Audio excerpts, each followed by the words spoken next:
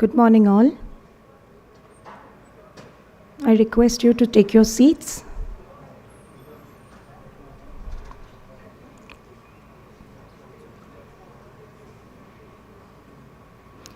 Thank you. Honorable dignitaries, members of the audience, ladies and gentlemen, friends and colleagues, we wish you all a very pleasant morning. On behalf of the organizing team of the National Conclave on Outreach and Awareness, Implementation of NEP 2020 at National Institute of Technology, Calicut, it is an honor to greet each one of you to the present day here. To set the events of the day in order, I request the honorable patron of the event, chief guest, guest of honor, and esteemed dignitaries to grace the days.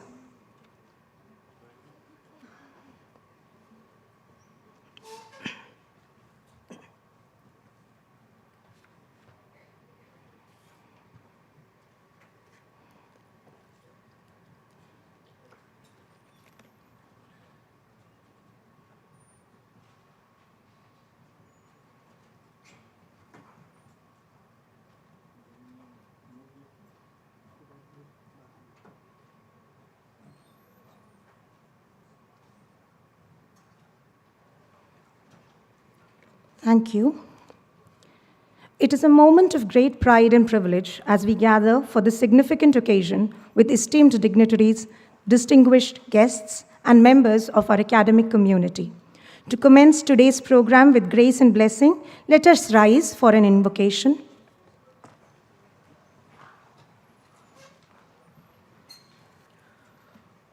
Where the mind is without fear and the head is held high, where knowledge is free, where the world has not been broken up into fragments by narrow domestic walls, where words come out from the depth of truth, where tireless striving stretches its arms towards perfection, where the clear stream of reason has not lost its way into the dreary desert sand of dead habit, where the mind is led forward by thee into ever-widening thought and action. Into that heaven of freedom, my Father, let my country awake.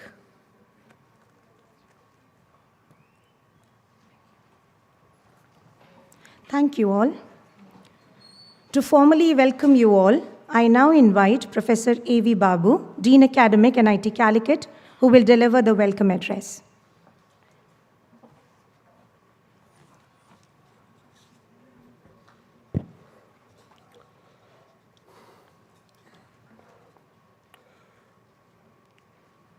Honorable Chief Guest, honorable guest of honor, honorable directors on dais, respected dignitaries, esteemed delegates, deans, HODs, and faculty members, a very good morning to all of you.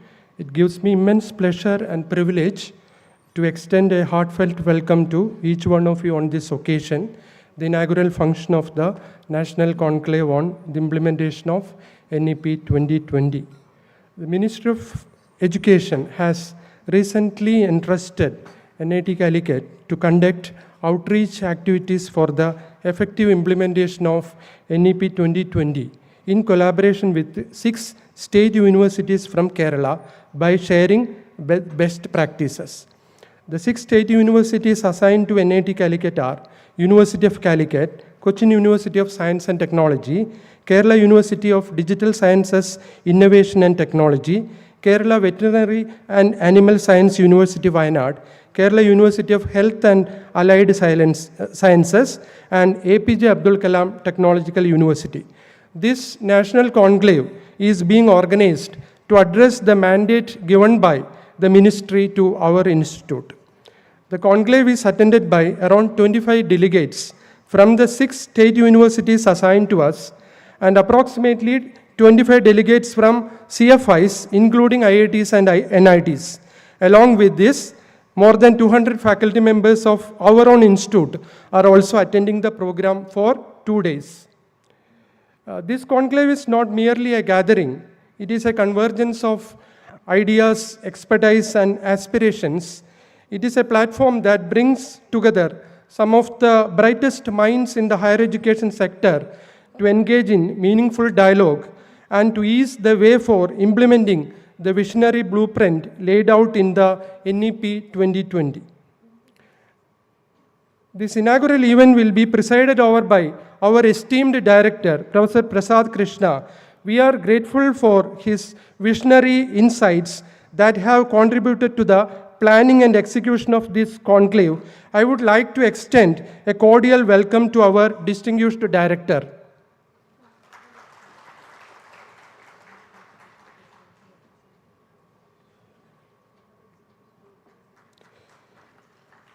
We are deeply honored to be joined today by our chief guest, Professor Anil Sahasrabudhe, currently the chairman of the National Educational Technology Forum and the National Board of Accreditation, NBA. I extend a gracious welcome to you, sir, to this inaugural function.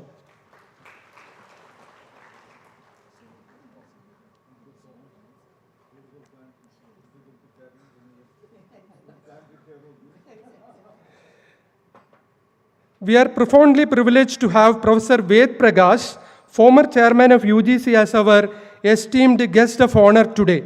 I warmly welcome you, sir, to this inaugural event.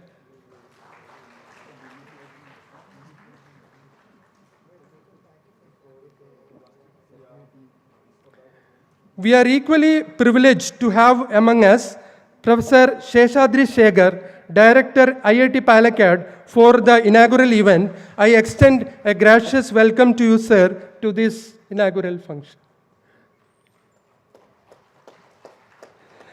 We are deeply honored to have with us Professor B. Ravi, Director, NITK Surathkal. I extend my heartfelt welcome to you, sir.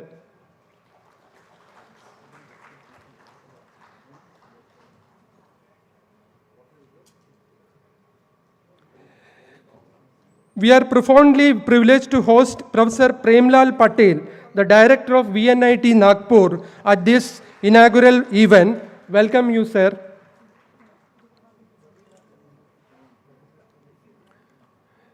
I extend my warmest welcome to Professor Vimal Ra, Professor, Department of Chemistry, SGTB Khalsa College, Project Head and Director, UGC MMTC, Ministry of Education. We are also honored to have with us Professor P. Arumugam, who is the Professor IIT Roorkee and formerly Dean International Relations. Welcome you, sir. I also welcome Sri Amandeep Singh and Sri Rahul VR, representatives of the Ministry of Education, to this conclave. I extend my warmest welcome to all the deans, HODs, all our guests and participants, As we commence this inaugural session, let us take this opportunity to reflect on our shared responsibility to ensure that NEP's vision is translated into action from policy to practice, from classrooms to communities. Thank you all.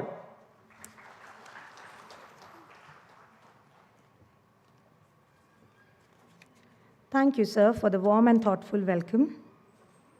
Leadership is not merely about steering an institution. It is also about inspiring transformation. Next, it is an honor to invite our respected Director of NIT Calicut, Professor Prasad Krishna, the patron of NEP 2020 Conclave, to deliver his presidential address. Respected Chief Guest, Professor Anil D. Sahasrabudhe, former Chairman AICTE and the Chairman of NBA and Chairman of National Education Technology Forum, Professor Ved Prakash, Guest of Honor, former Chair of UGC, Professor Sheshadri Shekhar, the Director of IIT Palakkad, our other fellow directors, Professor B. Ravi, NITK Suratkal, Professor Premlal Patel from VNIT Nagpur, my own colleague, the Dean Academic, who is steering this 2 days NEP conclave, Professor A.V. Babu, other distinguished Professor Arumukham, former Dean International Relations, IIT Roorkee, Madam Vimalra, who is the Director of UGC MMTC, the officials from the Ministry of Education, all my colleagues, research scholars, all the participants from the NITs, IITs, other centrally funded institutions, and special gratitude to the participants from the 6 state universities of Kerala. And ladies and gentlemen, namaste to all.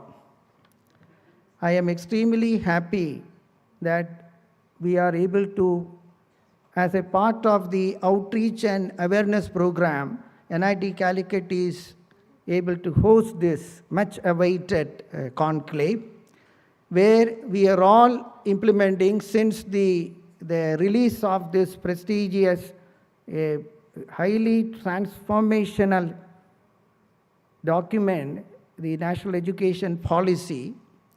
Before that, we had the National Innovation and Startup Policy 2019. And then we also had a unique reservation in the central universities and institutions for the reservation. All three, I am proud to say that NIT Calicut has been in the forefront, and our current curriculum, which has been revamped since 2023, is completely aligned with the NEP 2020. We have also implemented not only NISP for the enabling the innovation startup policy, we have also implemented the technology transfer policy. All these are in place. I am proud to say that recently 5 more faculty startups has been incubated in our own technology business incubator, which is the oldest among the NITs. The TBI at NIT Calicut is the oldest incubator among the NITs.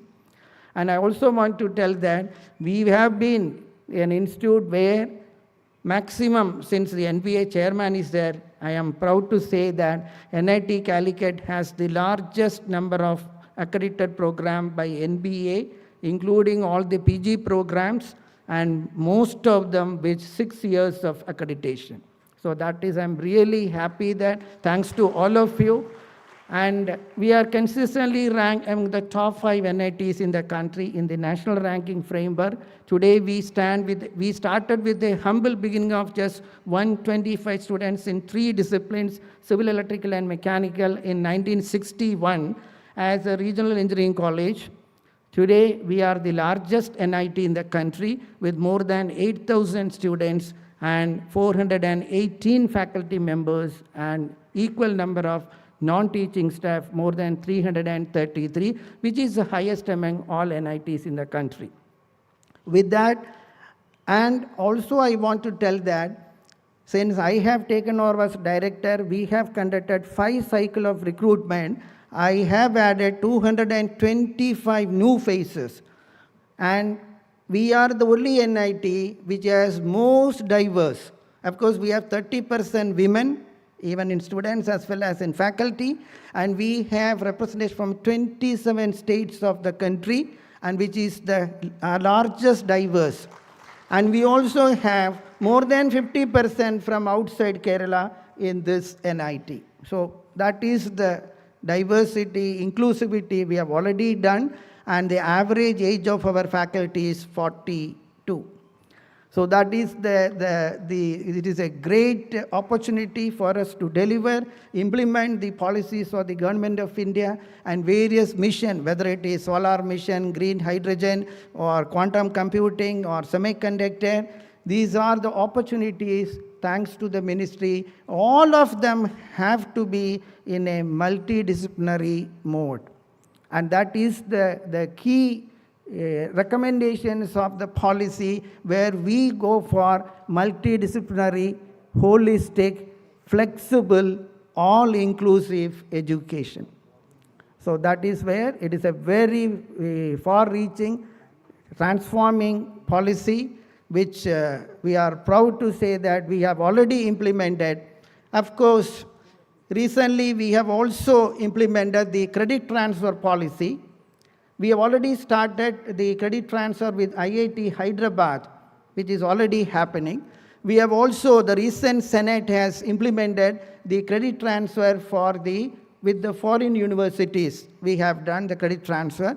With Indian IIT Hyderabad already credit transfer, and similarly the framework for certificate, diploma, post-diploma, and honors, all this, then integrated BSMS program.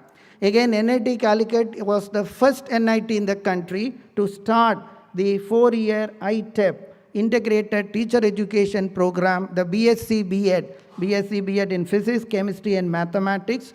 And recently, NCT has given one more approval for this. We started with the secondary unit. Now we got approval for the primary unit, which is another prestigious based on the recommendation of NEP.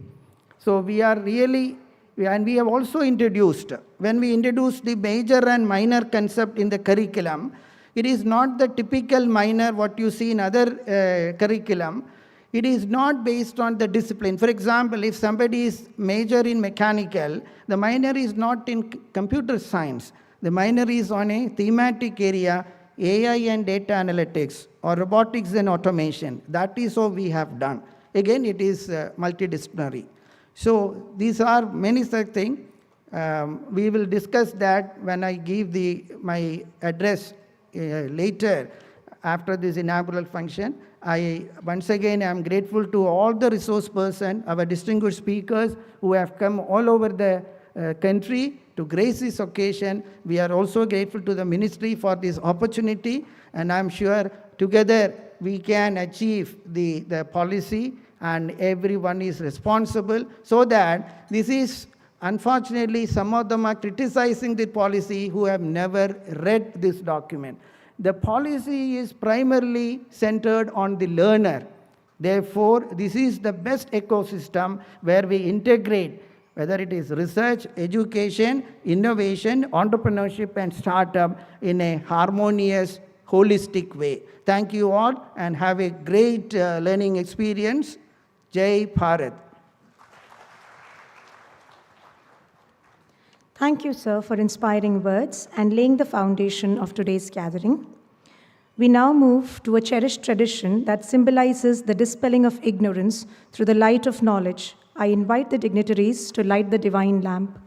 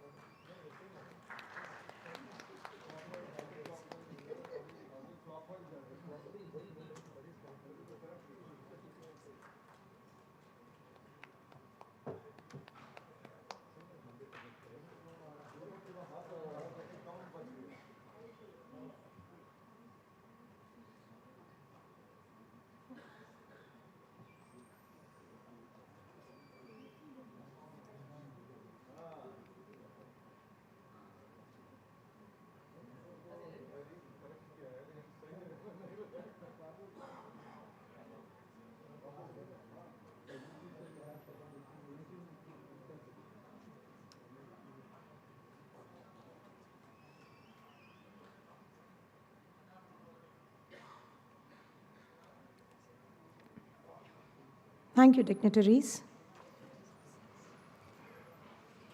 It is an utmost honor and matter of great pride that we have with us Professor Anil D. Sahasrabudhe as chief guest of this event. It is with immense pride I introduce one of the most influential figures of Indian education. Sir, I thank you. Thank you so much. Namaskaram. Very good morning to all of you. There are long list of dignitaries on the dais. I would like to still mention their names. Normally, if there are more, we avoid, but I would. Dr. Prasad Krishna, director of this institute itself, and also who is presiding over this today's program. Dr. Ved Prakash, like my elder brother and former chairman of UGC. Dr. Sheshadri Shekhar, director of an IIT. We also have Dr. B. Ravi, director of another NIT in Suratkal. Dr. Premlal Patel, another director from NIT in Nagpur. We have Dr. Vimal Rath sitting in the audience, Dr. Armugam, Dr. Sridharan, and Dr. Babu, who has been constantly touch basing us so that we don't skip and we will make it happen here and that we will come here. And there are representatives from 6 state public universities who are participating as collaborators, partners in this exercise. There are also faculty members from some of the other reputed institutes like NITs, IITs who are in the audience. There is a very topical thing which is being undertaken by this NIT Calicut. First of all, there have been a lot of misgivings about NEP 2020, and therefore creating right awareness, outreach, which Professor Prasad Krishna told in the beginning is very, very important and timely. Secondly, when we are talking about moving towards academic excellence, that is what is the subtitle here, how do we achieve it? Through the national education policy. So we should understand some of the nuances and where we have been already implementing, where not, what are the challenges, how opportunities have to be made use of. I think all of that will be covered in the next 2 days. And there are academic leaders who have been doing this task year after year in various institutions. They are all here. Now, most important part of this education policy is about how do you create a nation which has all its citizens who have got holistic development of individuals, in turn of the society and the state and the nation. But not alone that, how do we contribute to the well-being and welfare of the entire planet? That means global outreach, whether it is in terms of internationalization of education or taking our civilizational ethos and value system to the rest of the world. All of that is in some way or the other embedded in the national education policy. Few elements which have been often discussed is about how education has to be multidisciplinary. Many of our institutions became secluded from talking to each other. They were all developing their own walls around them, so much so that in some of the top institutes also, in the same department, if some department lab has some equipment, other colleagues in the department are also not allowed to use them. To that extent, we have built those Berlin walls. So if Berlin Wall could be destroyed, I think we should destroy all such academic walls which have been built around us. So we have to look at it at a holistic view, including not just, most of you may be from engineering domain. Some of the universities here are public universities in humanities, social sciences, physics, chemistry, mathematics, biology, geography, commerce. I think all of us have to work together because there is something which is common thread which runs across, and unless we are able to connect the dots, we will not have the holistic view of the thing. It is like the story of four visually challenged persons looking at an elephant, and therefore someone will think that it is of this shape, that shape. It is something like that. And therefore, this holistic education is very important. I know Professor Prasad Krishna, with his other background, has been bringing in a lot of value system in this particular institute. which has to be done in almost all the institutions in the country. That's what NEP talks about. It talks about Indian knowledge systems, a division of which is established here. Dr. Sridharan, sitting here, is heading that. Every institution must have a division or cell, whatever you call, center of excellence of Indian knowledge system. Only then our education will be rooted in our values. And our values should be very dear to us for a variety of reasons. I will mention one or two of them, not directly NEP, but it is relevant and very, very important. Two cardinal principles which we have adhered to, learned right from ancient times, maybe thousands of years, from Vedas and Upanishads, is Vasudhaiva Kutumbakam. That means the whole world is one family. This is what we have been always talking about, but the United Nations is now arising to that and saying that global village and different terminologies are coming. The spirit is Vasudhaiva Kutumbakam. The whole world is one family. The second one is Sarve Janaha Sukhino Bhavantu. That means all people should be happy. When we say Jana, it is not restricted to only people, but all species. Maybe all variety of animal species, they are included. All variety of plant species. First time when Bose said that plants have feelings, people laughed at him. Today there are experiments which have carried out, and it is proved that the plant in which, whose ears, if you keep saying that you are a good plant, grows better. Another plant where you keep on subjugating it to abuses, it dwindles and it does not grow. And same thing, same spirit has to be taken to our classrooms. When we are talking to our students, nahi, tumko kuch nahi aata hai, if you keep saying, they will not come out. Whereas if you keep on encouraging them, even if they have done some mistakes, you correct them. And if you do that, I think they will come off very well. That is the spirit of both Vasudhaiva Kutumbakam and Sarve Janaha Sukhino Bhavantu. The second part is even more important. That is not just the living beings, animals and the entire species, but even plant species, where we clearly see the life. But in our culture and tradition, we have always respected even inanimate objects, so-called what we call mountains, rivers, the Bharat Mata or Prithvi Mata, whatever we call it. So we respect all of this. And this is what indirectly Sustainable Development Goals, 17 of them, talk about.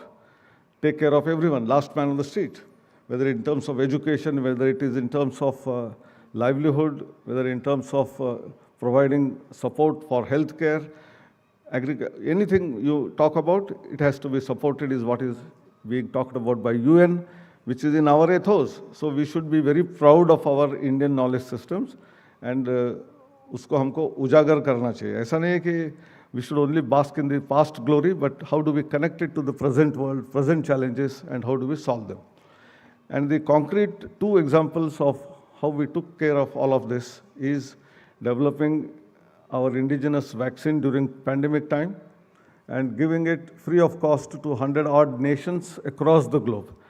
At the same time, when some other nations like UK, USA developed vaccine, they wanted to make fast buck business, more money, but we were the ones who gave it free of cost to many nations. And that is the spirit of our Vasudhaiva Kutumbakam. The entire family members have to be supported. These are the values which are there embedded in the Indian knowledge systems and the national education policy. Multidisciplinarity, connecting, knowing each other, developing solutions to the problems and challenges, be it in terms of water, be it in terms of pollution that we are facing in cities and cities, the problems of traffic jams. Many times, yesterday I was about to miss the flight to come here. I was holding my breath. I started from one of the areas which normally takes 1.5 hours to reach the airport. I had calculated 2 hours and plus 1 hour before time to the flight timing. But it took 2 hours, 45 minutes. I was in terrible tension. 15 minutes before the flight takes off, I am reaching the airport. But fortunately, the flight was also 20 minutes late and I couldn't manage it. I think this is a challenge. How do we take care of the transportation problem? How do we take care of healthcare systems in our country? How do we have sustainable agriculture, sustainable cities? I think all of that, how do we take care of all of this, it will come from our education. And that's why education is the basic. So a lot of courses which are generic, which will give an idea of how do we connect each other, that is multidisciplinarity. We have multiple entry exit, support for innovation, support for research. And when I talk about support for research, I'm thankful that the whole country has been invigorated in the last 10, 12 years. Number of research publications have increased by leaps and bounds. There is a positivity. However, when you look at the quality of those research publications, they are not in the top quartile journals. They are maybe second, and more of them in third and fourth quartile journals. So quantity is important, but quality is also important. No, that's why quality has to be improved. That is another area which has to be addressed. The worrying factor is there are a huge number of papers being withdrawn, retracted because of the cases of plagiarism. And amongst many countries, we are also amongst the top in that. So I think we should not be top in that. We should be top in the high quality journal publication. So I think this is a worrisome fact which I keep mentioning, that maybe we publish little less papers, doesn't matter, but let it be original work, that is what it is. As far as the innovation is concerned, tweaking with what we have already known, existing knowledge, how do we make use of it, create innovative products and processes, thereby life of general public at large can be improved. I think all of this is also part of the education system. And for this, there are 2, 3 very important initiatives which are going to be discussed anyway in the following sessions. Each one of them are going to take separately. But industry often cries, laments that our graduates are not employable. This number used to be 25%, 30% employable graduates some 10 years ago. Today, some of the surveys which are conducted by eminent organizations have risen it to about 50%. Still, it is a worrisome fact what happens to the remaining 50%. Are they idling? What are they doing? They must be doing something useful. But finding out and making all of them employable is one important part. But even if all of them are made employable, are there enough jobs in the market, in the country, in terms of small, medium scale, large scale industries? I'm saying that no. And therefore, how, along with employability, we create entrepreneurial mindset among students right from first year. And that's how we need to create incubators, accelerators in our educational institutions, create startups, and let them start with 5, 10 jobs, 50 jobs. Some of them will become unicorns, hundreds of jobs creation, value creation, all of that is possible. And that is another area which the National Education Policy talks about making it happen. But the climax or the crown in the policy is about the teacher education. So unless we create very good quality teachers, starting from, first of all, employment itself, selection of the best quality teachers. I'm very happy and delighted that when Professor Krishna was telling that nearly out of 480 faculty positions, 415 positions are already filled with several rounds of interviews. It is not an easy task to get faculty to apply, to go through their CV, find out the best ones so that they will be useful. Because teachers are the ones who are a constant pillar in the institution, who run for about next 3 decades at least, maybe 4 decades, if they're young, and the retirement age is continuously increasing, allowing up to 70 years, and therefore they will probably be there for 4 decades. So how do you get right people? How do you nurture them? How do you promote them? How do you support them? I think that is the role of leadership. And therefore, leadership should be by what we call as first practicing and then preaching. And therefore, we require directors or heads of the institution, deans, HODs, who are themselves doing all of that, what I said, and then say to your faculty members, you need to do this, you need to do that. Then only they will listen, otherwise they will say, खुद नहीं करता है हमको क्यों बोल रहे हैं. So therefore I think we should be very careful about what we preach. We should have practiced it, and that's a very fundamental thing. I have 2, 3 very important things, as I said, is the curriculum revision. Because of that, employability is not there, because we are teaching something which is not relevant today, which is relevant maybe 20, 30 years ago. And therefore, how do we regularly revise the curriculum with the support of industry, alumni, people in the society? What do they expect? We should know that and then do it. And this is what in accreditation we try to look at. In accreditation of programs or even NAC accreditation, what is looked at is how are you developing your curriculum? How are your teaching learning processes? What innovations you have made?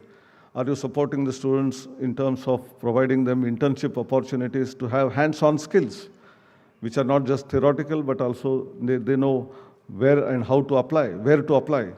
All of this is fundamental to the education system. If you do all of that, I'm sure that incubators and accelerators will create large number of startup companies of the faculty, of the students, of the alumni, and then the entire economy will be turned around. And that's very, very significant and important.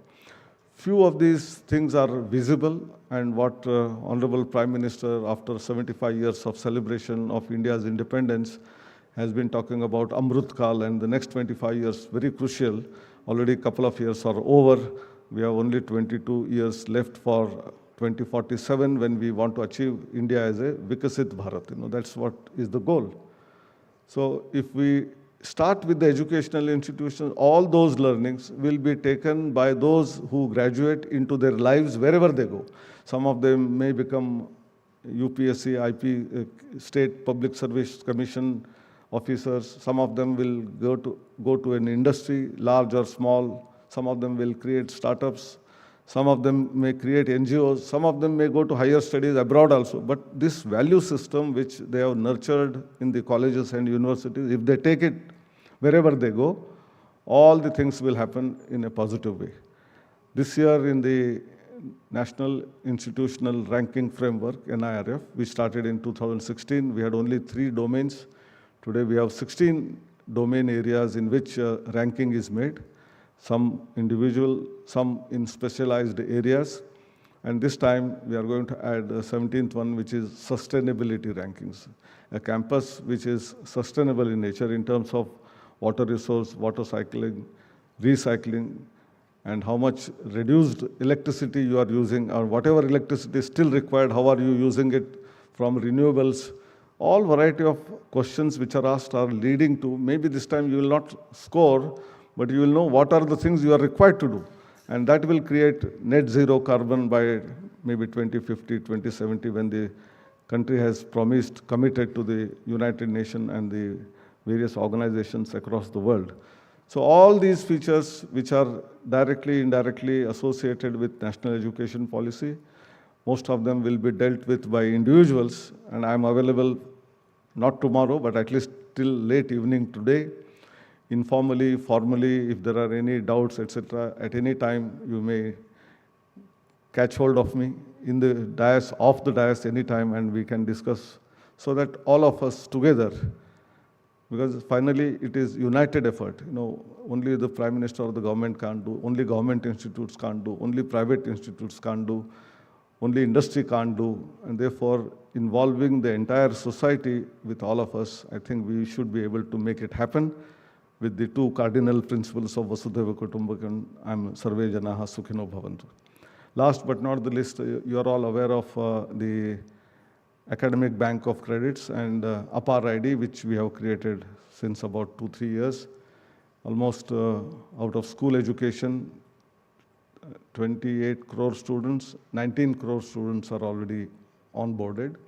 From the higher education institutions, from out of about 4.5 crore students, almost 4 crore students are already onboarded. I'm sure NIT Calicut and all other institutes, government who are here, they would have already been part of it. But the most important part which many people are not doing and need to do is, it is linked with the Academic Bank of Credits. And quite often I, in a lighter vein, say that this is a Saraswati account. In the formal bank, like State Bank of Travancore, State Bank of Patiala, State Bank of India, we deposit money, it is a Lakshmi account. And this is where your learning is deposited, and therefore this is a Saraswati account. And so it is not just your semester schedule and the courses that you have done are to be deposited. Any other learning, students participating in Baha competition, in Robocon competition, in circuit design competition, software competition, they have put in a lot of effort. Please remember, outside the classroom, they learn a lot of things which are not evaluated. If you create an evaluation system pattern and say that this is a 5-credit equivalent, you may account for it in your transcript, part of the curriculum as free open elective. If you don't want to, at least provide that into the system so that student can claim more than what is the curriculum, I have done something extra. Maybe it is in sports, cultural activities, innovation, anything and everything that a student learns and does should be creditized and put into the academic bank of credits. And this is one area where a lot of benefits will be accrued by the students in the future. And all institutions, all heads, I am appealing all the time that make best use of this.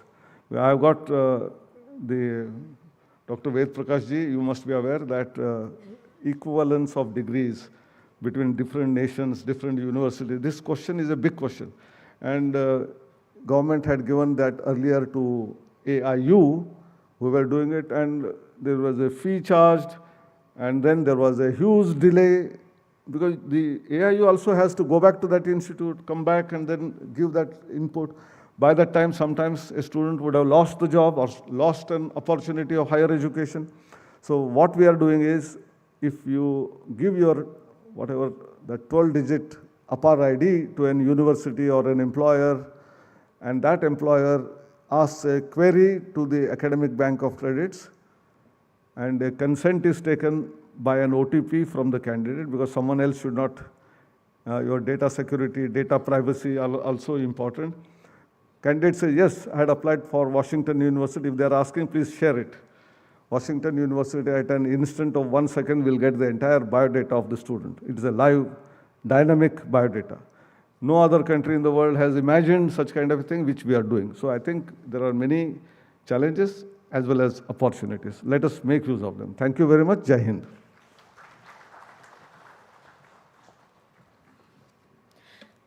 Thank you, sir. Thank you for your powerful address. As a token of our gratitude, we wish to present Professor Sahasrabudhe with a memento.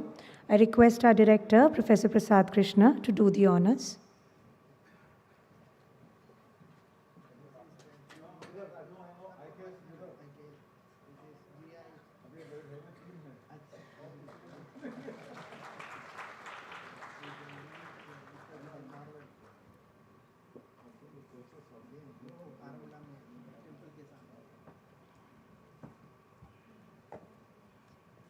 Moving forward, we now invite Professor Ved Prakash, former chairman, UJC, to grace the gathering with his kind words.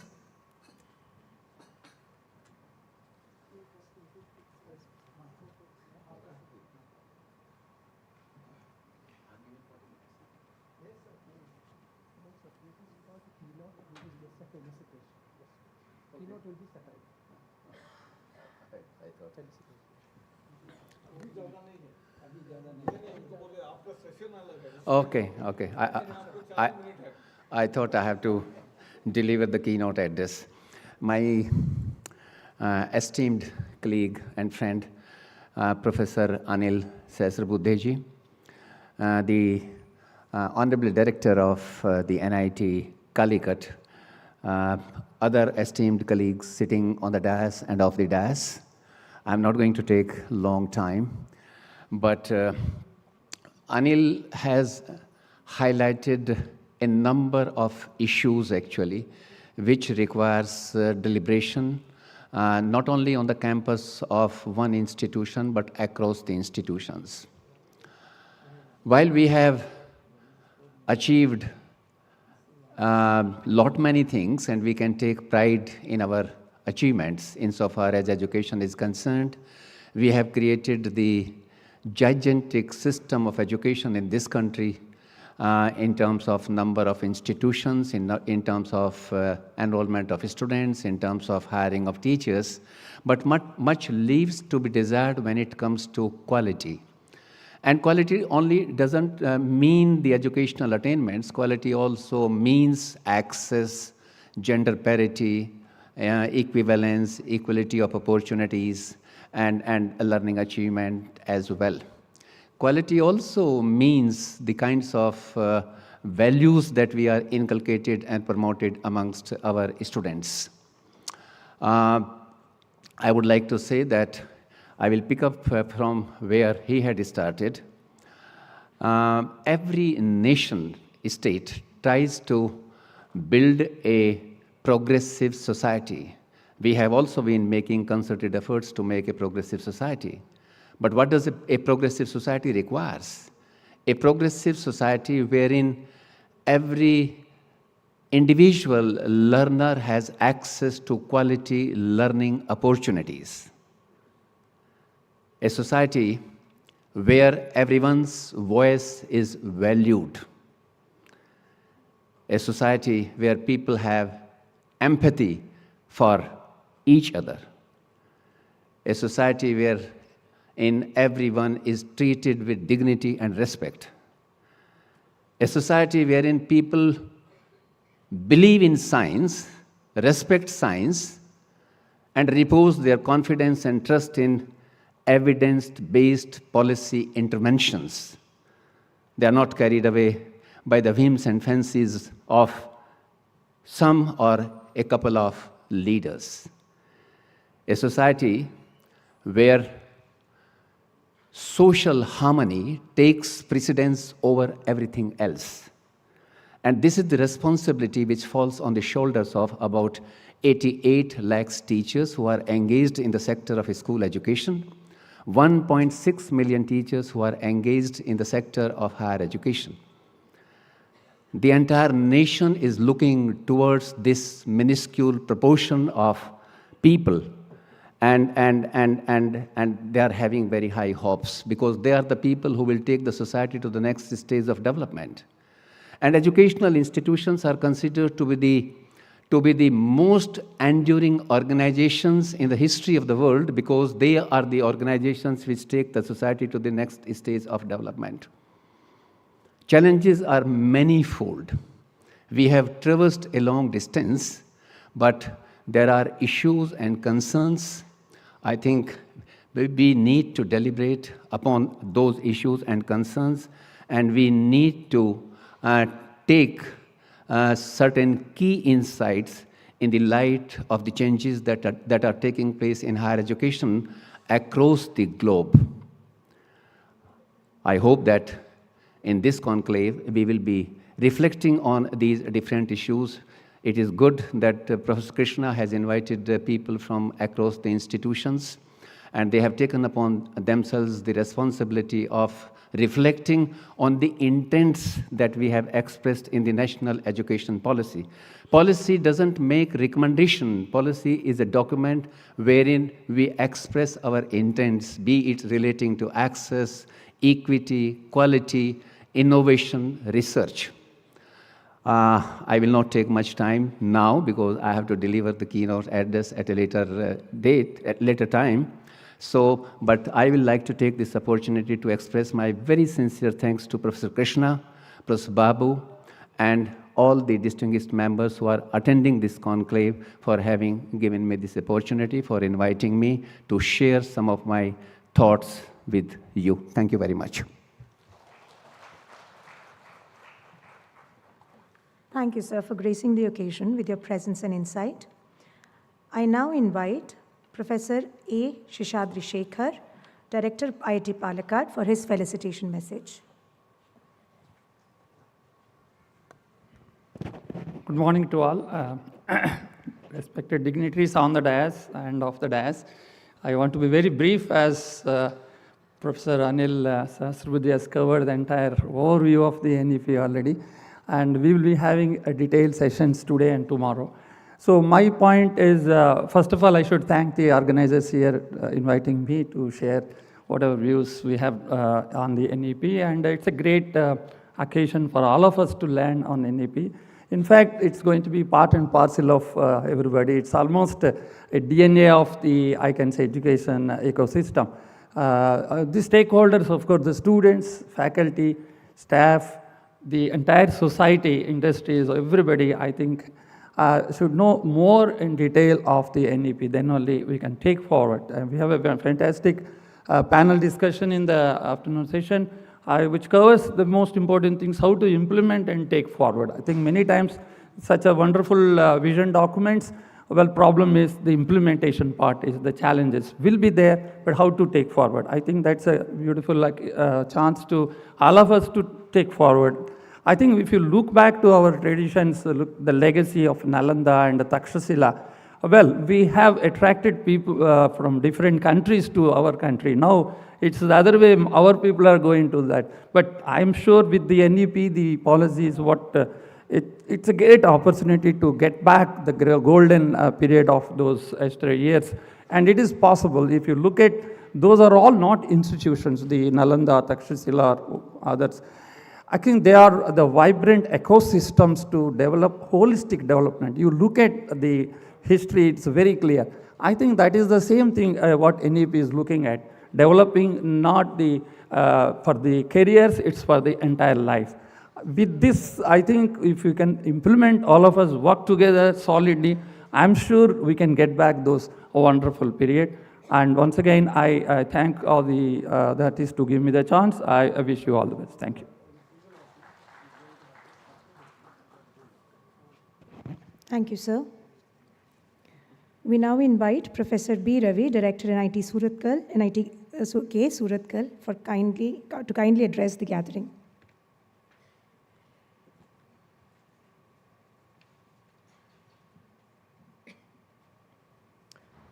Namaskar and very good morning to all of you, all the dignitaries on the dais, off the dais. We have heard from all of them and in different ways that NEP is a beautiful document. I just want to ask this question, how many of you actually have read the NEP document? One hand went up, okay, several are going up now slowly, okay. You are in front of all the people, so I think they have to raise their hands now, okay. At least read the section on higher education, although the school education section also is really very beautiful. I think a lot of thought has gone into that by a lot of wise minds in the country. They have tried to really integrate the past, present, future into this document, and it's really, like Professor Ved Prakash said, it's a roadmap, it's a policy, it's an intention. But we need champions to take the thing forward, and we are looking for champions among you. And I would also like to add that NEP is to be implemented not just in letter but also in spirit. Okay, and you know what I mean by that. It has to be in our DNA, therefore we can put it in the DNA of students. There are multiple phases of that. We will mention that. We will have this deliberations, but keywords like holistic, multidisciplinary, flexible, equitable, and so on have to be part of that, and have to be part of not just one course called IKS, for example, but also IKS perhaps in every course that we teach. Okay, which also means we have to go back and read our own history, geography, and everything else, and that itself is distorted, and you need to look at, dig into what is our real history of the region and nation and so on. So we will talk about it later, but I just want to reiterate by saying that among you, please think about NEP is not just a thing to be done in your daily life, but also inculcated in our daily life. We are looking for teachers who will create champion students, who will create or contribute to India 2047, so please do that.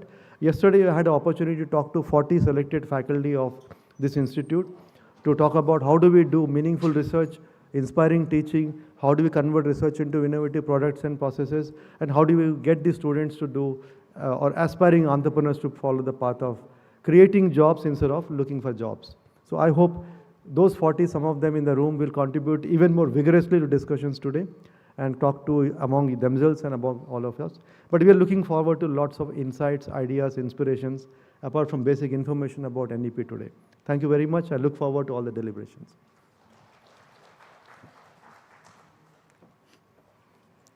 Thank you, sir. May I now request Professor Premlal Patel, Director VNIT, Nagpur, to come forward and share his kind words.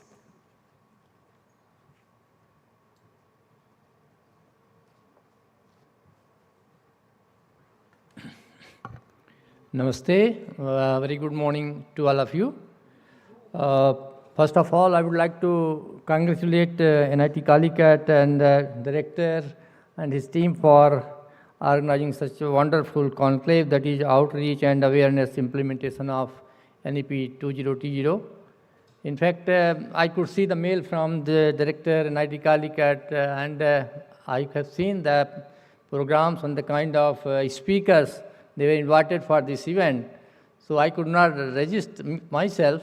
And I tried that I will attend this program and listen to the all stalwarts and all the participants who are attending from all over the country and see the good practices and apply those good practices to our institute.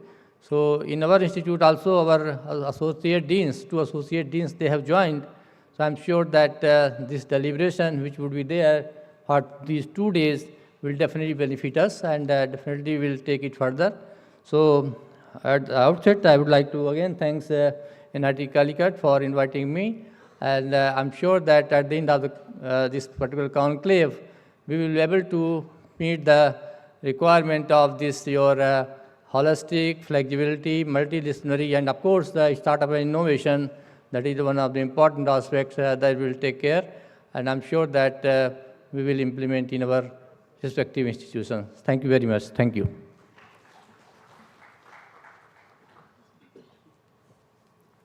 Thank you, sir. As we come to the close of this inaugural session, I now invite Dr. Mija S.J., Associate Dean Academic and Coordinator of this conclave, to deliver the vote of thanks.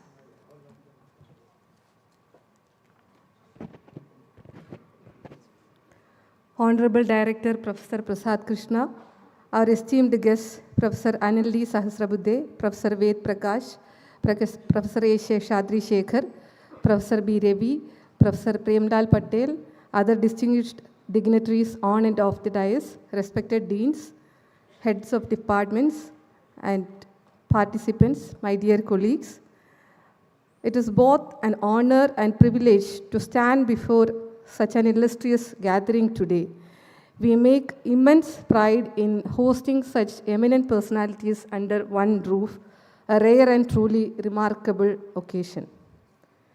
As the coordinator of this conclave, let me move on to my duty to deliver the vote of thanks. First and foremost, we express our heartfelt gratitude to our Honorable Director, Professor Prasad Krishna, for his pivotal role in making this conclave a reality. His encouragement and support gave us the confidence to move forward. Throughout the organization process, he has provided invaluable vision, guidance, resources, and financial backing, for which we are truly grateful. Thank you, sir. We are honored to have Professor Anil D. Sahasrabuddhe, Chairman NBA, as our chief guest. Despite his busy schedule, he accepted our invitation, graced the ceremony with his presence. On behalf of the entire NIT Calicut fraternity, I thank Professor Anil Sahasrabuddhe. Thank you, sir. We are delighted to have Professor Ved Prakash, former Chairman UGC, with us today. Thank you, sir, for sharing your expertise with us, and we eagerly look forward to your keynote address. We extend our sincere appreciation and gratitude to you, sir. Professor A. Shadri Shekhar, Director IIT Palakkad, is a distinguished academician and administrator. He has also graced us with his presence. We are confident that your session on implementation of NEP 2020 best practices will be enlightening. Thank you, sir, for gracing this occasion. We are grateful to Professor B. Ravi, Director NIT K. Surathkal, for agreeing to join us and share his expertise on curriculum revision in the light of NEP 2020. Thank you, sir, for your presence, and we will look forward to hearing from you. We are grateful to Professor. We are thankful to our distinguished speakers, Professor Vimal Rao, Director UGC MMTTC, Dr. Shakila Shamsu, former OSD NEP, Professor V. Ram Gopal Rao, former Director IIT Delhi, Group VC of BITS Pilani, and Professor P. Arumugam, Professor and former Dean International Relations, IIT Roorkee, for accepting our invitation and joining us. We are grateful for your presence and eagerly anticipate your insights. We are also grateful to Professor R. Sridharan, Professor and former Chairperson, Center for Indian Knowledge System, NIT Calicut, and Professor Samir S.M., Professor Electronics and Communication Engineering Department and former Dean Academic, NIT Calicut, for agreeing to share their valuable experiences on implementing NEP 2020 at NIT Calicut. We extend our heartfelt thanks to Mr. Amandeep Singh and Mr. Rahul VR, officials from the Ministry of Education, Government of India, for gracing this conclave with their presence. We look forward to your observations and creative feedback. Thank you. We appreciate the participation of esteemed delegates from IITs, sister NITs, and other CFIs. Your presence enhances the value and credibility of this conclave. We are grateful for your involvement. Thank you. We are also grateful to the invited delegates from the assigned state universities, which include Cochin University of Science and Technology, Digital University of Kerala, Kerala University of Health Sciences, University of Calicut, and Kerala Veterinary and Animal Sciences University. We are delighted to see key administrative leaders in attendance. Your participation is crucial to the success of this conclave. Thank you all. We appreciate the support of our deans, head HODs, and faculty members, faculty participants. Your attendance and contributions have been invaluable, and we are grateful for your involvement in making this conclave a success. On behalf of the organizing team, we extend our heartfelt thanks to the conveners of the various committees, research scholars, and administrative staff from the departments and various sections such as Directorate, Finance, Estate, Hostel, Purchase, Engineering Unit, EMU, and CNC for their behind-the-scenes efforts, ensuring a seamless experience for all of us. Your support has been invaluable. Thank you.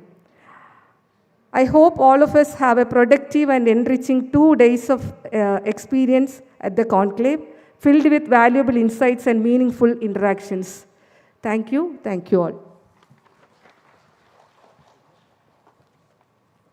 As we conclude the inaugural ceremony, thank you all for your presence and participation. Let's carry the energy and inspiration from today onwards to all the sessions that we are going to attend and be a part of. Have a wonderful day. Jai Hind.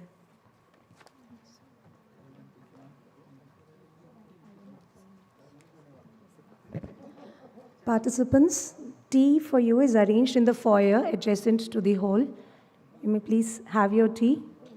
The session will start at 11 o'clock. The keynote session will start at 11 o'clock in the same auditorium. We hope to join you.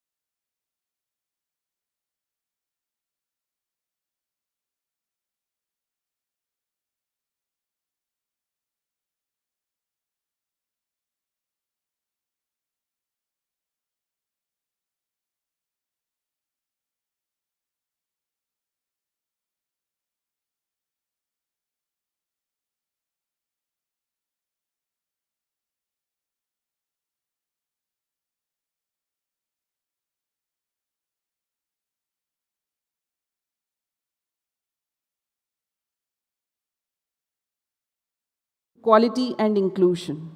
He is uniquely distinguished as the only person to have held all three top positions in the UGC, that are Secretary, Vice Chairman, and Chairman of the UGC. A Fulbright postdoctoral fellow at Michigan University and a scholar trained at Harvard University, Professor Prakash has also held key roles such as founder, Vice Chancellor of NUEPA, and advisor to the Planning Commission of India. Internationally, he has collaborated with organizations like UNESCO and the World Bank, and has served as visiting faculty at universities in the USA, Canada, and Nepal. Ladies and gentlemen, please join me in extending a warm welcome to Professor Ved Prakash, sir, as he delivers his keynote address on global trends in higher education. Sir, we welcome you.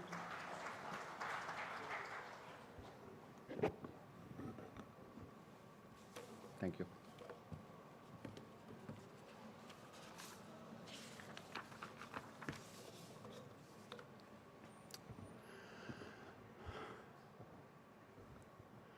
My esteemed colleague and friend, Professor Anil Shasharbudheji, Professor Prasad Krishna, Director of NIT Calicut, Professor Shekhar, Director IIT, other honorable directors from different NITs who are present in this national conclave, distinguished participants, ladies and gentlemen.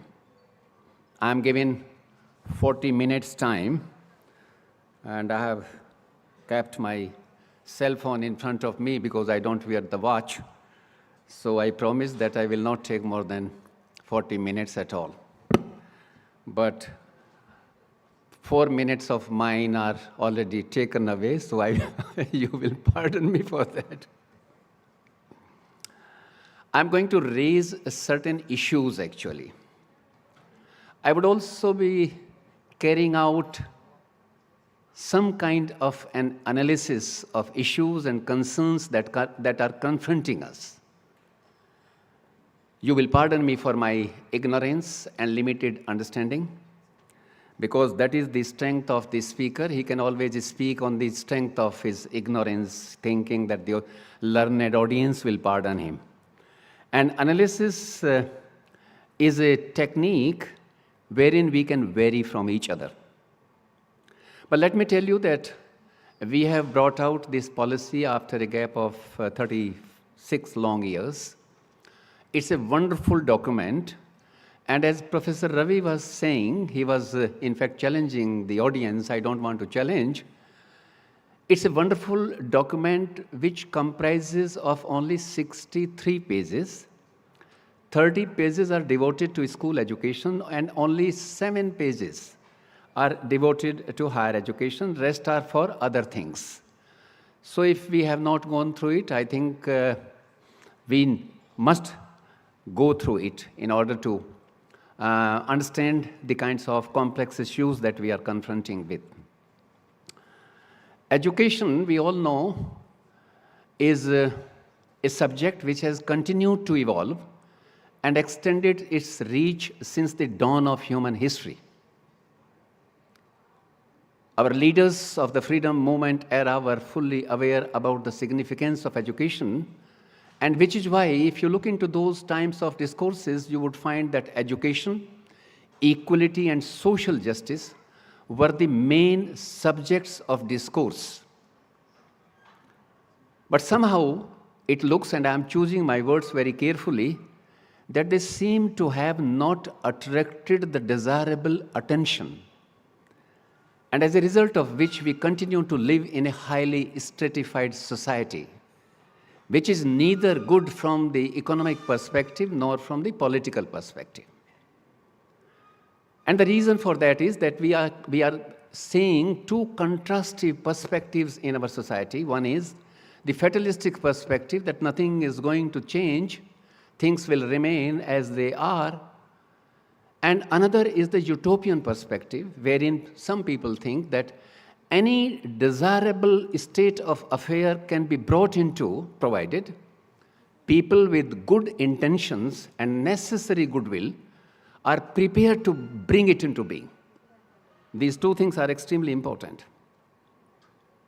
And interestingly, these two orientations, fatalistic orientation and the utopian orientation, they are not different characteristics of two sets of persons. You can see them in alternate phases within the same individual. When Anil is about to miss his flight, he will say, oh God, oh God, oh God, I should be in time. The stratification of society was foreseen by none other than the Kothari Commission in 1966. And in fact, the Commission envisaged education as a social function in the context of nation building for forging unity in diversity and for building a shared citizenship based on social, secular, and democratic principles. Now the question arises, what have we done in the last 77 years? We can take a lot of pride in our achievements in terms of creating a humongous infrastructure. Professor Anil was talking about that we have about 28 crore children in the age cohort of 3 to 18. That number might be 29 or 30. I mean, it hardly matters. We have more than 19 lakhs schools in this country. About 88 lakhs teachers are catering to the needs of the children within the age group of 3 to 18. In higher education system, we have today 1,168 degree awarding institutions, which include the premier institutions like IITs, NIT, ISERS, IIMs, and different universities we call with different names. We have about 51,000 colleges offering undergraduate and postgraduate programs. We are catering to the needs of about 4.4 crore children in age cohort of 18 to 23, 24. We have taken 77 long years to attain the gross enrollment ratio of from less than 1 in 1950-51 to 28.4% gross enrollment ratio today. In the policy, we have set a goal for ourselves that we are going to achieve the gross enrollment ratio of 50 by 2035. This is a doable proposition, provided the takeaway for us should be, provided we maximize the residual capacity of existing institutions. We have institutions with very small sizes in our country, unlike the Western world. Provided we restore the credibility of the open and distance learning system which we had introduced in this country in mid-60s. Provided we have a fusion of the conventional mode of teaching and learning with open and distance learning and with online mode of teaching and learning which we have permitted at the national level today. Provided we set up newer institutions in areas wherein the institutional density per 100,000 population is lesser than the state average or the national average. In our country, we have contributed to a very ad hoc expansion of higher educational policies, which is highly arbitrary. We have pockets wherein the number of higher educational institutions per 100,000 population is as high as 41 and 53, but we also have pockets like Birbhum and Bankura and Kuch Bihar in West Bengal and Bihar and Jharkhand and Chhattisgarh, wherein the institutional density per 100,000 population is as low as 4, 5. We can achieve this gross enrollment ratio of 50% by 2035. That is not a non-achievable goal, provided we grow at an annual growth rate of 4.2%, which we have not been growing in the past. But by having the fusion of different modes of delivery And by taking other measures, as I have highlighted, I think this is the goal which is an achievable goal. So the first takeaway is that we should not feel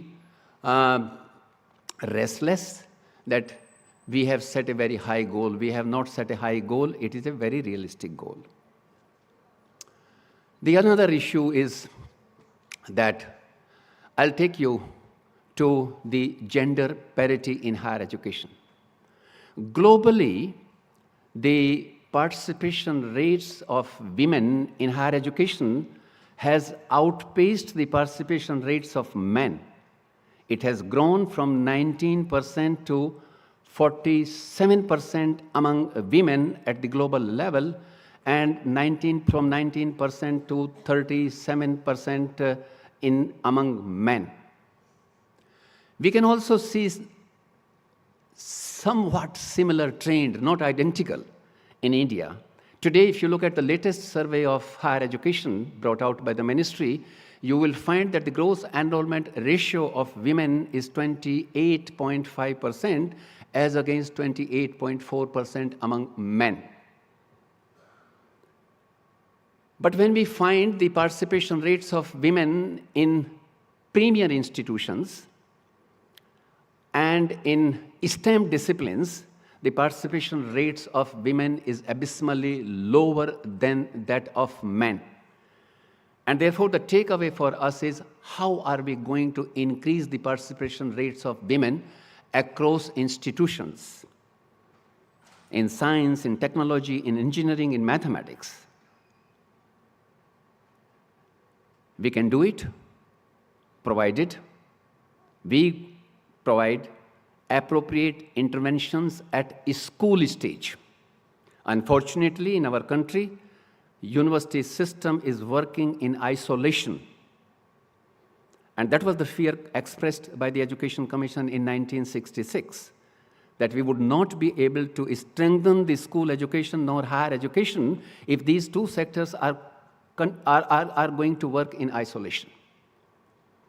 I'm associated with one of the universities of the United States of America because I am spending some time there these days. This is also a concern in US because the women are not coming in larger number in STEM disciplines even in that developed economy. But the university's professors are organizing a special program for grade 9, 10, 11, and 12 girl students during the weekend. I participated in a number of such programs. I do not know, Anil might be knowing it, whether we in the university system are organizing some kinds of programs to motivate, to direct the girl students to enter into exact sciences and mathematics. And therefore, the another takeaway for us is that if we wish to increase the participation rates of women in our premier institutions, I can give you the figures of the IIT system and ISER system, but I do not want to inflict you with those data. We can increase the participation rates of women in exact sciences and also in mathematics, provided we take appropriate measures, not only at the higher education level. We require to take appropriate interventions even at higher education level. But at the same time, we need to increase the transition rates of girls from the secondary sector to post-secondary sector. And therefore, that is the second takeaway for us. What I am trying to do is that I am highlighting the issues, but I am also trying to provide you the solutions. But you can come up with better solutions. Many a time what we do in such addresses that we only identify the shortcomings. I'm not certainly doing that. The third important issue which is haunting us is the participation rate of children with physical disabilities. We all know and know very well that education of physically challenged children is impeded by multiple factors. Competence of teachers, renovation of the laboratories, building appropriate infrastructure for them. The World Health Organization data reveals that there are about 1.3 billion people in this world with some kind of physical disability. But when you see the participation rate of children with physical disability holding bachelor's degree in the United States of America, it is 24%. If you see the figures of the United Kingdom, it is 22%. But when I compare my figure with the Western world, I find that only 6% boys and 3% girls with some kind of physical disability are bachelor degree holder in our country. And therefore, the third takeaway is that we need to institute scholarships to provide financial assistance to the children. We need to overcome the prejudices and the discrimination that the children suffer from under the present circumstances. The fourth issue is because of the industrial revolution, impelled by the fourth industrial revolution and the advances of the technology and artificial intelligence and related tools, it has created humongous skill gaps all over the world. And therefore, the challenge before us is to prepare a skilled workforce.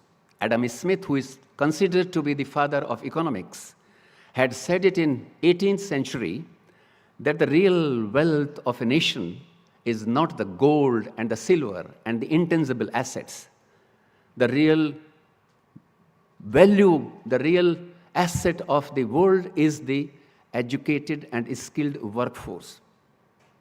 His words resonate even in 21st century.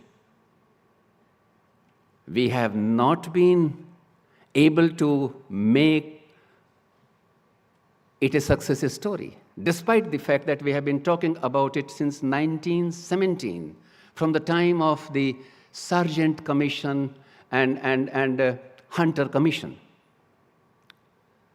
The father of the nation, Mahatma Gandhi, was a great champion of skill-based education. All the modern educational thinkers have advocated skill-based education in their own way. But we have not been able to give vocational orientation to education, neither at a school level nor at a higher education level. Until 2013, we did not have a vertical opening available for those children who opted for vocational programs at the school stage. Their education would come to a grinding halt because the university system did not have that kind of a provision. The University Grants Commission opened up that window in 2013 when we instituted the bachelor and the master's of vocational degree programs in the country.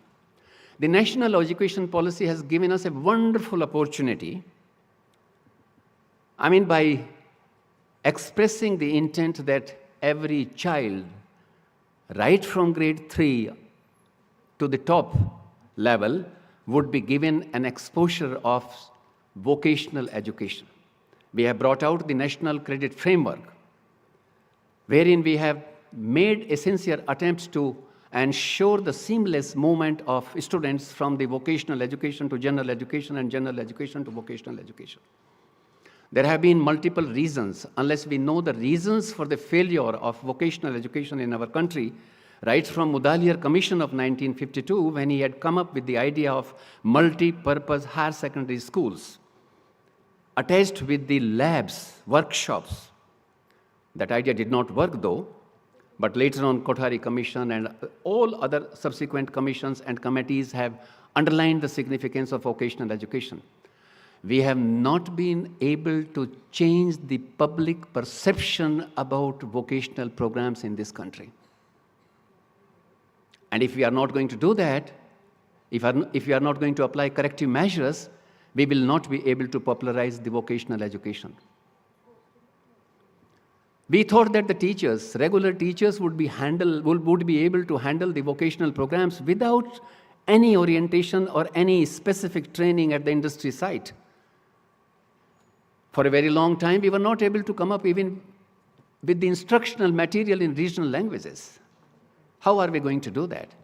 And therefore, another takeaway is, no, apart from that, now apart from the traditional students in the age cohort of 18 to 24, we have this industrial revolution has also created a class of non-traditional students, to which you and I too belong to.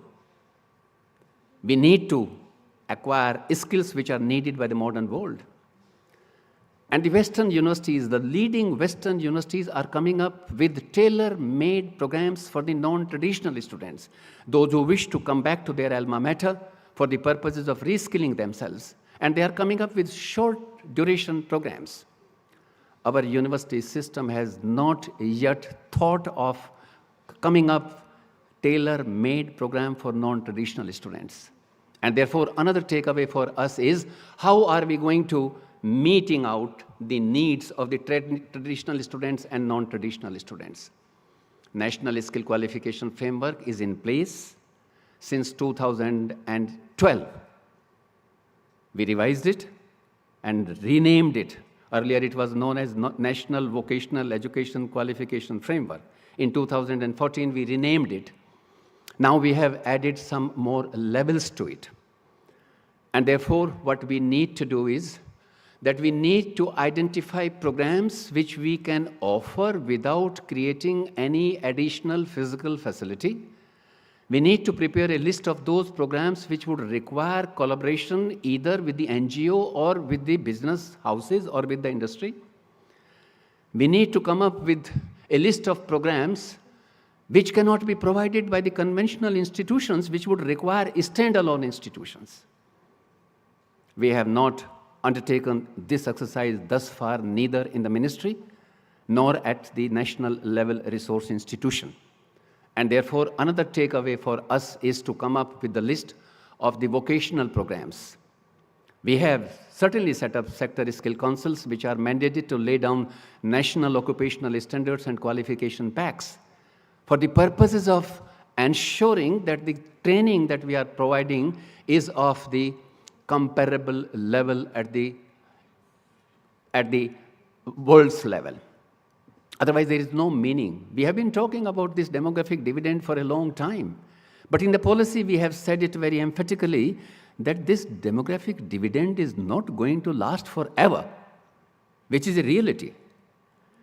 And if it is not going to last forever, then I think we need to make concerted efforts, and it is the responsibility of every single institution of higher learning to come up with some kind of vocational programs on their campuses.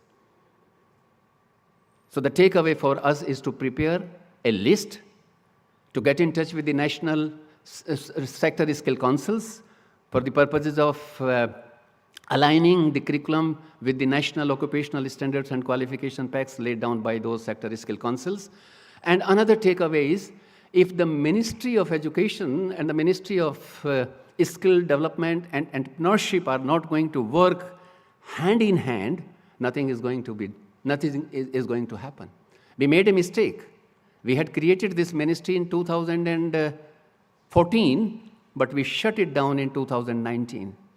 And then again, we have come up with this ministry as an independent ministry in 2024, realizing that we cannot compete in this fiercely competitive world if we are not churning out educated and skilled workforce in this country.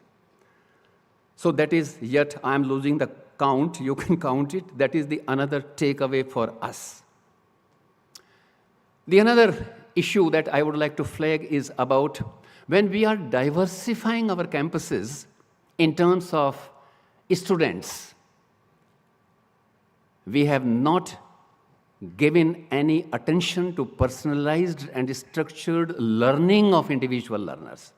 Each learner has his or her own learning trajectory that has been addressed by the Western world by way of bringing out flexible learning pathways, wherein the students can construct their own degrees.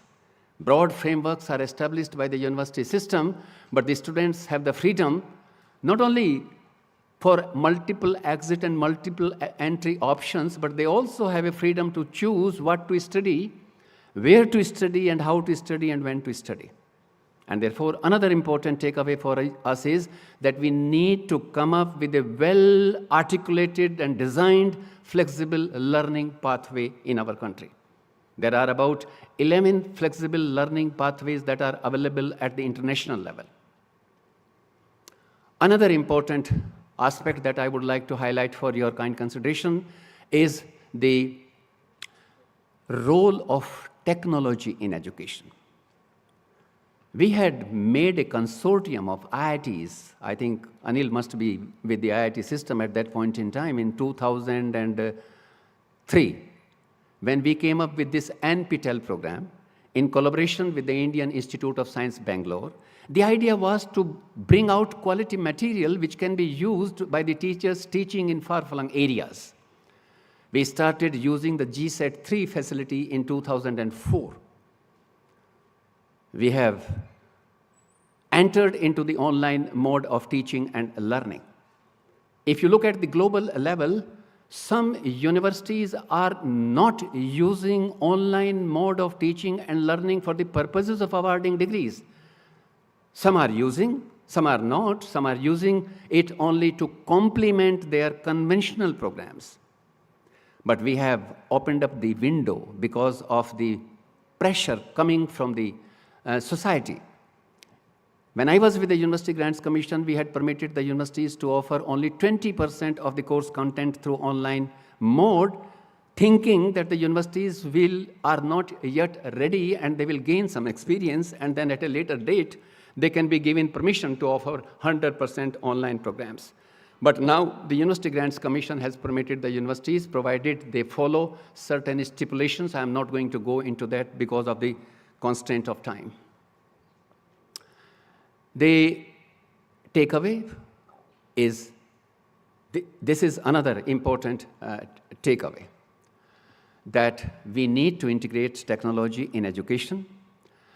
And when we need to revisit our existing curriculum, and when we are revisiting existing curriculum, the another biggest challenge before us is that we are mad in the race of this technological innovation on education. There is a race going on between technology and education.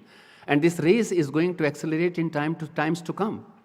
And what is happening is that as a result of this, enrollment in certain domains of knowledge is increasing, and while enrollment in other domains of knowledge is declining. How the Western world has handled this problem. You can see there are no takers of Sanskrit. There are not very many takers of philosophy, psychology, humanities, and social sciences, languages. There is a surge in enrollment only in so-called market-oriented programs. Universities are coming up with another kind of nomenclature. They call them high opportunity programs. This is a big challenge for us. If we continue to run after information and communication technology and neglect humanities and social sciences and languages, we are going to become a very weak society. That is yet another takeaway for us. And therefore, the answer lies, how are we going to integrate philosophy with artificial intelligence? How are you going to integrate philosophy and psychology with biotechnology, with engineering? Leading universities of the world have done it. I was to inaugurate an international conference in Goa a couple of weeks ago. And though I was not a subject level expert, I was invited to inaugurate that international conference on the philosophical works of the learned scholars. So I thought that I must do some research, and what I did was, I browsed through the existing curricular provisions of MIT, Harvard, Oxford, Cambridge, Yale, and University of California at Berkeley. And I found out how beautifully they have articulated philosophy with artificial intelligence. with biotechnology, with agriculture. This is, therefore, another takeaway for us is this. How are we going to integrate these disciplines with our so-called high opportunity programs? The another issue that I would like to flag is about the quality. Many a time I question, why do we talk about quality in education?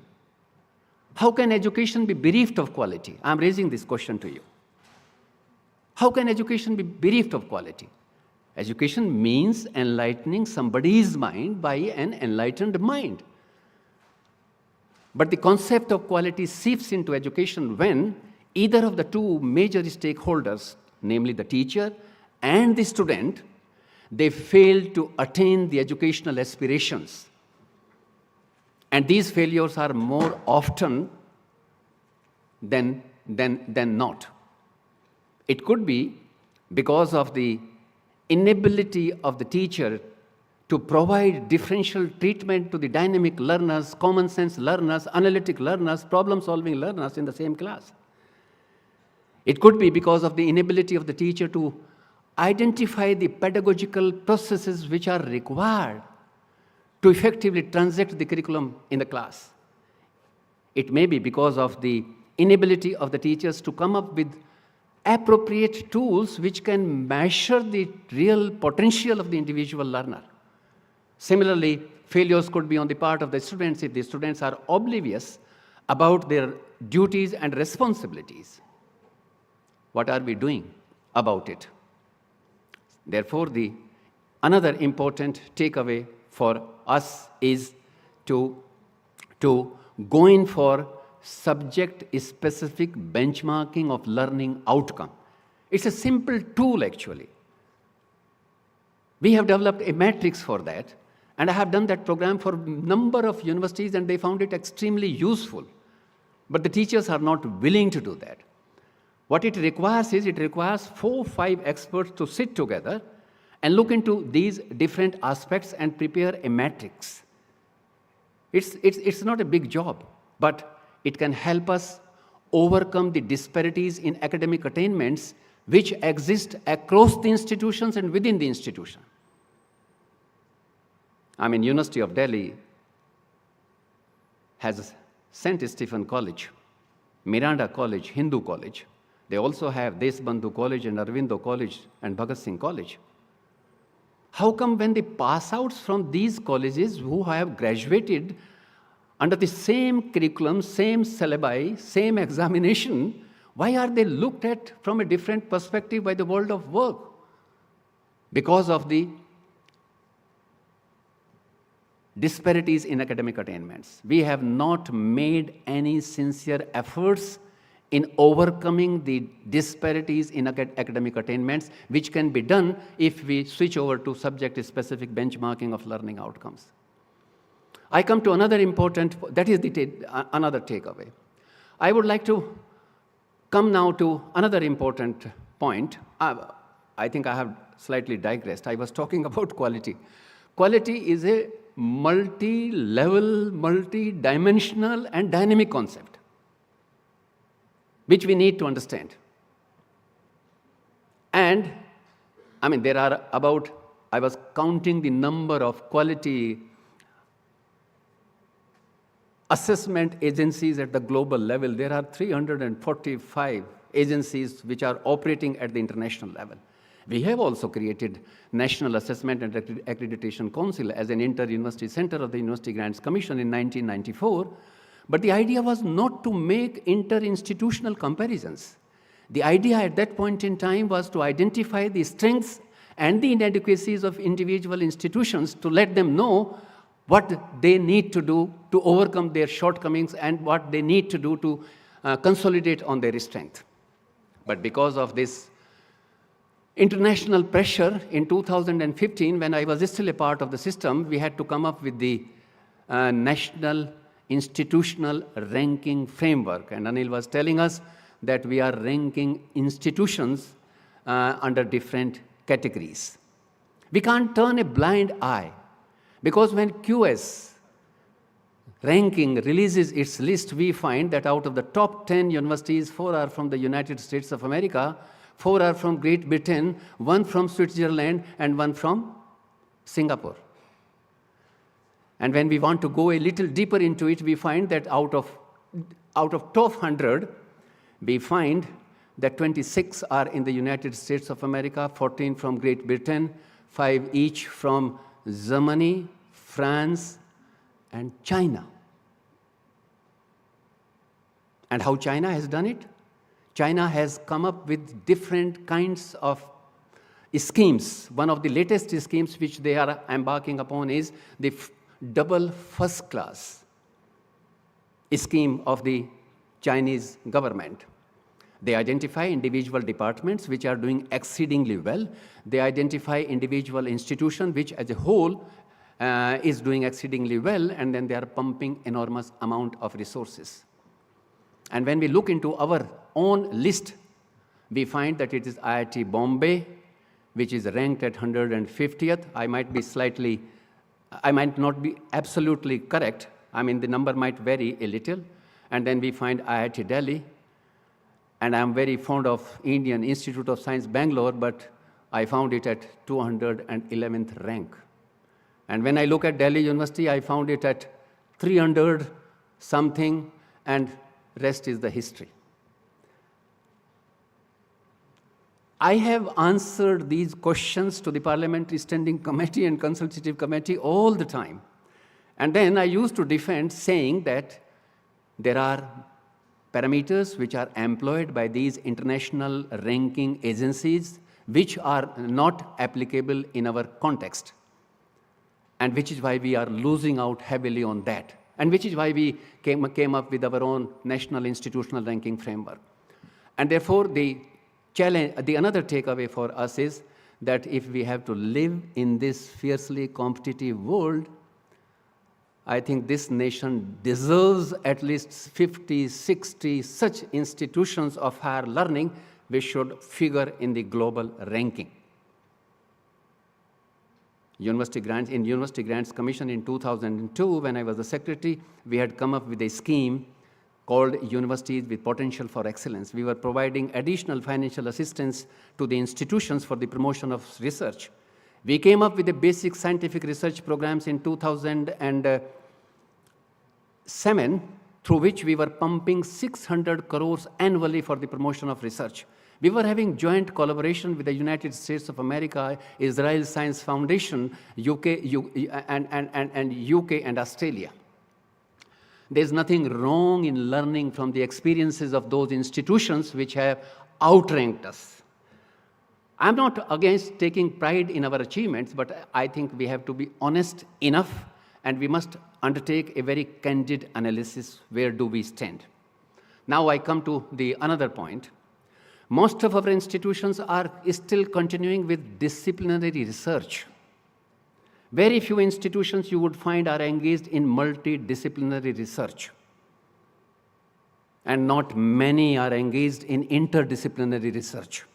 There is a clear-cut distinction between disciplinary research, multidisciplinary research, and interdisciplinary research.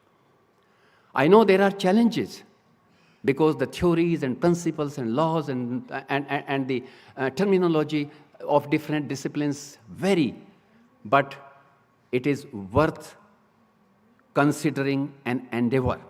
If you look into the profile of the Nobel laureates of the past 2 decades, Ravi, you would find that majority of them are those who have defied the basic boundary of a particular discipline. Because the new knowledge lies at the intersections of different disciplines. And therefore, another takeaway for us is to switch over to interdisciplinary research. This is another important takeaway. The another thing that I would like to highlight is I would like to share with you the share of research of a couple of countries at the global level. Until recently, it was the United States of America which was dominating at the global level. But in the recent past, you will be some of you would be surprised, not all, that China has outranked the United States of America in terms of percent. The share of India in global research is around 8%.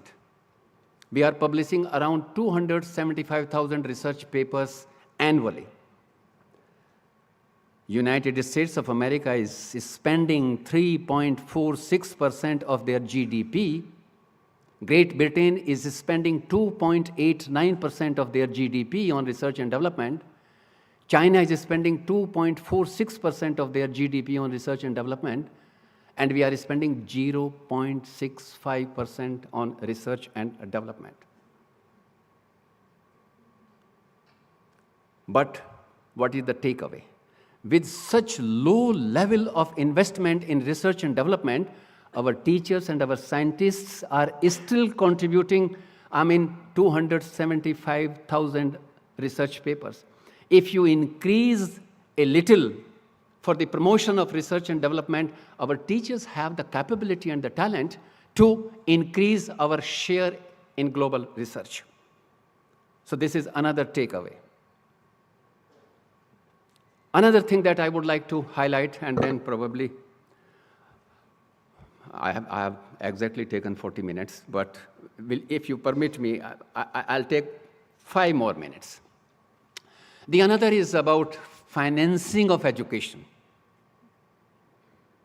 No institution on this planet would ever say that they have got enough resources to further the cause of education, because any amount of investment in education within the family, within the provinces, at the national level and at the global level is not enough. Some of you may be certainly aware of it, that Kothari Commission had made a recommendation. Policy doesn't make recommendations, but commissions make recommendation. And in the commission's recommendation, one of the recommendations was that we must spend 6% of the GDP on education in a phased manner, and by 1986, we must be spending 6% of our GDP on education. And where did this magic figure of 6% come? It was not based on certain calculations. It was based on the fact that the developed economies at that point in time were spending 6% of their GDP on education. Today, if I share the figures with you, United States of America is spending 6.4% of their GDP even today. Australia is spending 6.2%. Canada is spending close to 6%. China is spending 4.4%. Great Britain is spending 4.6%. I have 2 different figures, but I would like to quote the figures released by the ministry, because I don't want to create any controversy. The fact is that we are spending, according to the budgeted analysis of 21-22, we are spending 4.12% of the GDP on education today. So the 6% goal has remained a distant dream until now. And if you split that, 4.12%, if you split that, you would find that we are spending 1.79% on elementary education, 1.04% on secondary education, 0.52% on higher education, and 0.77% on technical education. You can note it and you can verify it, these figures. And therefore, another important takeaway for us is that we need political commitment, bureaucratic support. Otherwise, we would not be able to compete in this fiercely competitive world. We all know, ladies and gentlemen, that the higher education has undergone significant shifts in the recent past, and universities in the Western world have constituted the curriculum groups which are envisioning the curriculum that would be required in 15 years from hence and 20 years from hence. I had an opportunity to interact with one such group, and I asked this question, that how can you visualize the curriculum of 2050 or 2060?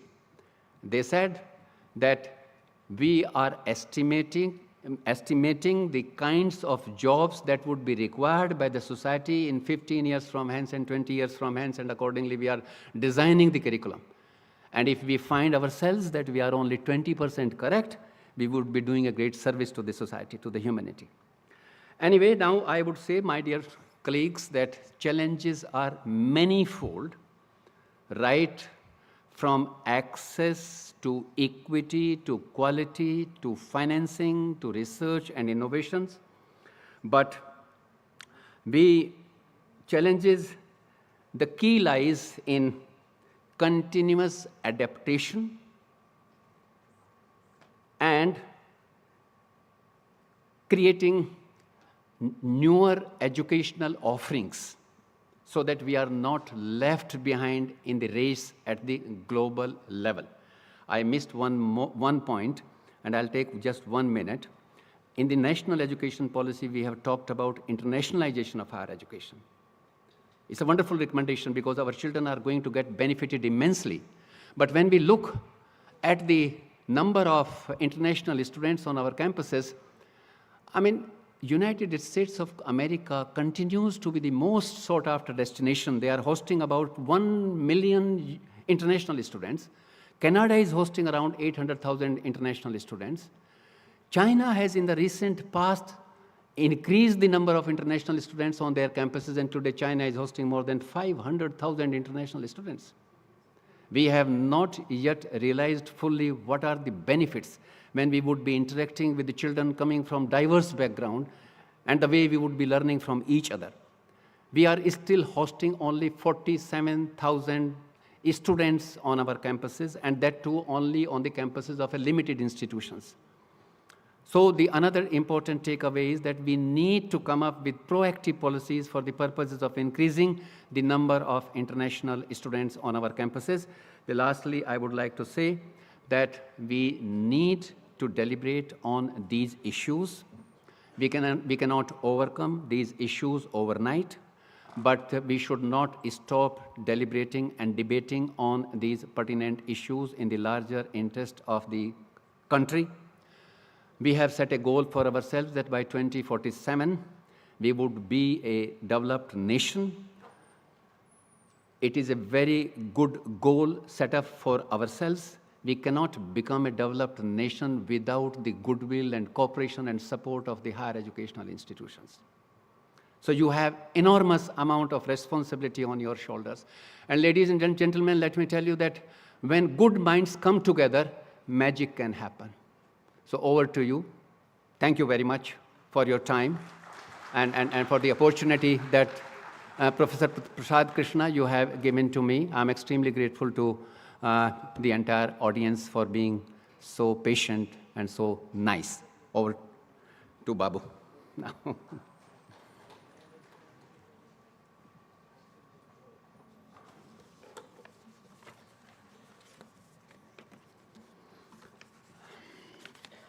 If you have any questions, I won't mind taking questions, but it all depends upon the organizers, the way they have scheduled the follow-up activities. So, over to you.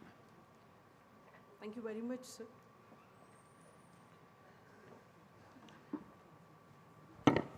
So thank you very much for this enlightening and critical takeaways, a fitting keynote address, I would say, and you have given a perfect start for the deliberations of over the couple of days. We would like to request the audience, if they have any questions, please raise your hand and we'll have a mic handed to you. Our student volunteers are around? Yeah, thank you. Ma'am, could you briefly introduce and then ask your question? Yes, I'm Viji. I'm a faculty from the IIT Madras Institute. Thank you, sir, for your presentation. Can you throw more light on tailor-made programs for non-traditional students? Yes, yeah.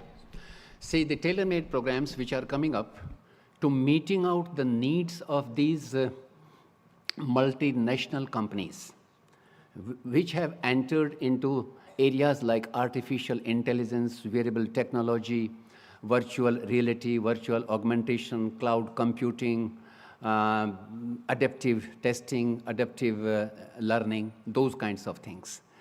And companies like Facebook and Google and Cisco, they are sponsoring their employees actually. They are getting in touch with the universities there and asking them to come up with short duration programs. So these are the programs which are being brought up for the non-traditional students. And I don't want to go into that, but I got an opportunity to interact with a small group of 15, 16 young boys and girls in Facebook. And I was curious to know about their profile. I was warned by my son that you are going to interact with them. I have arranged the meeting, but you will not ask their salaries, number one, because this is what we Indians usually do. We become too personal. And he said, you talk to them. I found out that majority of those children were not degree holders. They were the pass outs from the community colleges. And they were getting he told me that they are getting handsome salary. He also did not disclose their salaries. But he said that they are getting handsome salaries. And therefore, if we are driven by those words of wisdom of Adam Smith, educated and skilled workforce, then, and as we have talked in our policy, rightly so, that we are going to universalize school education, you can very well imagine the number of pass-outs from the schools, all of them would not be accommodated on our campuses. And if we accommodate all of them would not be accommodated by the current economy. And therefore, we'll have to provide them skills and competencies which are needed by the modern world. And keeping in view that the universities, the illustrious universities actually, they are coming up with the tailor-made programs for these non-traditional students.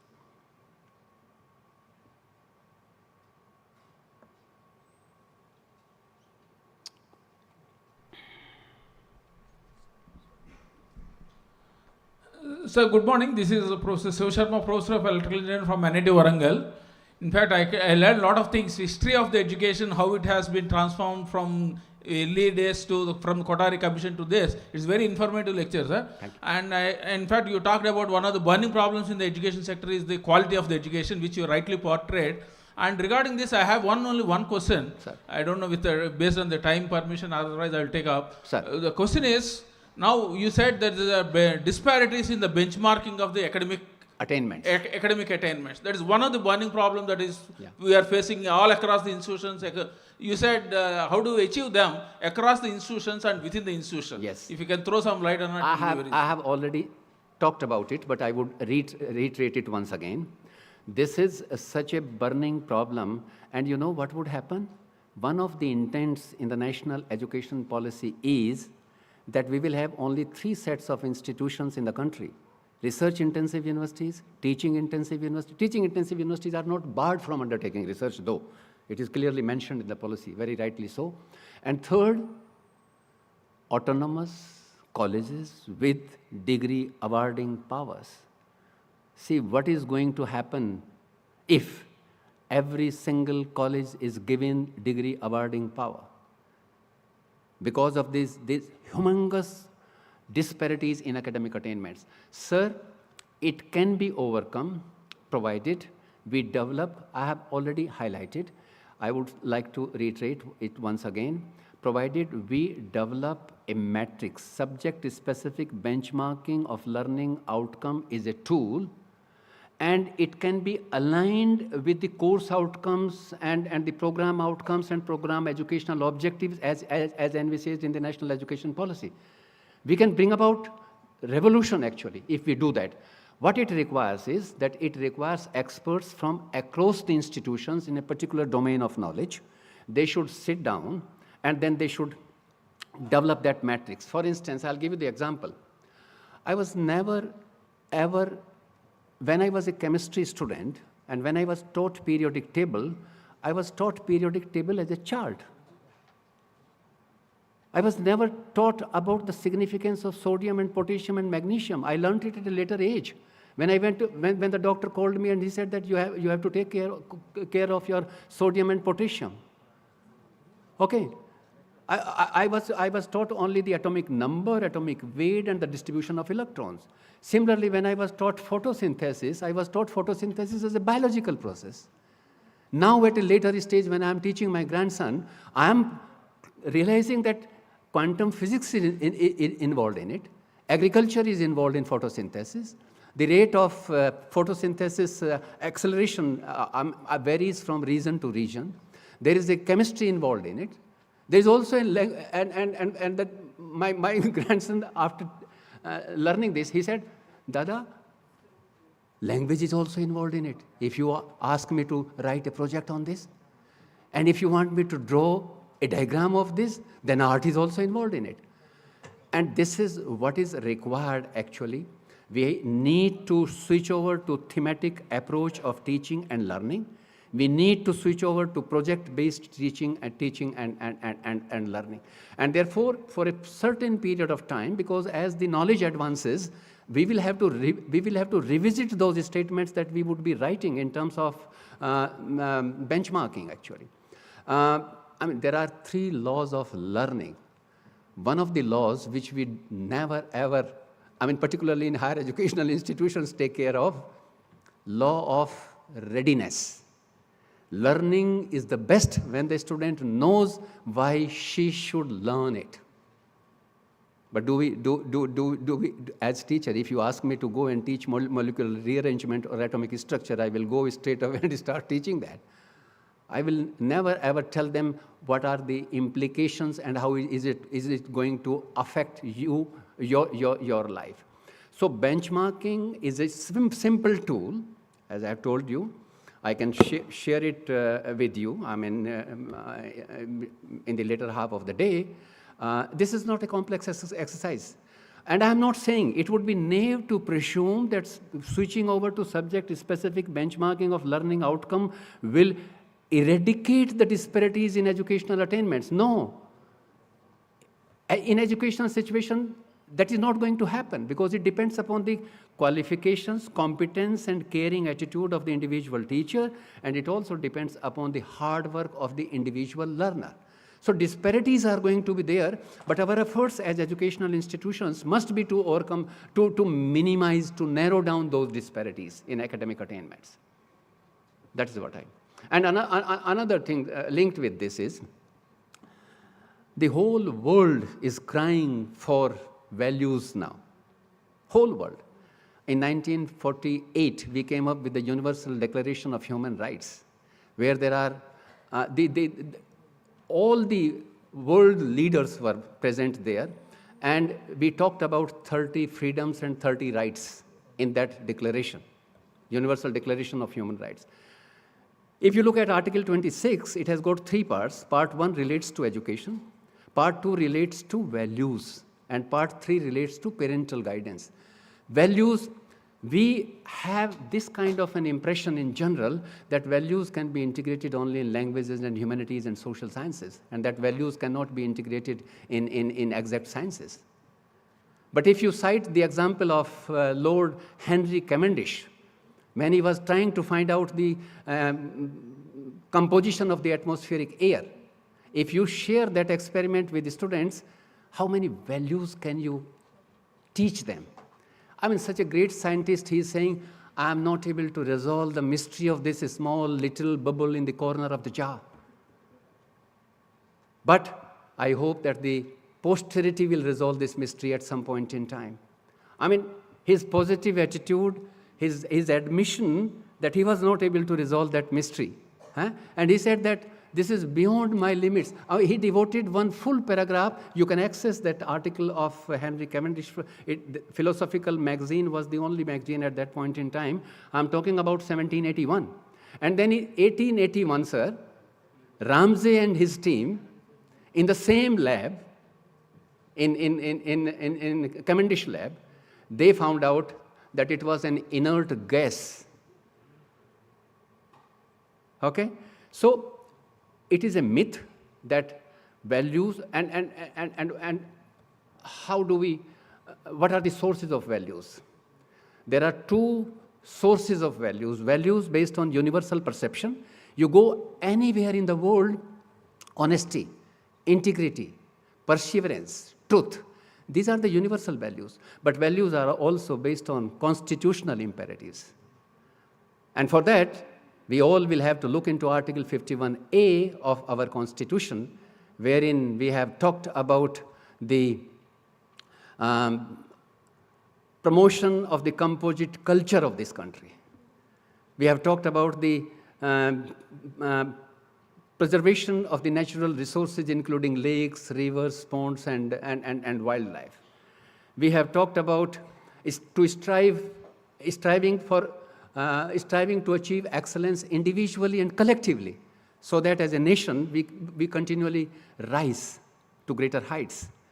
I mean, so when you revisit your curriculum, I would honestly advise you to look into those values which are based on constitutional imperatives, and we need to integrate them in our existing curricular provision across the disciplines.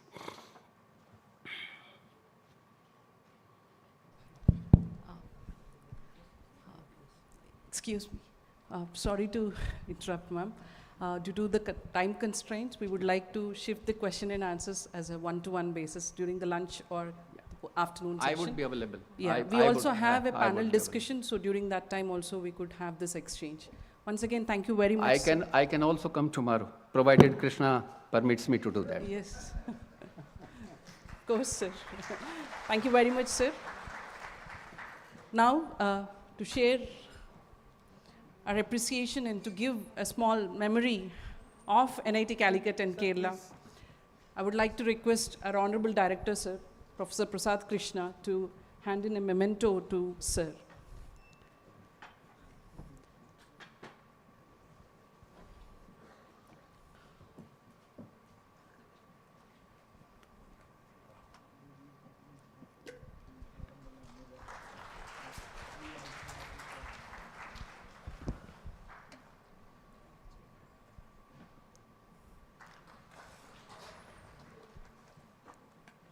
Thank you very much, sir. As we move ahead in today's conclave, it is my privilege to introduce our next distinguished speaker for the session titled NEP 2020 Towards Multidisciplinary and Holistic Education. The National Education Policy 2020 envisions a transformative shift in Indian education, emphasizing flexibility, integration of disciplines, and the development of well-rounded individuals. We have also heard about this in the keynote. So further, to guide us through this vision, we welcome Professor Prasad Krishna, sir, the Director of NIT Calicut, an academic leader with illustrious and inspiring journey. Professor Prasad Krishna brings over 3 decades of experience across diverse sectors, including automobile manufacturing, space research, machine tool design, and higher education administration. His leadership extends beyond the campus. He has played key roles in national bodies such as AICTE and advisor and member secretary of the National Board of Accreditation, NBA. He has been actively involved in national and international discussions on quality assurance, accreditation, and educational reform, and working with organizations like the British Council, FICCI, the Ministry of Education, and others. Today, he'll share his perspectives on how NEP 2020 can truly foster a multidisciplinary and holistic educational ecosystem. So, we welcome you. Thank you very much. Thank you, Deepthi. Namaste to all. I wonder whether I should emphasize the need for multidisciplinary education and research to this august audience. But I'm just recalling my childhood days where we used to have family doctor. The young generation today, you have any back pain, you will go to meet the specialist in spinal, or like in Japan, the specialist in the 8th vertebra. That is the kind now. I know my son is a surgical urologist, but now he says he is a uro-oncologist. The moment you see, Papa, you may have prostate cancer or you may have kidney problem, cancer of that. They are so prejudiced, The moment you look at that, they will, yes, you have this problem. The whole picture, like Professor Sahasrabuddhe Sahab mentioned about the blind man seeing the elephant. This is because in our country, with all respect to my teaching colleagues, we continue to have this because our NIT is the biggest culprit is our recruitment rules, which only takes care of the number game. It's unfortunately, it only bothers about the statistics. And so you have already many of the earlier speakers mentioned about the degradation in quality and all that. We are not solving the nation's problem. I remember 2 months back, I have been to Florida International University because of our alumni presence there. The dean is an alumni. So when we were discussing with the dean, talking about the coastal resilience and blue economy, all those problems, they were asking, why do you come to Florida coast? India has all kinds of problems. If you can solve the coastal resilient problem of this country, the whole world problem we can solve. But the problem is, we are not connected. We don't know what is happening in the industry. Fortunately, I worked several years in industry, in machine tool design, before I moved to teaching. I know. I remember my days when I was telling the other day, when an A0 drawing, a huge drawing, A0 size drawing sheet, the drawing of a pattern in a foundry shop is the most complex drawing. Those who understood, those who have been to a foundry shop in HMT where I was working, I could not make out whatever we have studied, NDPET, all this machine drawing, all this drawing, our engineering drawing, nothing helps us in simply reading a drawing, A0 drawing. So this is what is happening, and it continues to happen in spite of all that we are doing. This is because we are not solving the problems now. Because all problems are multidisciplinary. There is no problem which cannot be solved by only this discipline, electrical or humanities or this management. It is like this family doctor. When we used to have the family physician, he knows when grandma or somebody is sick, he comes and he knows the history of the family. They are used to diabetic or blood pressure, and easily he prescribes a few medicines and over. Ajkal what? So many. First itself is MRI scan. You put for MRI. That is the first thing. I got a shoulder dislocation. I'm telling you, it's happened. The first thing they say, you go for MRI scan, but I did not go. This is what, and they seldom, it's like the blind man seeing the elephant, they miss that picture. All kinds of treatment, we are subjected to all that. By God's grace, we are saved if we are alive. That's all we can say. This is what these kind of silos have created. And when I joined here as director, the first thing I created is I dare not to remove the department silos. I like IIT Gandhinagar. I think they don't have any departments, to my understanding. Every faculty belongs to all. They just look at the courses and they deliver. Dare not, I changed the system because anyway I am here only for a few short tenure. But I did create 21 multidisciplinary centers here. And one is this Center for Holistic Teaching and Learning, another for Center for Yoga and Holistic Wellness, Center for Indian Knowledge System, Center for Clean Energy and Circular Economy, Center for Disaster Management and Climate Resilience, Center for Blue Economy and Coastal Resilience, Center for Supply Chain and Logistics, and like this. Many centers have been created. And then everybody start fighting now, where I am identified. Where I identify this center, or when we take a research scholar, there is a lot of problem. You are taking the research scholar which was allotted to my department. Now the center is grabbing the research scholar. Same problem in recruitment of faculty members. So we are, as Professor Sahasrabuddhe has mentioned, we continue to have a lot of paperwork. If I want to use an equipment in a different lab, I have to go through all the paperwork. Thanks to the DST, now it is say you have to upload in the ISTEM portal. Have that scientific social responsibility, share these equipment. Let the whole, after all, it's a public institution, it's a public money, taxpayers' money. Why don't you share with all of them? Thanks to these kind of scientific responsibility, we are bound. Only then, I think, it's very unfortunate we learn in the hard way only. And I've seen in Calicut, whenever we have faculty members from different disciplines, thanks to our Dean Research and Consultancy, when we sit together and address all these proposals, whenever we want to submit a proposal, it is doing a great job. And that is why we could get the AI Center or the 250 crores urban planning. All this we could get because all these minds work together, discuss together. Even from management, humanities, we bring faculty, and then we are able to do that. So it is really the need. This will not happen in other countries because they are solving the country's problem. If you look at the Japanese research scholars, what they are solving the water problem there. Here, what we are doing, somehow we have to produce the PhD.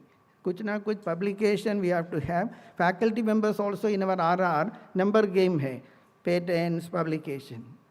So nothing, we are not solving our problem of clean energy, clean sanitation, sustainable cities, or the resilience, climatic resilience, and all that problem we are not solving. Thanks to the ministry now, all national funding agencies, they will fund only if it is multidisciplinary. Not only that, there should be an industry partner who is going to use that technology. And I think this is a very good welcome move, and that is the only way. We learn only in the hard way. And unfortunately, this has been inherited from the Western world. This problem was never so in our Acharya Parampara. You have the great rishis, the seers. If you look at Aryabhata, is he only a philosopher or a mathematician? He is a physicist, chemist. He is good in philosophy on the ultimate consciousness, evolution. He is good in astronomy, astrophysics. He is all in all those. I am not saying whether it's Varahamihira, Brahmagupta, all these great people. Then if you go back to the rishis, Sapta Rishi, they have been master of all these things. This is the tradition of this great country. Unfortunately, perhaps, I'm just thinking, what is the reason for this is the Industrial Revolution. The Industrial Revolution has put a lot of demand for laborers in those particular, who has those requisite skills. And this Industrial Revolution has driven them into, you have seen the Charlie Chaplin movie, how it is happening. This is what happened. And we continue, and everything has changed in the corporate sector. Everything, even Malcolm said, all the models of education has come from the corporate sector only, even quality circles and everything has come from the corporate world. The corporate world has changed a lot, but we continue to be in the silos. And this, if you look at, this Industrial Revolution has demanded this. Similarly, Raja Raman's book, if you see the first book on this computer, see, there was a dire need of programmers, and then we started this MCA and all this. We have stopped MCA and all. In Calicut, we no longer know MCA. Why do we need MCA when we have high quality students coming through highly competitive exam? They will do a master's program in computer science and engineering. But that was a need at that time. These, what you call, I don't know, coolies, cyber coolies, and we have been treated like that in the West, as if we did not develop any application software, whether it's a MATLAB or Maple or Mathematica or ANSYS or ProE or Abacus, any of this, Nastron, nothing from India. It was Professor Ravi's AutoCAD, which is, we are proud to say that IIT Bombay, that is being used all over the world. But there are a few examples like that. That is because we are not used to solving problem. When I was an NBA secretary, because we are applying for Washington Accord, and we had discussion with the signatories. And one of the criticism about the Indian graduates, especially from engineers, Australia and UK, they mentioned this, that your engineers are not good in design. There's a very poor design capability. Now that ministry is specific emphasis on design. The reason is, see, I'm just telling mechanical engineering, or you will understand. We know how to design a shaft. If it is given a torque or moment and the material, I can find the diameter. But can we design a gearbox? Forget about gearbox. Can we design a spindle, high-speed spindle, which may be used in a turning center? We cannot. Even now, our graduates cannot. That is because we are not connected to the real world. We are thinking shaft is that stepped one like this. There is nothing like that. It is like when you see RLC, you are looking for the coils and all, inductor, resistance. There's nothing like that. So this is the problem, because we have not allowed. We don't even allow our small kid. Olden days, at least I can see the old Philip Major radio and open and see. Even if nobody used, now everybody is, no, bete, don't touch that. It's all. And this is the problem we have created. And we always look at the front benchers, only bothered about this number game, high CGPA. He has come with high JE rank. And the person who is sitting at the back, he has a beautiful heart. Suppose you have some problem in the railway station or something, only that boy or girl will help you, not this top grader. And many times these graders, with all these top rank holders, NIT and IIT, finally commit suicide, harass their wife. What is happening? Sometimes they are into drug addict also. So this education in this way, it is not going to enable or manifestation of the divinity within you, what Swamiji mentioned, whose name this auditorium is there. Nothing happens like that. We are all responsible friends, but if you start to identifying them with their grade, all this number game, which has, even NBA had this problem, this points number game, where they say, the US EBET says it can be only qualitative evaluation. And then we are switching over to this, somewhat we have made changes. I remember in my time only, NBA got the Washington Accord provisional membership. I made my presentation in Washington and we got that. But a lot of challenges there.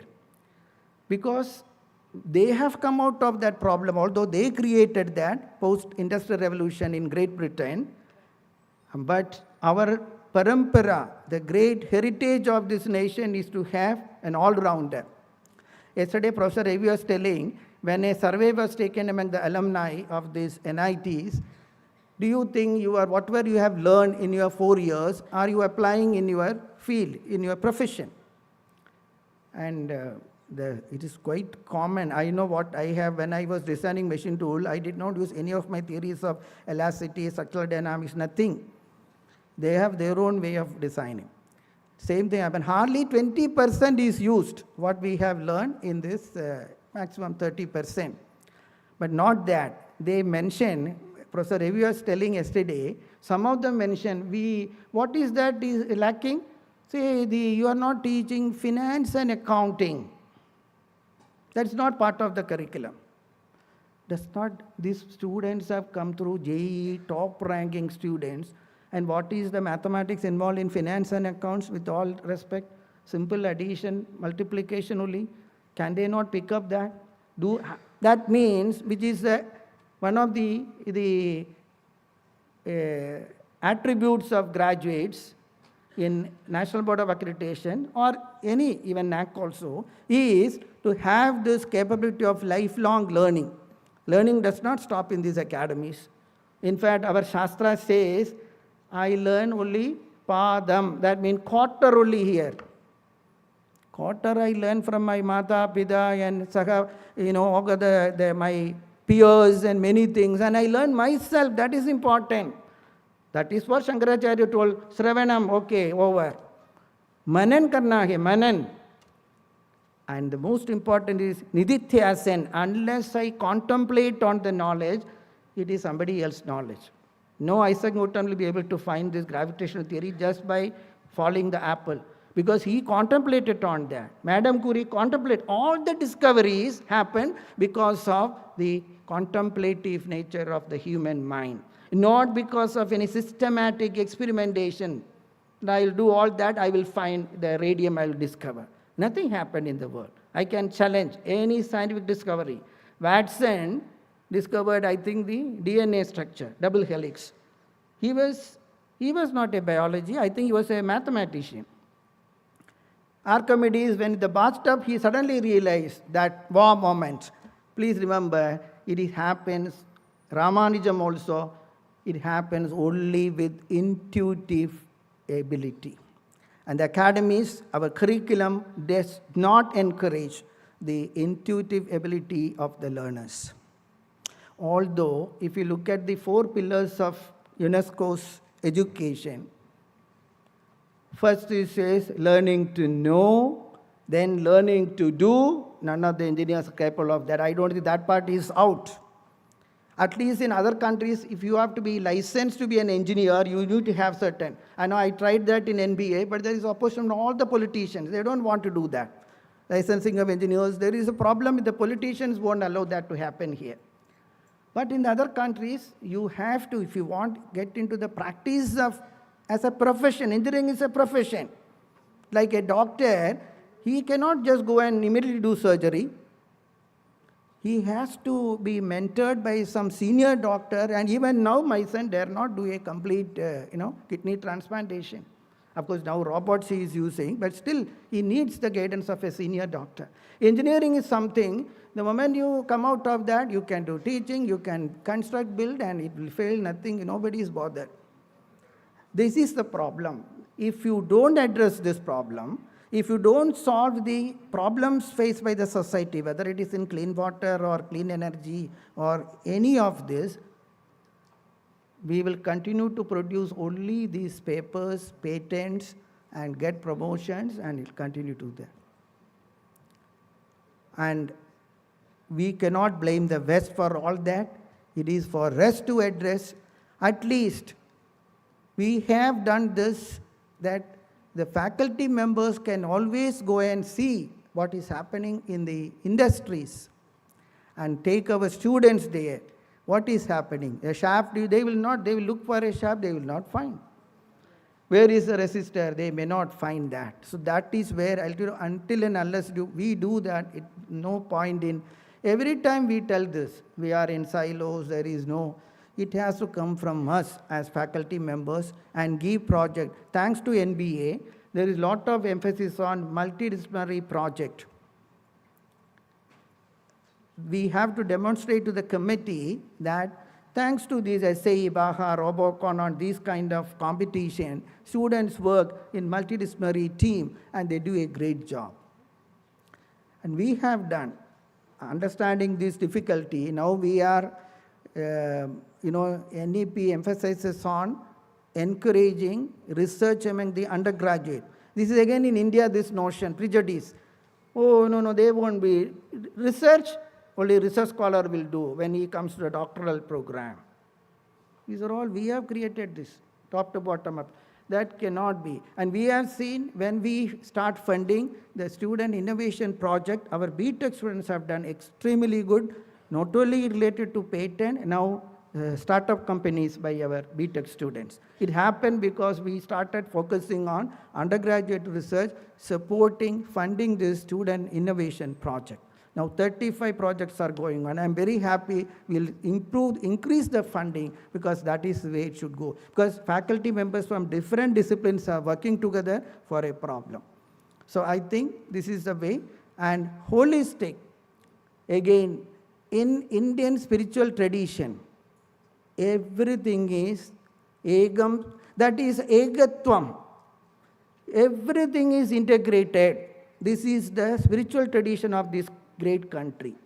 And if you try, see for example, if you look at an organization, if an organization is disintegrated, will that grow?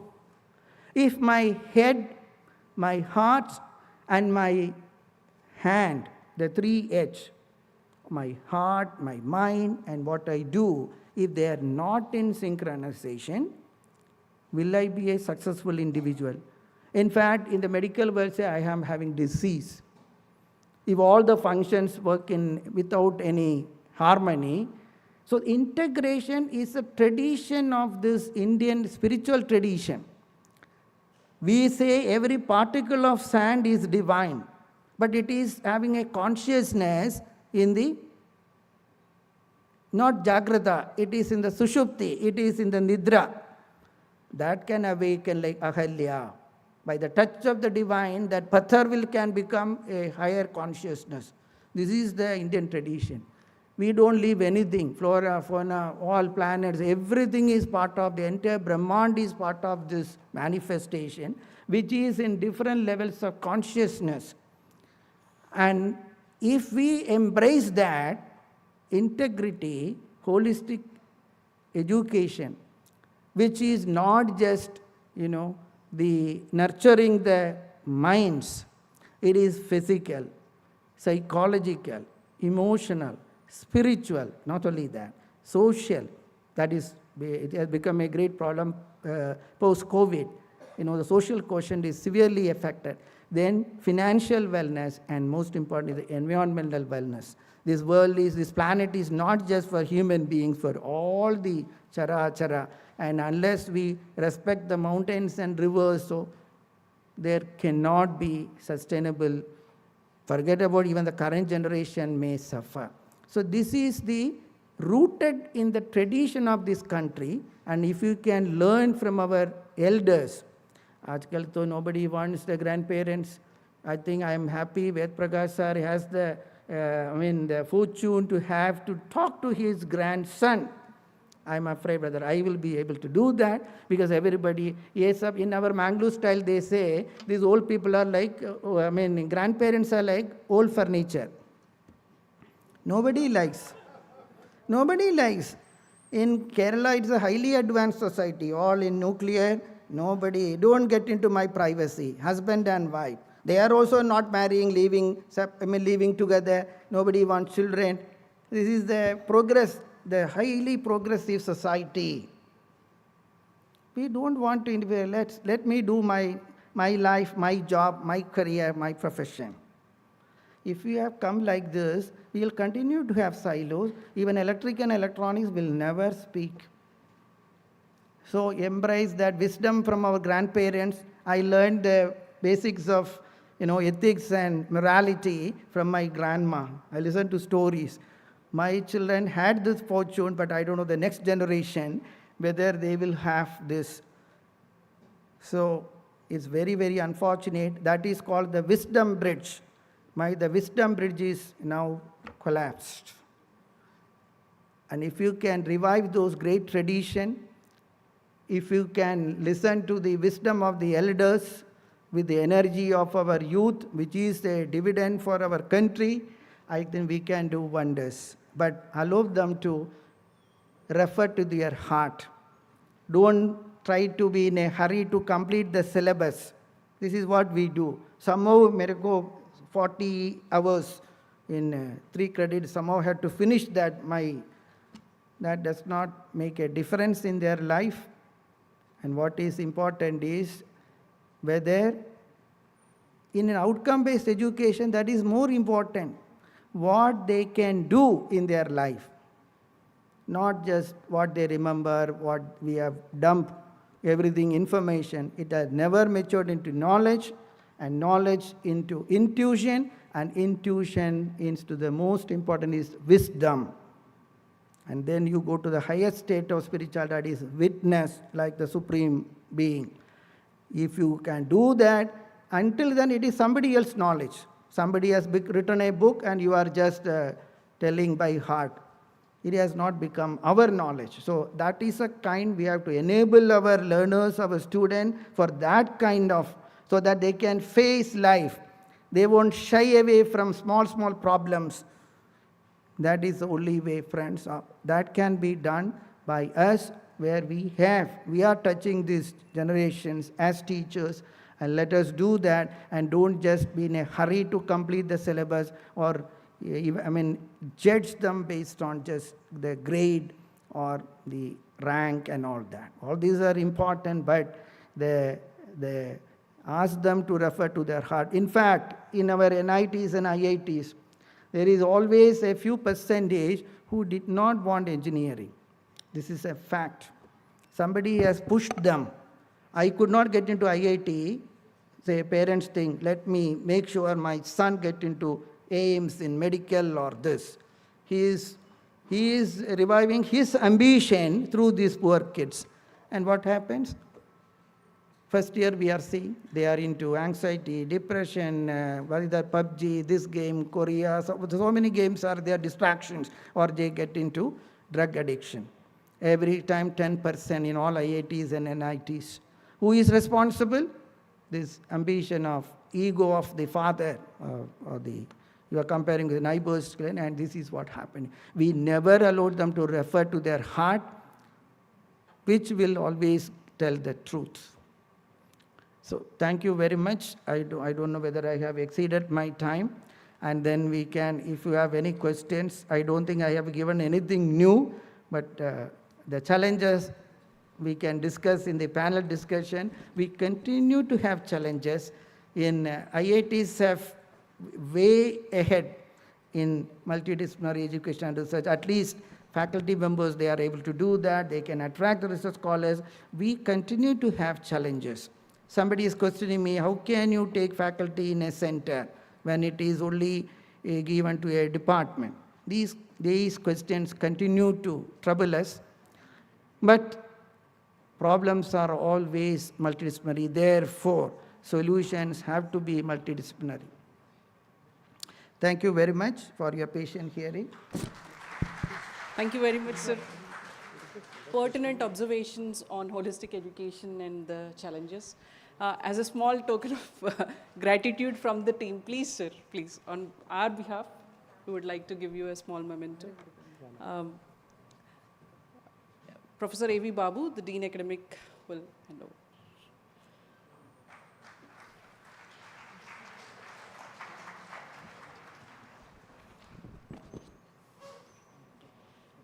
So as we continue to celebrate the brotherhood and also take the deliberations further, we move to the next session, that is the role of teachers in implementing NEP 2020. For this, we are happy to welcome Professor Vimal Rao, the Director of UGC MMTTC, that is Madan Mohan Malavya Teaching Training Center, and a leading national figure in teacher training and digital education reform.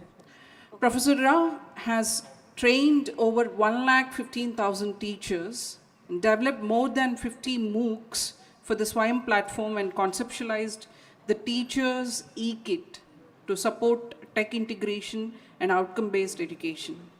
She has served on key national committees for UGC and AICTE, and ma'am has been shaping the policy in online education and e-governance since the last 1 decade. She is also the India coordinator for UK Awards and recipient of multiple honors, including the INSA Best Teacher Award and the Edupreneur Award, Innovator Award. Her work continues to drive the implementation of NEP 2020 through empowered and future-ready educators. Madam, we're fully tuned in to your session. Over to you. Thank you very much.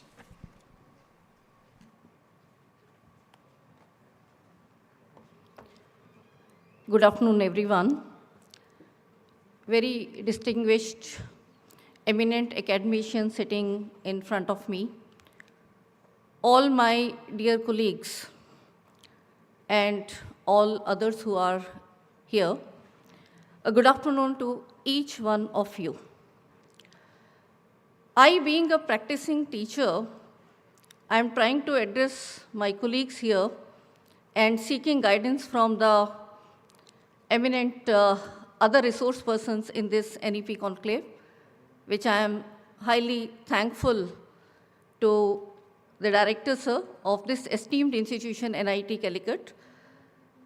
With a view, just don't look at your classroom, just don't look at your institution, which perhaps I think this audience, you are from most of the premier institutions of our country, but look into nook and corner of our country's classroom. What I will be sharing, the thoughts will be the role of teachers on the implementation of NEP 2020 with the focus on the curriculum, the teaching learning, and the assessment part, and how the technology will be playing important role.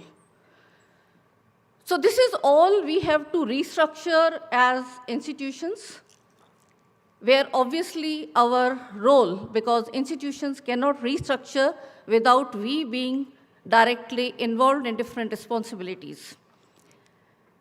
First of all, we have to keep in mind the entire national credit framework, which is there in public domain from now 2 years. Have we really read it? We should do. Under that, we also have National Higher Education Qualification Framework and the SOPs which are guiding. So very briefly, I will touch upon those points. The moment we are aware about how the structuring has to be done as per the NEP programs, every course, the curriculum has to be designed as per the outcome-based educations, and the details going into CO, PO mapping, gap analysis, and the entire documentary process, which I think many of you are already aware, but we'll be looking into the qualitative aspect of that.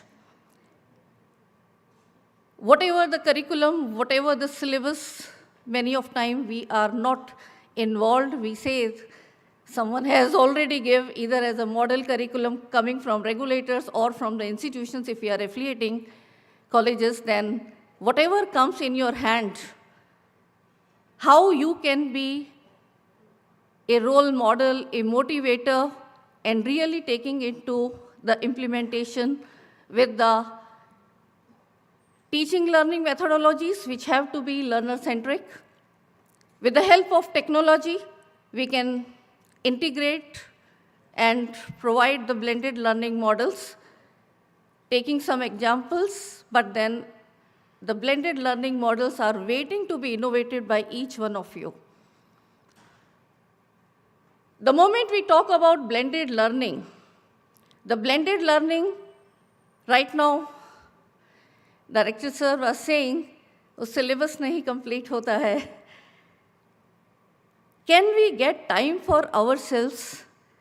And that empowerment you and your students can do through the digital content or the e-content, but only if it is a quality content, which will also prepare you and your institutions to offer full online courses, MOOCs, and if you are not interested in that, definitely it's going to help you in blended learning adoption in your class. Assessments are a very important part, and as per the NEP 2020 requirement, they have to be scientific and technology empowered. How the technology can play a role, including the emerging AI tools now, which are plenty. I'll be giving you some glimpse of that also. And it is not that once done, it is through. It has to be a continuous process.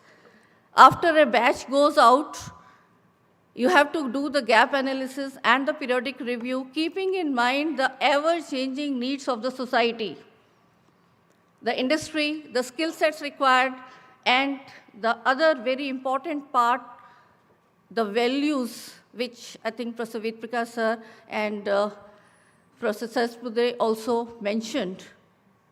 So this is how, once we analyze, we have to again revisit and improve upon all these things. Let me start with the overall credit framework. The overall credit framework, which is National Credit Framework, is in place since April 2023 now. And this is made by all the three important formal education systems, the school education, the higher education, and the vocational education and training. But then, as we go deep down, even at the policy level, these three segments, they have to provide further details in implementation.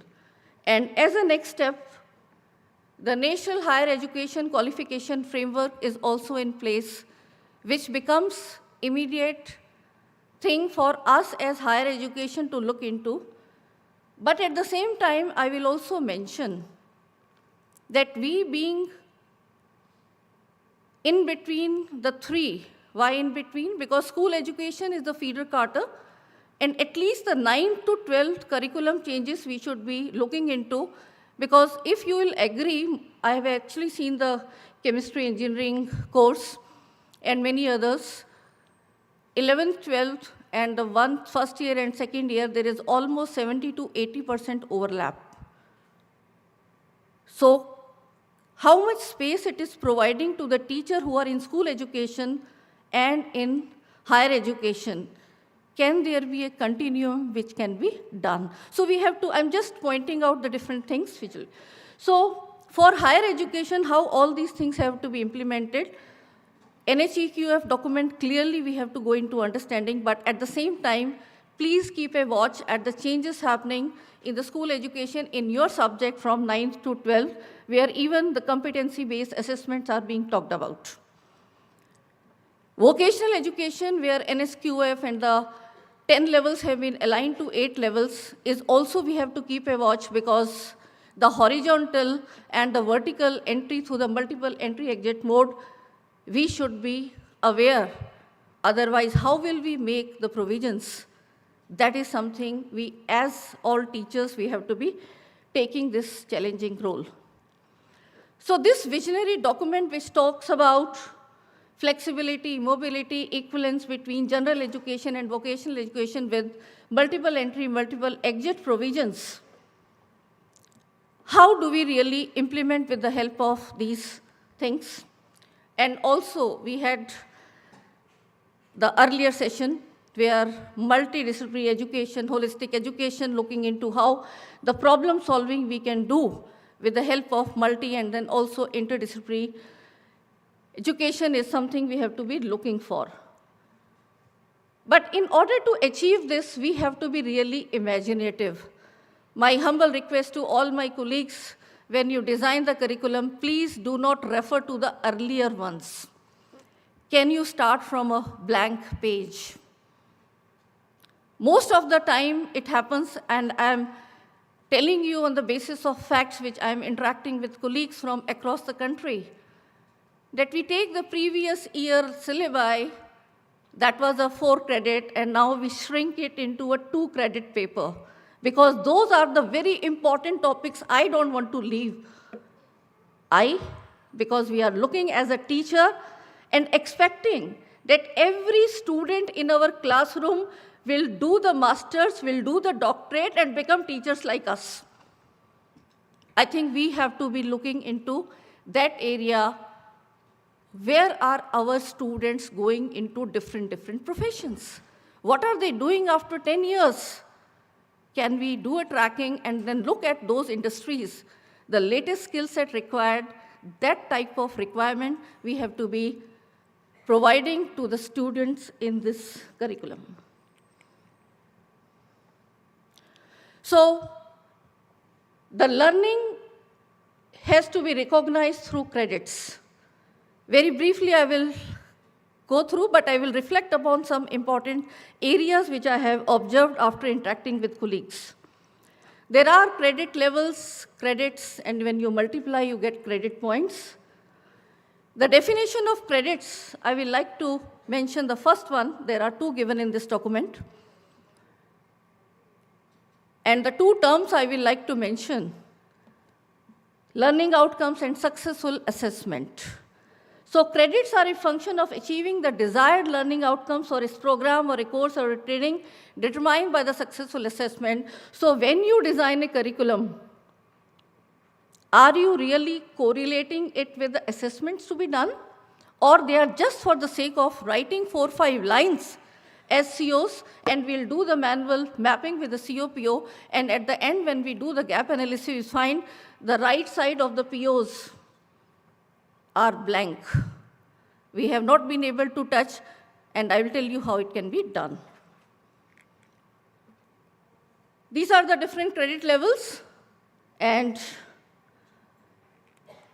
the National Skill Qualification Framework has also converted the 10 levels into 8 so that the alignment is perfect and the horizontal and the vertical mobility can happen accordingly. I'm not going into the skill detail. But this is also very important when you design the curriculum and the so-called syllabi, where I think many of my colleagues, those who please raise your hands, are you able to finish that entire syllabus in the dedicated hours, or you take extra classes? Just a question to you. So 1 credit equivalent to 30 notional learning hours has to be according to different courses, because theory, it will require self-learning. So 15 hours inside the institution and 15 hours outside. All 30 hours for the practical courses, because there is requirement of appropriate infrastructure, instrument, chemicals, whatnot.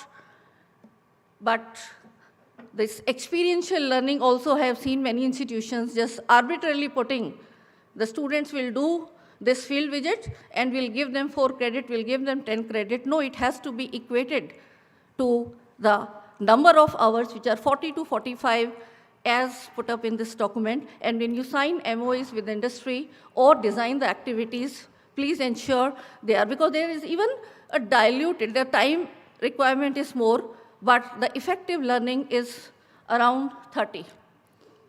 So all of them, the learning hours from learner point of view is 30, but the teaching hours is how this is mentioned. When we go into what all these learning hours, what all these learning hours should include, that was quantitative, how much learning should be done. Now we go into quality. As already emphasized by my earlier speakers, not simply the curricular provisions, but we have to integrate, thank you. We have to also integrate the co-curricular provisions along with the extracurricular activities which were always kept outside the class. Some students will participate, some will not participate, but now it is to be done for all. And let us see what all it includes. Apart from the routine classroom teaching, assessment, formative, summative, lab work and all, we have to be adding activities as part of the curricular structure leading to experiential learning. And performing arts, fine arts, music, handicraft, traditional heritage work, debate, discussion, essay writing, recitation, story writing, celebration of festivals, self-defense classes, other contests, events, hackathons, Olympiads, sports, games, physical activity, yoga, life skill-based education, basic operational skills, classes on morals, etiquettes, constitutional values, environment sensitivity, not as additional guest lectures, but integrated into the curriculum. Social or community work, where the students are involved in helping in adult education, teaching in NGOs, environment-related problem solving, gender sensitization, NCC, Shramdan, etc., and internship or apprenticeship, the work exposure, unless or until the theories are put up in practice and how as a collaborative teamwork happens in the institutions, the students cannot be prepared for the life. Otherwise, the industries will keep on conducting training programs, although some part because their special need is, but the generic learning outcomes which I'll put up will be lacking, and that is where the employability is declining. And the students can earn credit because when we talk about the flexible learning pathway, up to 40% credit earnings, provided the statutory body have approved that from the host and the parent university of the student and that course, they can be acquired through SWAM portal and the SWAM Plus, where industry-aligned skill courses are also being offered. So in a nutshell, we are talking about the holistic development of students. And if we recall the pre-NEP, where all of us have been the learners, the focus was only on academic access. In addition to academic access, we have to improve our students and provide exposure in acquiring skills that has to be aligned to the national skill qualification framework. So it becomes very important role for us as teachers that what are the skill courses we can, looking at your immediate surroundings, what are the industry available, directly from NSQF or designing your own along with the industry participation. And then providing them experiential learning, where internship, the various hands-on experience we can provide, which will improve their proficiency access as well. And a step further, the standard operating procedures for operationalization of NCRF in all these three domains, that is higher education, VETS, and school education, are also in place.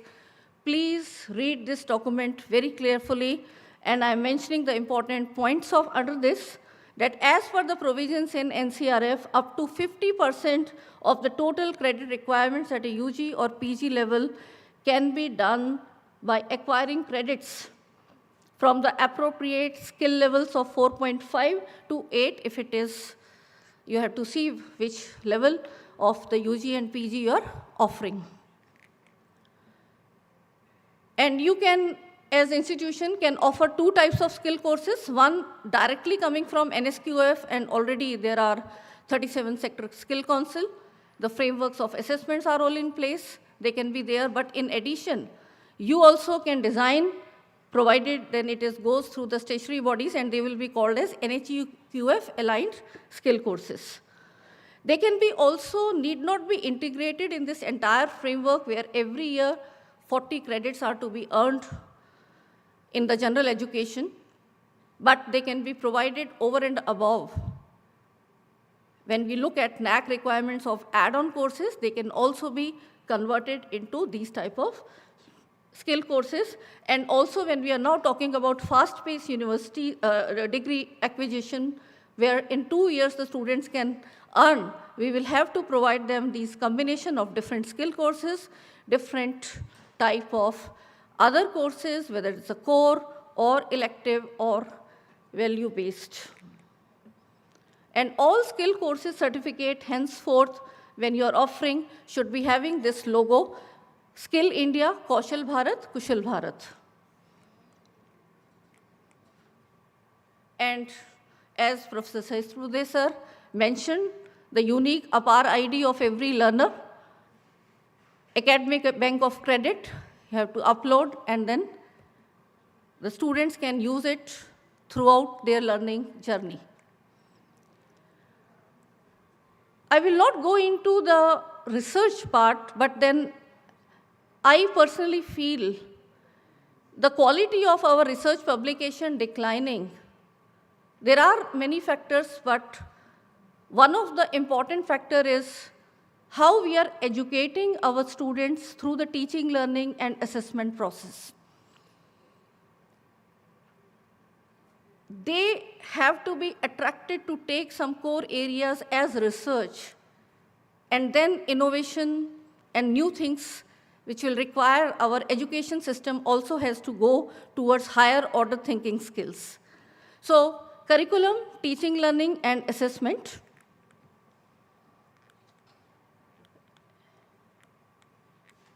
I think it is stuck. Yeah. Just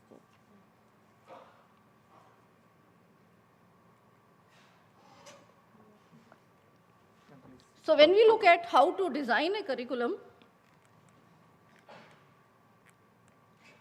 we should be keeping in mind these 4 questions. I think most of you know, but then the purpose becomes very important. Somehow the purpose takes a back seat. What are the different professions your classroom will be catering after the completion of the program? So one comes the professional competence, where the students can be employable or they can be entrepreneurs to create job opportunities for others. The next becomes they have to be also nurtured as good Indian citizens. And the third, they have to be also made as good human beings. So is your curriculum looking at all these 3? Does not matter if it is a chemistry or a physics or a maths or an engineering design paper. Every course can we integrate some part, and I think Professor Ved Prakash sir already gave an example. It can be done as exact sciences as well. The educational experience and then the organization, how you have the pedagogy and the determination of attainment of purpose through the assessment. For taking our constitutional values, I think we should be looking at the Article 51A of our Indian Constitution. I'll not go into this, but you have to be integrating activities where the students can be prepared around this. And all this is structurally done in the form of outcome-based education. If some of you feel it is only the NEP 2020 bringing this, I think we have to be making it more clear. In 2014, when National Board of Accreditation signed a treaty with Washington Accord, and the AICT and all the engineering institutions were the first one to implement outcome-based education, and there are so many structured documents available where other institutions also need to be guided. So it is a golden opportunity for all of you to do the hand-holding of other colleagues that how this entire OB can be put up. And if I take you to the case of engineering, this you are all aware. PO 1 to 12, in January 2021, when Professor Anil Sahasrabuddhe sir was the chairperson of AICT, a notification came from Ministry of Education that AICT should make books in the regional languages, around 12. And I think now the work is going into, many of the books have already been converted to 22 language. I'm happy to share that I was associated as a video studio committee there, and the chemistry book came because there were only 7 to 8 books. I was told to analyze whether all these are being tick marked in the information which is given in this book. And I think all of you will agree, whatever books are available, most of them, there is definition, there is theory, there is explanation, there are numericals and full stop. How do you integrate ethics for engineering student? How do you prepare him or her towards individual and teamwork? How do you prepare him or her for a project management, finance? The engineer and society is a big question mark. Just physics, chemistry, maths, and the person making a dam where the 5-6 villages are to be dislocated. There has to be these values, and that will only come when you have the real life problem solved, not simply the numericals of those subjects. Happy to share that I designed a template which was accepted with minor modification for writing these books and translating into 12 languages. We are already through with 2 years book, and the 3rd year books are in the process of writing and the translation being done. How we will address, I will come when I go to the assessment part.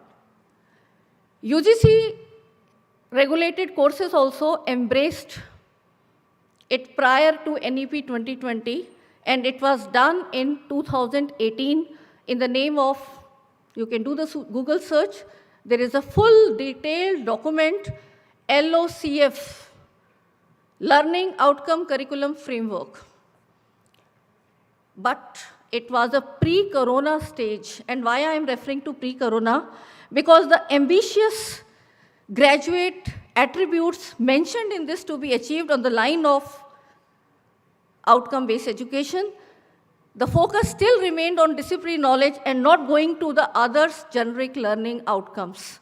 And I'll tell you those two slides, which are again being reinforced in the SOPs under the National Higher Education Qualification Framework that we have to adopt. Pharmacy Council of India, Bar Council of India, Medical Council of India, all of them embrace the outcome-based education, where the common principle, you can see the common, discipline-specific plus the generic learning outcomes. But for that, syllabus should be light and modern. We have left no scope for the syllabus, and as teachers, we are filling, adding, but not deleting. So please, a humble request for all those who can make the change, please make the change. You should also know how to write properly the learning outcomes. I'll not go into that detail, but then the Bloom's taxonomy has to be referred, where some components of our so-called syllabi have to be taken to higher order thinking skill, and assessment also has to be done in the same level. You cannot just say, I will take this particular topic at the evaluate level and the questions are only at the remember level, that write short note on this and this. So they have to go hand in hand, and that's where the COPO mapping will be done in true letter and spirit.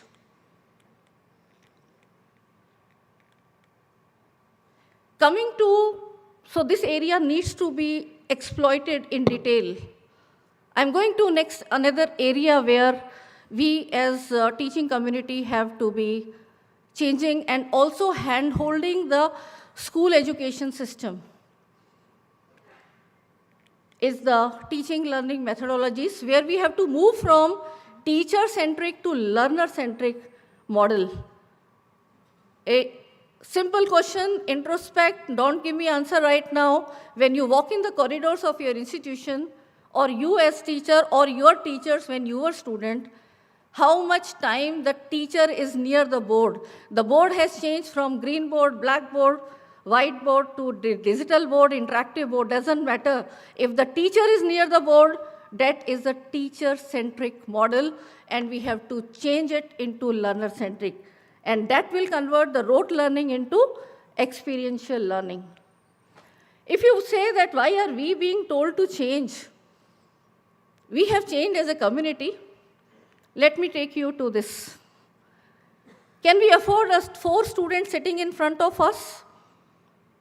No, because by 2035, with the whatever massive infrastructure, but still a lot needs to be done, we cannot achieve with this teacher. So please do not say why there are 60, 80, 100 students in my class.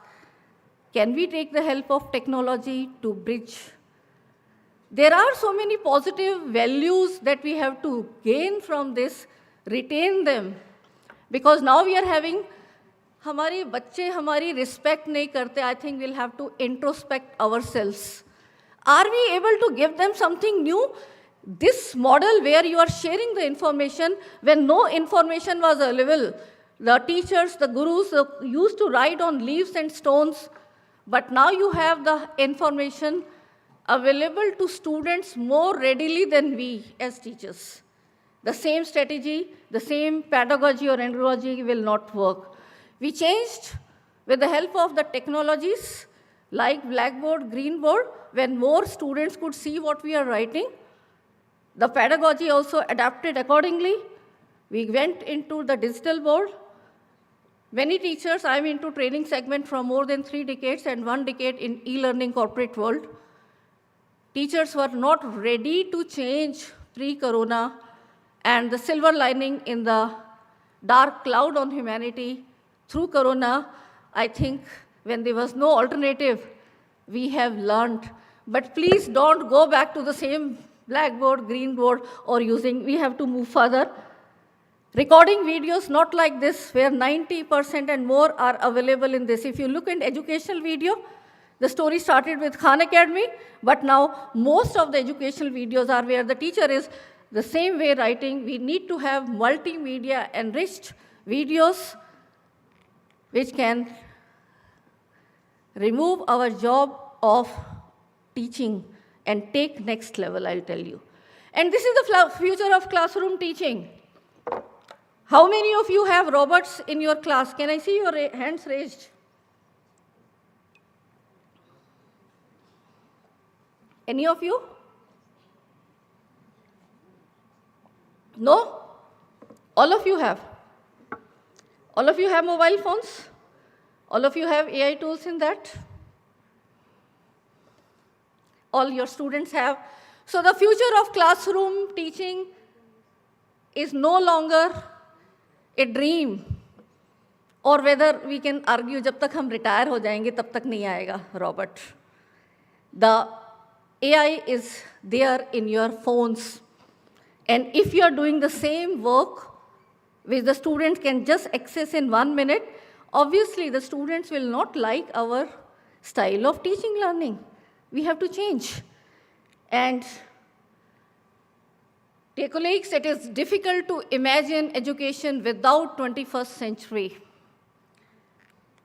And we have to convert ourselves into tech-savvy teachers who can embrace newer pedagogies.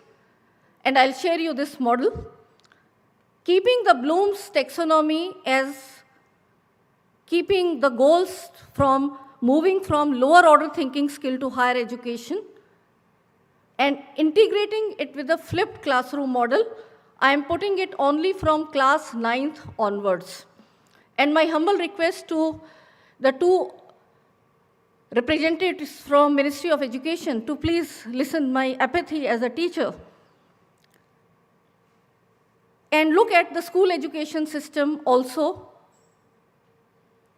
From class till class 8th, inside the class, the teacher introduces the new content. No question mark on the quality of the teacher. The best of the best teacher putting best sincere efforts. The problem is in the pedagogy. She or he will explain that, the students will write, and the focus will be only on remember and understand. And we are giving them the homework of the problem solving which are given, perhaps, let's take the school education, the NCERT unsolved problem. And that's where the entire guides, tuition, all things started. What is happening to our first generation learners and those who are not economically privileged to offer those? So we are actually creating the divide with the pedagogies that we are adopting. So humble request, those who can make the change anywhere, till class 8, please make the syllabus half. There should not be anything like homework. बच्चों को 2 घंटे extra पढ़ाओ. Let the teachers be prepared to solve those with the higher order thinking skills. Give them activity. And now class 9th onwards, we have to go into more intensive study.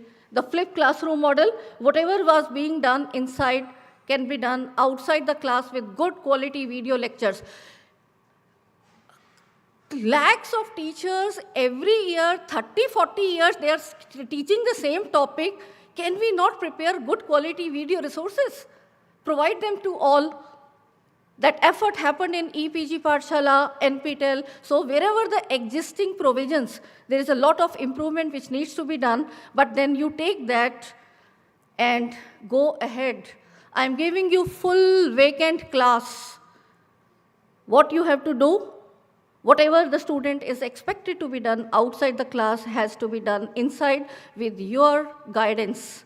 So our role changes as facilitator, as a mentor, as a guide, looking into the human values being inculcated through small, small interventions and not just teaching physics, chemistry, maths, engineering, drawing, and so on, and they rote learning.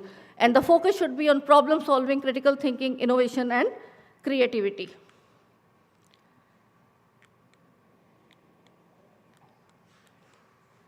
So the outcome-based education, as it is put up in the NEP, SOPs, and documents, you have to focus on these This is the slide where subject specific, and the red ones are missing into a great extent, skills in the areas and also capacity to extrapolate from what has been learned, translate the concept to real life situation. Area के फॉर्मूले रट्टे लगाते लगाते हम real life में जब एक tile की पेटी खरीदने जाते हैं तो हमारे जो टाइल लगाने वाला है दैट पर्सन टेल्स कि इतनी पेटी खरीद के लाना 2x2 की, and when we really go to the market and नहीं यहाँ तो 2x1 की टाइल है, विल अगेन कॉल कि अब कितनी पेटी लेके आए, what is the use of ratifying all those areas formula. And this is missing to a great extent. All these generic learning outcomes, and as institutions we have tick marked. Where we have tick marked, I will introduce a paper on communication skill, I will introduce a paper on digital and technological skill, I'll introduce a paper on environmental studies after the Supreme Court ruling, but that is not sufficient.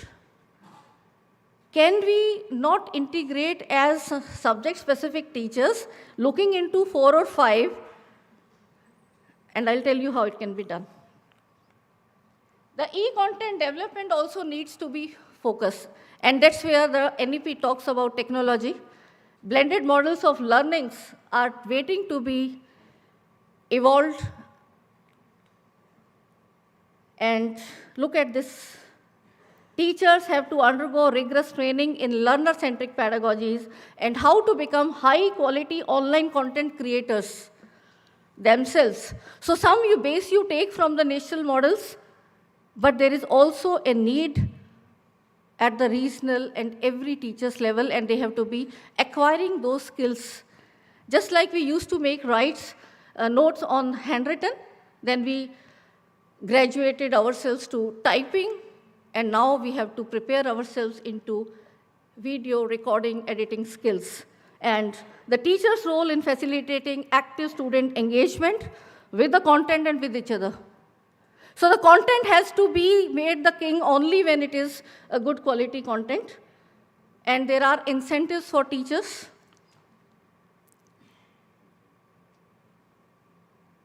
Rather than doing, not everyone should be inclined towards research. Teachers need to focus on how they can improve their own deliveries and also help other teachers. In blended learning models, when you change, you also have to convince your student, please see how the learning happens. Show this slide to the students. When you are changing, your other teacher is having the same mode.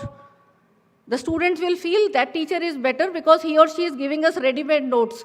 So convince your students first, then and only then you will be able. So the only 2 modes that we have gone through in our education system, the lecture and the reading, no surprise, it is only 10% maximum learning. And in order to increase, the moment you convert all lecture into audiovisual, it will go to 20%, and then in the class you have participatory teaching methods like demonstration, discussion group, and practice by doing. And if you wonder where to get 90% learning, teachers like us teaching the same topic 30, 40, 50 years, obviously we will be experts. But the students don't have that time.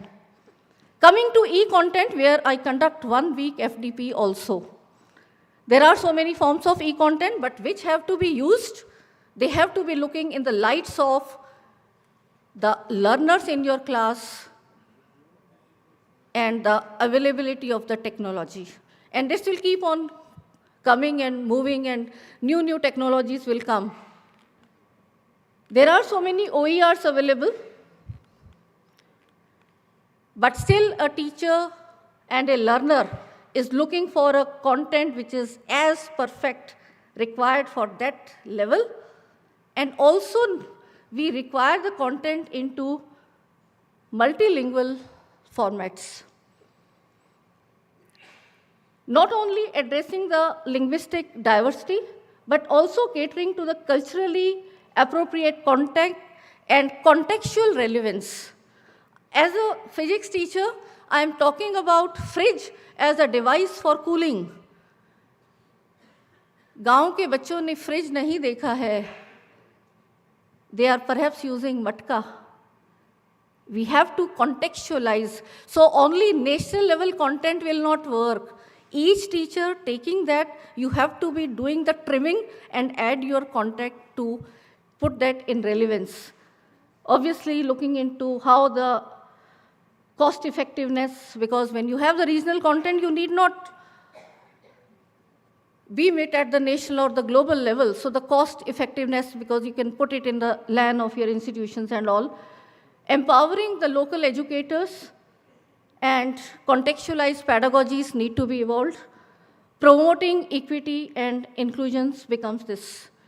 The quality of content, there are various 4-quadrant models.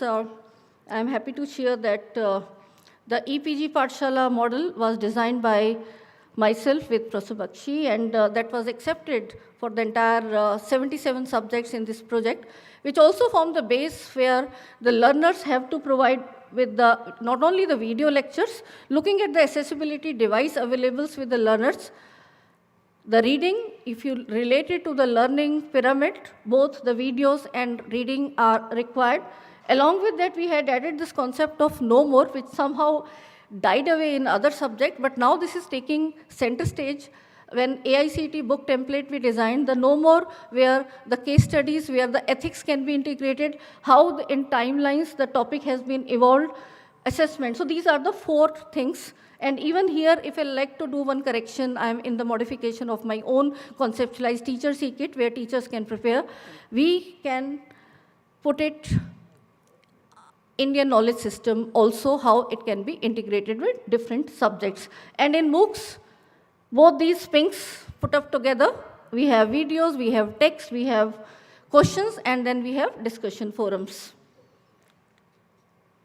But in order to move to professionally developed videos, we as teachers also should be learning the art of voice modulation, performing in front of cameras, and handling these some devices. Coming to the assessment part, which is again very important thing that we have to be changing.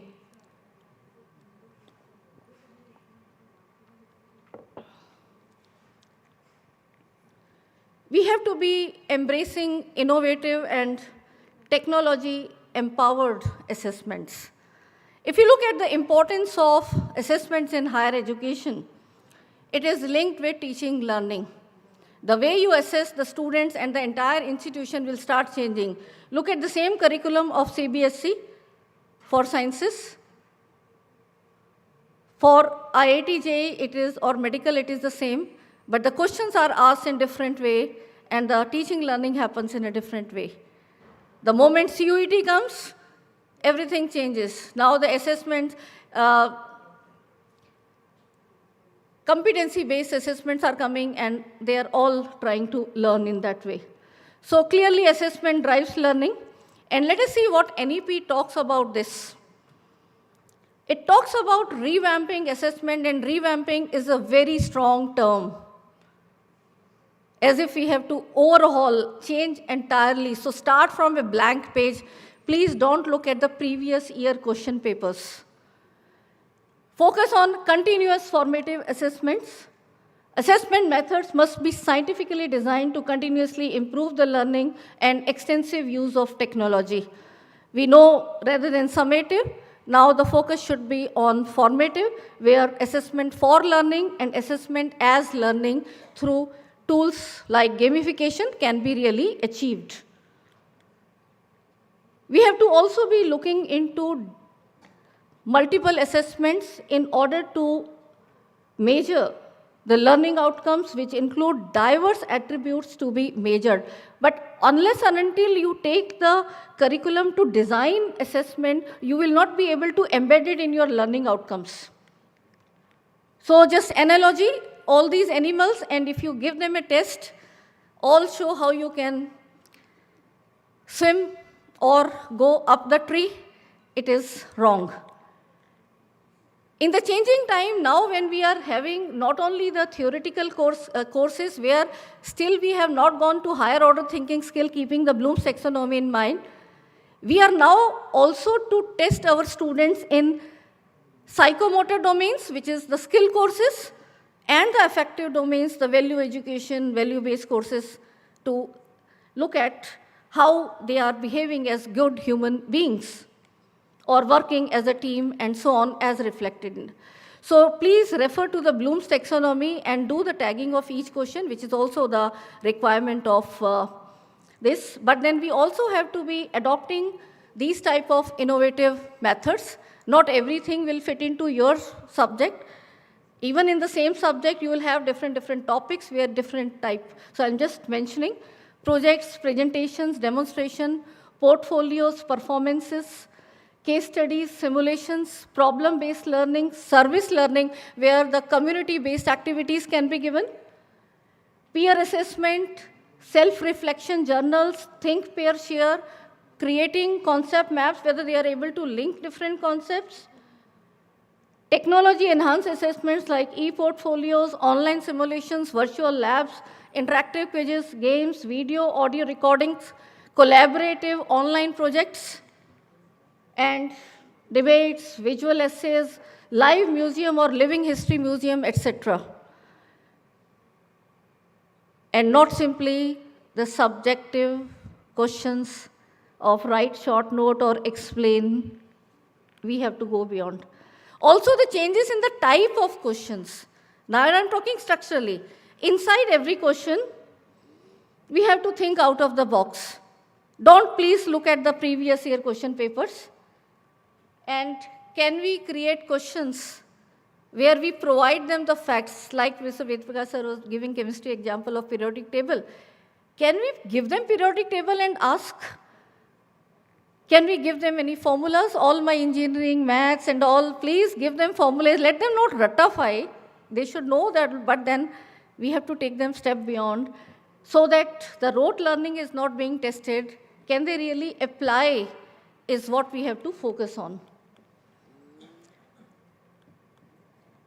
Image-based questions, they will also prepare the students into various generic skills which are now required to be a good entrepreneur as well as a good employee who can be retained with a higher package. Analogy, pattern recognition, out of group, identifying specific feature in the diagram, image choice questions. So can we convert this type of question? I'm actually working closely with some school teachers. So 5 minutes? Yeah, okay. Where they can be converted into these data analysis questions and then case study questions where rather than simply equation, you can put it into a problem which is happening, some accident and then relate. Integrating physics, chemistry, bio with these type of adjustable glass case studies, looking at news clippings and asking questions from that. And experiential learning, where group projects, you also create the presentations and submission of report, which also needs to be checked with plagiarism tools. And when they present, you have to also design the rubrics. This is the sample which we created in this AICT template book. And more, you can go into this detail, examination reforms policy. And you have to be innovative. Please do not stick to the same project, otherwise it's not going to happen. And we can also try to design the activities around the SDGs. And technology, I think, is another area where we have to look into. There are so many tools of e-assessment, whether the drag, drop, true, false, MCQ, matching, crossword, video, audio-based questions, numerical question. This is another area where even 1 week training is, we feel, is not sufficient. And right from small tools, you go to higher, even the hot potatoes, creating different crosswords, gamification. Learning management system is something every teacher should know, unless or until you know that you cannot go to the next level on implementing outcome-based education. The analysis of even a large batch of students becomes very easy. You can put questions in between the videos also. The proctoring also is now AI integrated. And the AI is here, just 2 minutes. All those ideas for outcome-based education, please ask the AI tools. So search in a new way if I have to design any project, but ensure the students are really doing. Copying and pasting should not be assessed. but their performance has to be done, and you can create for your own presentations, you can create videos, you can create questions, even all these Excel, PowerPoint are now, and even this PowerPoint speaker coach, the students can analyze on their own how they are giving the presentations, where they need to improve. Images can be generated, where for e-content, you can make them use. Multilingual content can be there, videos can be generated, data analysis tool are there, quiz generation.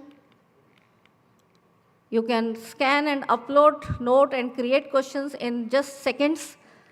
So it can really improve your job in making personalized learning, productivity and efficiency improved, and creating and supplementing. But please combine your human touch.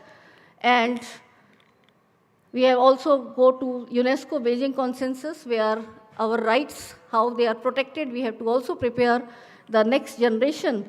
How can education prepare humans to live and work with AI? It cannot be done that you don't use AI, keep your mobile phones outside. No, we have to change so that we can prepare them for this reality. And please be a good human being and also prepare students where the AI tools cannot be used in a negative way.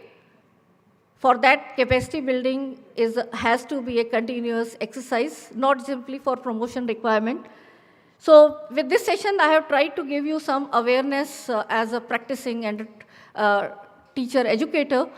That first step towards the change is awareness, which I have tried to do with this, and this entire NEP conclave is trying to reflect upon that.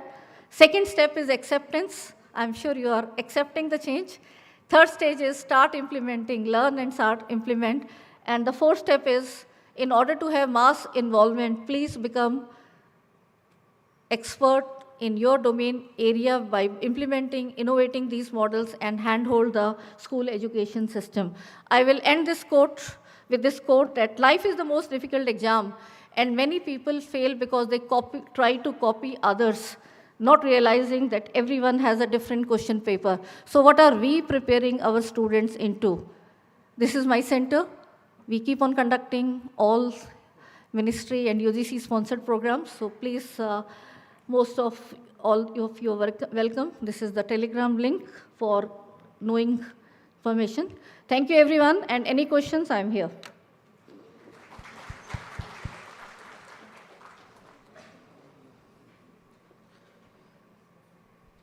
Thank you very much, ma'am. We would like to take the questions maybe in the afternoon. In the lunch and Time or panel constraints discussion, we will. yeah. Okay, thank you so much. Thank you. Ma'am. Thank you for shedding light on curriculum and keeping curriculum light. Please, yeah. To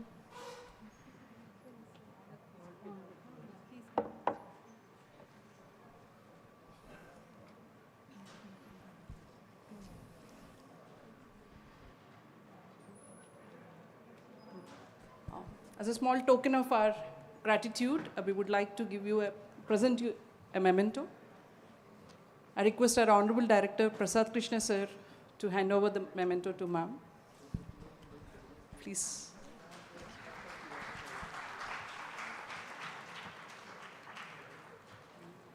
Thank you very much, ma'am. We may now disperse for lunch, and we will meet here as per the schedule.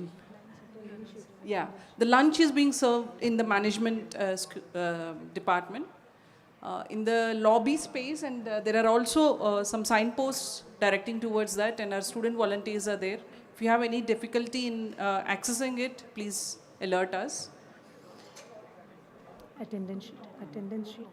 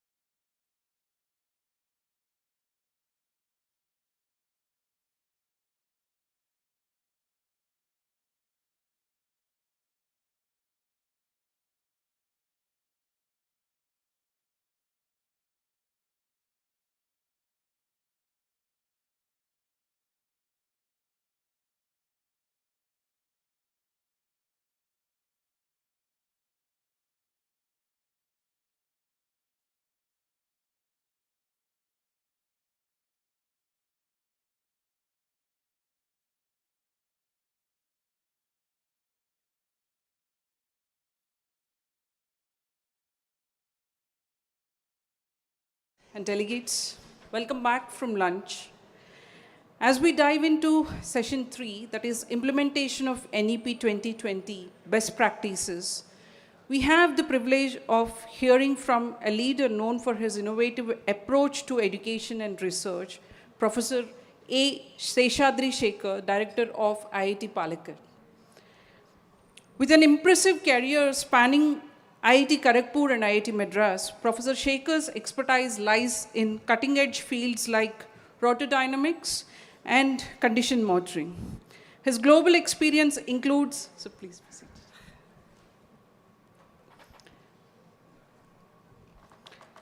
His global experience includes a prestigious Alexander Fellowship in Germany, reflecting his deep commitment to advancing research and education. Recognized by AICTE with the Career Award for Young Teacher and consistently ranked among Stanford University's top 2% scientists worldwide, Professor Shekhar combines academic rigor with visionary leadership. Today, he'll share practical insights and best practices on how institutions can effectively bring the ambitious goals of NEP 2020 to life. Please join me in warmly welcoming Professor A. Seshadri Shekhar. Sir, thank you. Thank you. Thank you for the nice introduction. I think the most toughest session was given to me. I don't know, Professor Prasad Krishna wanted deliberately. It's okay, I'm seeing good number here. I hope I will not make you sleep. This thing, my job is little simpler in one sense, like I'm giving an overview of the speakers, what we did already, 2 in morning session and 1 more after mine and tomorrow also. I think all these best practices are all compiled here. I have made it as an overview, so I will not go in depth of each of the things. So before I go into the details, I gave some flavor in the morning, saying that we have to look back over Nalanda and Takshashila, all those things. I always feel, my father was a teacher, so he used to say, we are not faculty, we are all there here as faculty, including myself. We are not faculty, we are teachers, we are not academicians. So all the faculty should treat themselves as the academicians or faculty, as teachers. I say that you are a teacher, not academician. There is a subtle difference between the two. I think this is what NEP is expecting. You are a teacher. Same thing with the students. Well, they're not students. They are the best, what you call the top civilians or citizens of the country. This is what is expected. The definition of the faculty and student can go into the direction. That's what is the expectation or the objective of this NEP.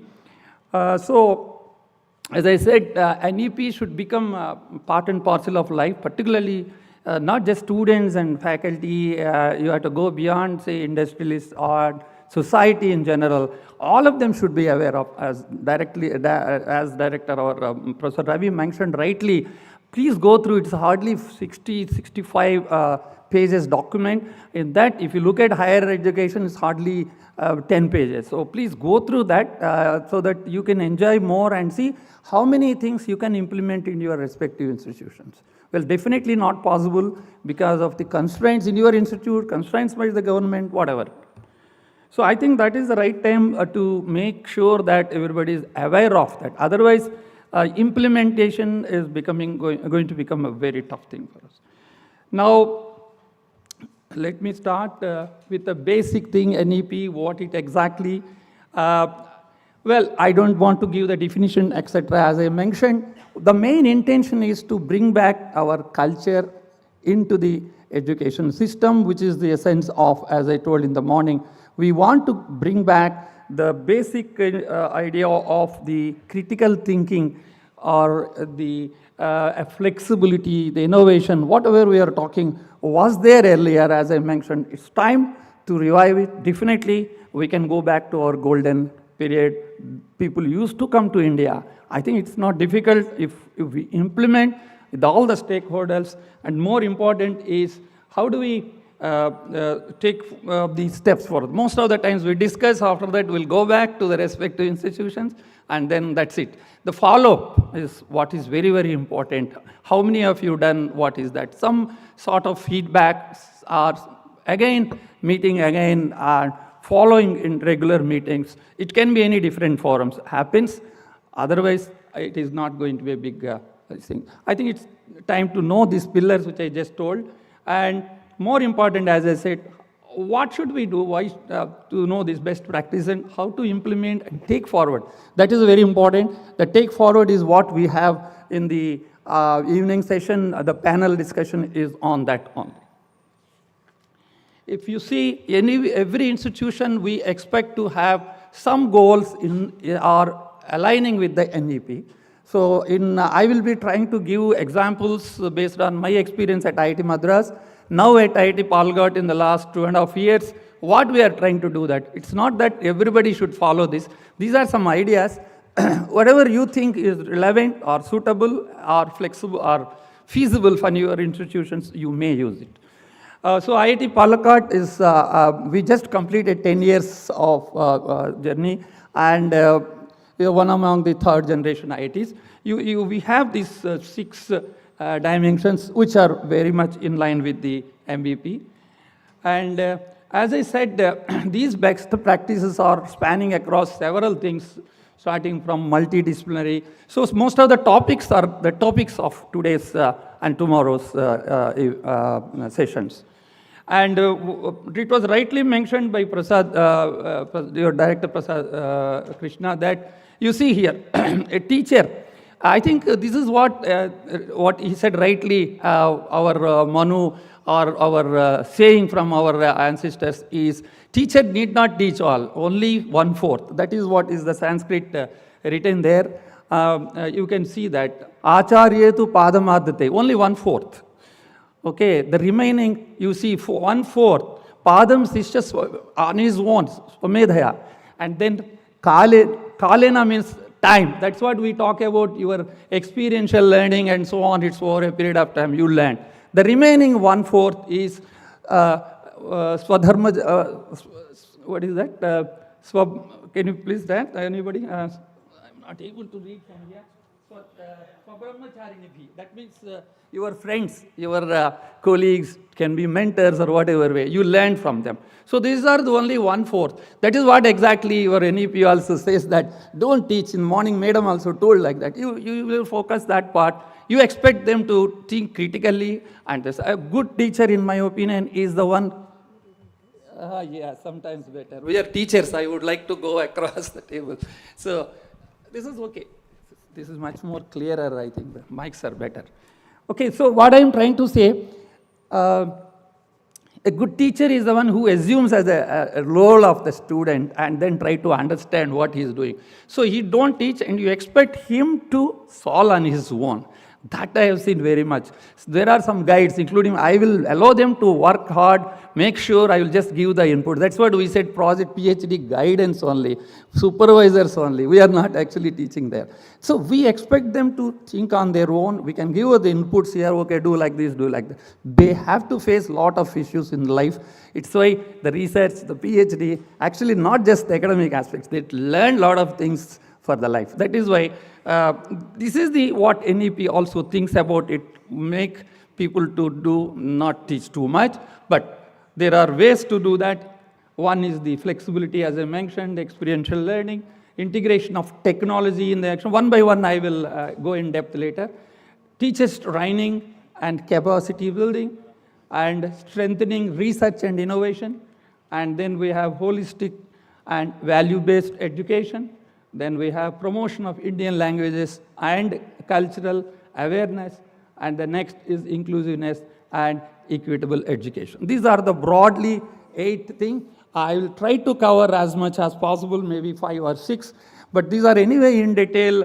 You will be seeing in the today afternoon and maybe in evening and tomorrow also. Now, let me start with the first one, as Professor Prasad Krishna has already mentioned.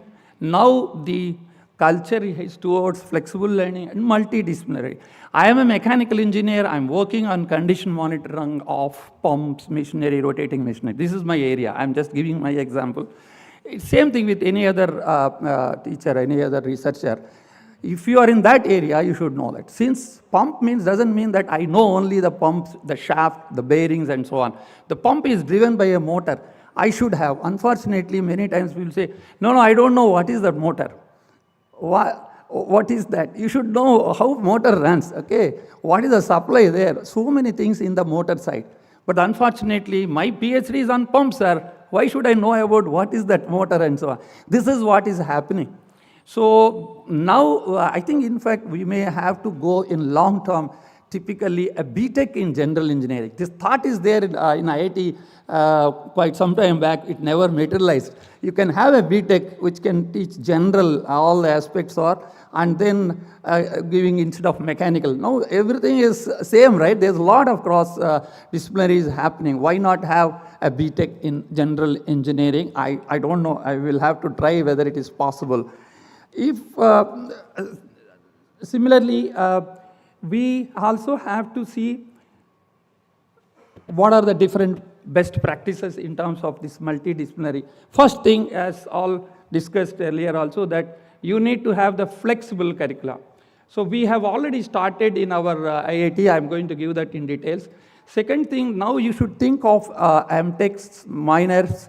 These are all interdisciplinary. For example, MTech in Sustainability Engineering, IIT Bombay, Indore, they've started.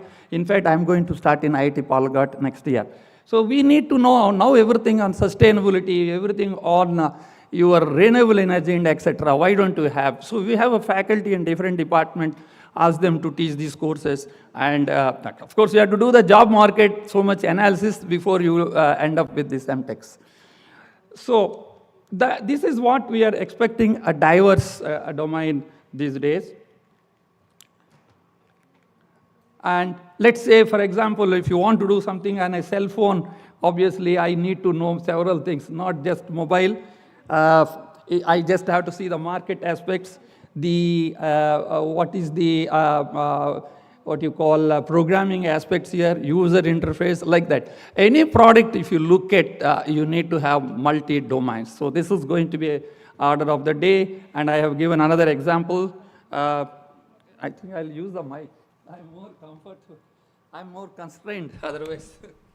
Habit of a teacher moving around. So this is what is expected. Look at this waste management. This waste management is a very wide thing. So you need to have so many areas, as you can see, environmental engineering to whatnot. You have ergonomics, economics, and whatever. All those things are coming into which are ecology and so on.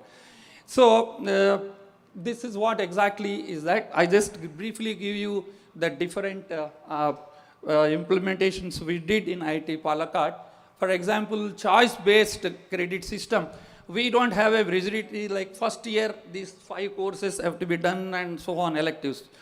Second year, you have to these 5 core courses, electives like that. We allow them to take even third year course.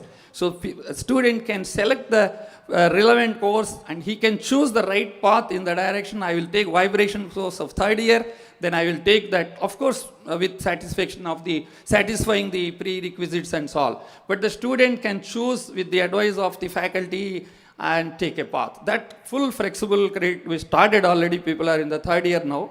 That is one thing, and minors, as Professor, again, your director said, it is not just, we are not going with chemistry, physics as the minors. BTech mechanical plus data science, BTech mechanical or any other, plus robotics and control. We will have to see the curricula and allow them to do that. So it's a combination of BTech plus MTech with highly specialized courses like that.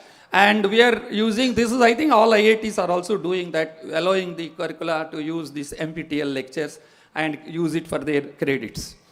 And we have also got a special one in IIT Palakkad. This is known as open-ended lab projects, properly known. This is a very popular in IIT Palakkad, OELP. What exactly is that is, as morning somebody mentioned, that we should allow them to get credits for their work, what they have done. So this is what exactly, we allow them to take whatever project they want. faculty will float, I want to do this, I want to do this, something like that. We list of faculty and projects will be given. Anybody in the campus, not necessarily same department of the faculty, they can choose that topic, go to them, do the small hands-on. Mostly they are doing experimental oriented things. So that there will be a special committee to evaluate, give them the credits for that, which they can use it in place of other electives and so on. So highly flexible, and these students, in fact, what they do, they will try to continue the topic for their BTech projects or MTech means MTech projects and so on. So it is what we are giving credit for their extra works. This is not from their day-to-day, their regular projects. So this is what is popularly known as OELP in IIT Palakkad. It's working very well. And the next one is the multi-entry and multi-exit. I think it's already we started. This is the provision which IITs, many have already started taking. I think it is very much needed, because I remember when I was in IIT Kharagpur, one fellow said he was 8.5 CGPA. After third year, he says, I was the faculty advisor, way back, 2001 or so. He said, sir, I'm not interested in mechanical engineering. So what I should tell me? I don't know. So I convinced him, somehow pushed him and dropped down to 7.5 sometime, somewhere around that, and he finished. But see that time there was no provision of this multi-exit. He could have taken and then gone and done. He was more interested in something, engineering side only, but some other field. Probably this is the idea, and NEP has done a wonderful work in that, saying this, what you call, dropouts or frustrations.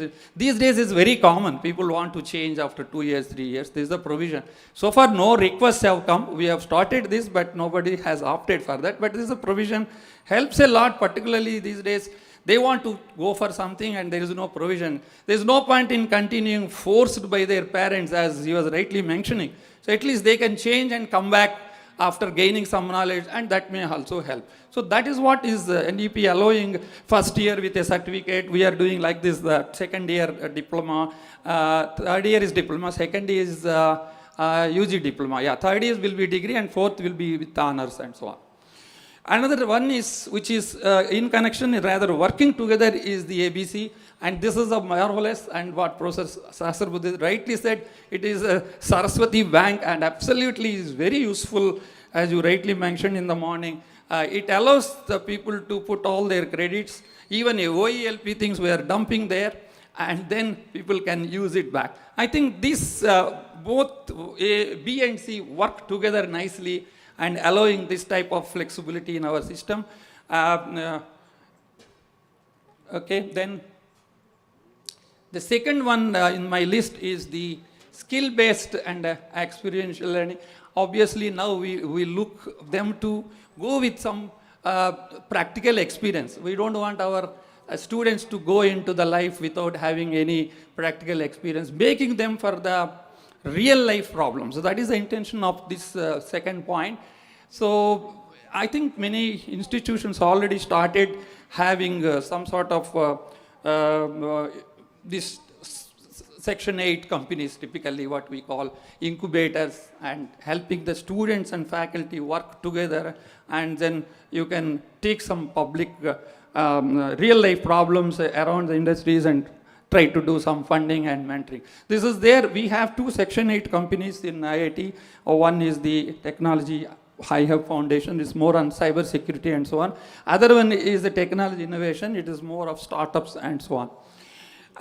Here another one is the internships. Of course, now we have made compulsory for our BTech and Tech's internship. It used to be optional, but last year we decided to go with compulsory internships. Otherwise, they will not get any exposure. So we want them to take, particularly even MTechs, we are insisting them to have that. So this provision, I think many institutions have. If not, I think in your institution, they should have these internships. Then to make this all possible for their innovation, we have opened one center called C Square, which is innovation center, which is completely open to students around the clock. It will be there. It is a very active center.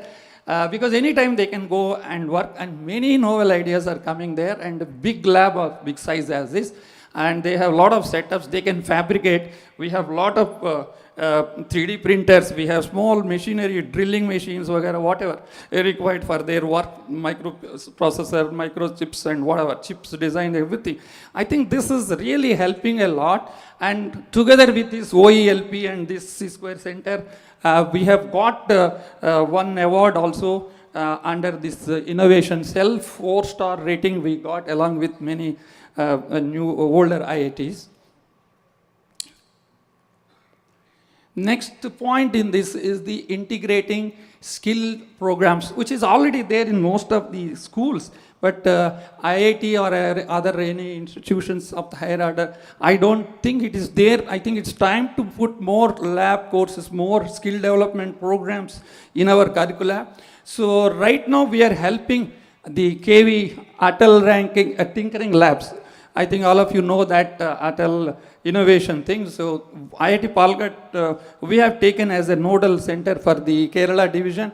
What we are doing is we are training the teachers of the KVs and giving them these motivational things, helping their labs to update the innovation equipments, whatever required. So that is right now it is in the process. And my point is I am trying to change the curricula in a way like including a lot of skill development programs as a part of the curricula, which is not there. I am planning to do that. So next, the last one is, the third one is in this skill development point, it is the experiential learning. As I said, it is very much important to learn from the basic things which you really work on it, hands-on, get an experience and do that. So what we are doing is, we have, apart from the standard UBA, many institutions are having, but this is the very special, we have one Miyawaki forest. You know, Palakkad is a forest area, and inside the IIT, we have a small forest called Miyawaki forest. So we have an essence center for sustainable, center for sustainable engineering. That there is one course on ecology and environment. So the students of this, they do projects on the live climate thing. They do all the experiments, how this behavior of these plants happening, all carbon content in the campus, all sort of very much related to the what you call the actual cases, and take it and a part of their subject. It's really working well. In addition, we have involved many students, faculty into outreach activities which are more into regular subjects come social working. For example, we have in Palakkad district is one of the poorest districts in Kerala. So there are a lot of tribal hamlets are there. So we went with the collector and tried to do whatever help for them we can do, like plumbing, some sort of skill developments in terms of that as well. We are also trying to help them for the street lights, solar based, so that solar knowledge of the faculty and students can also help, and they will also learn what are the practical difficulties when they do in real life situations, and helping those tribal hamlets. So that is the idea of mixing both social related as well as the experiential learning. I want some clock here, so otherwise I'll be talking like that. I think 2:15, 2:45. Okay.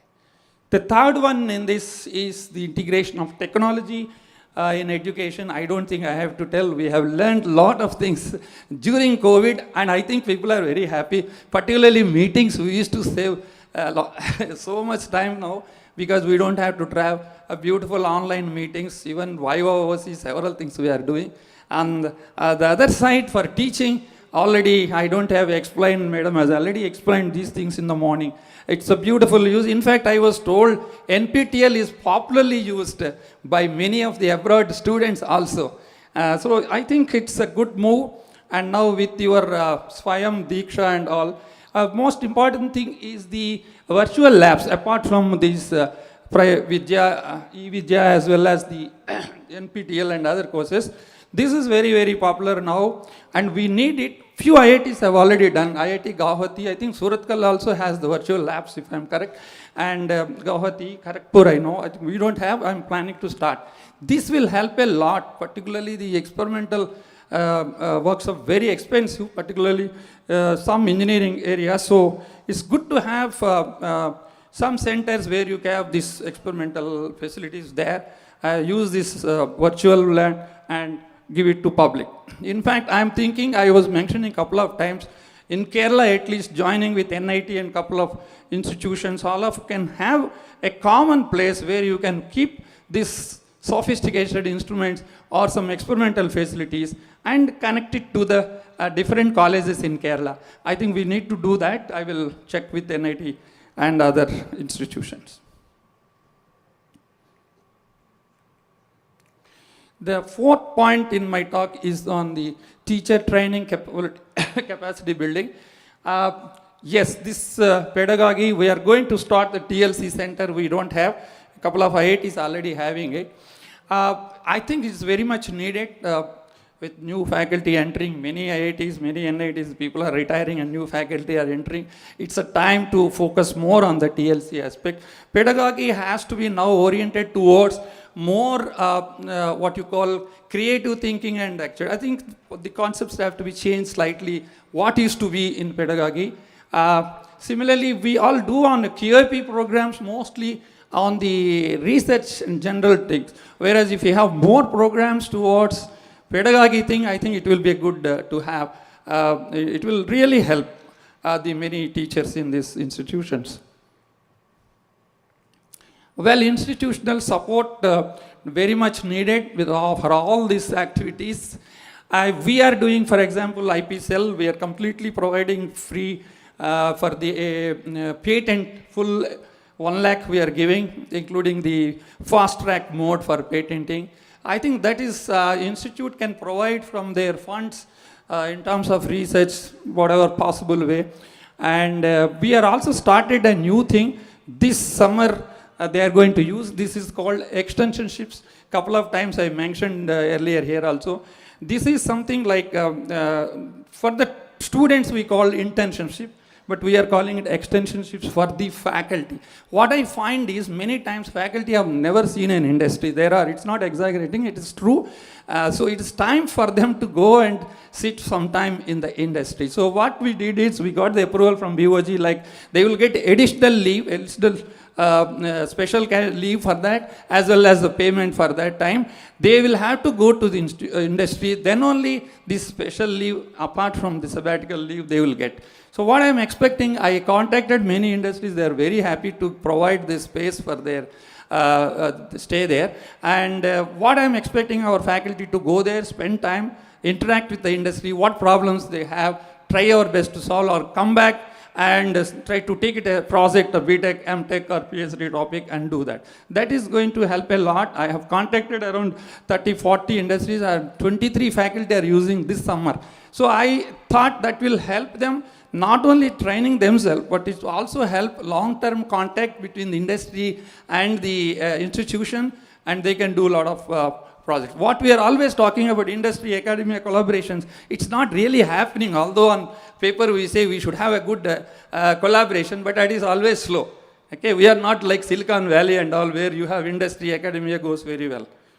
So this is one thing we started, and recognition and evaluation I think is there in many IITs, many other institutions as well. We don't have anything so far. I'm going to start the best teacher award or this on Teachers Day, that is 5th September, and best researcher award. I think each institution should do, if they are not doing, somewhere or other to encourage researching or teaching side and so on. The fifth one is strengthening the research and innovation. I think this is there very much in NITs, IITs. It's still small in other colleges for various reasons. I agree, funding and so on. But then it is to be collaborated. I think we can do. That's what I'm doing nowadays. Go to the even small colleges. I have done a lot of MOUs to encourage them and have joint works together, because they may not have those facilities what we have. At the same time, there are experienced people there, staff are there, so we will take their help. The idea is to work together. Otherwise, industry, academia, collaborations, and these things are not that easy, because it involves a lot of funding as well. Okay, what we are doing here is, we need to contact, as I said, so we started, the first part is these centers. what it is done in NIT right now, so many centers. We are still young, so we have started couple of centers, which I said. One is the center known as the core, because Palghat area is heavy wind, so much Palghat gap, so wind is there, so we have wind tunnels and windmills are there, so that is one. Second one, solar, so very hot, so we have already planned rooftop solar. And we have also involved with the Kerala government Hydrogen Valley, which is the DST proposal. So we are also part of that DST hydrogen. They have different valleys in the country. The biomass there in Palaghat region is very high. We want to make use of that and make it as a biofuel and so on. These four, we have started a center called Center of Renewable Energy Core. And we are also having a very good center called Smart Agri-Tech. The idea is to use the technology in agriculture, and Palghat being a very good paddies and very good agricultural fields around. And it will help the farmers. We are in touch with them and trying to improve the yield through all the artificial intelligence methods. Taking help of ISRO, we have taken the photographs from the satellite pictures, trying to find out how to help the farmers. That was the idea of this center. Then we have funding from Bill Gates. We have funding from HDFC. That is for the Global Sanitation Center. This is going to be a unique center in terms of the sanitation. We are doing a lot of things about this, developing the toilets, biodegradable, and several aspects. This is a center specifically for sanitation. I think this is the time, as pointed out by Prasad in the morning, that it is time to have more centers, and I have started one more thing is called research focus groups. So in the institute we have 10 departments, but I am looking at area wise. If you look at, there will be 6, 7, 8 people who work in an area called vibration.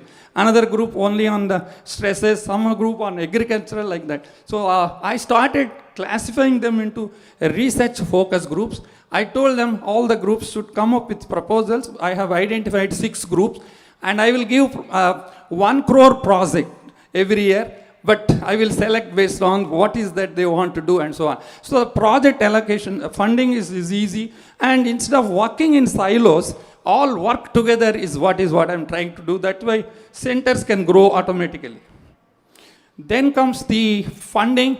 What we are doing, of course, we get fund from DST and all, but I think internally what I tried is to take the internal projects, what we call research focus groups, we call then exploratory research projects. So this is the one we started last year. The idea is somebody having a big idea, but it takes at least 1 or 2 crores to do that problem. So I have to do that a pilot project. So this is there in IT Madras when I was there. So they were giving only 10 lakhs. So I said, okay, we will give you 25 lakhs. And only 5-6 faculty we are giving per year. So I will ask them to present and look at what is there. There's a scope to take forward into a bigger project. Then we can take that one. So the idea is, as I said, it's a pilot project. They can work on it actually. This year we have added with MSMEs, those who are doing projects with an MSME, because we have a lot of MSMEs around the Palakhat. So we are asking them to collaborate, get back. These MSMEs cannot fund. They are not that rich enough. While we have a lot of industries in Coimbatore, but Palghat area is not that these MSMEs. So I said, let's help them, but I will give projects through the faculty if they write a project and do with an MSME. Then later on, I expect them to become profitable companies and then come back to us.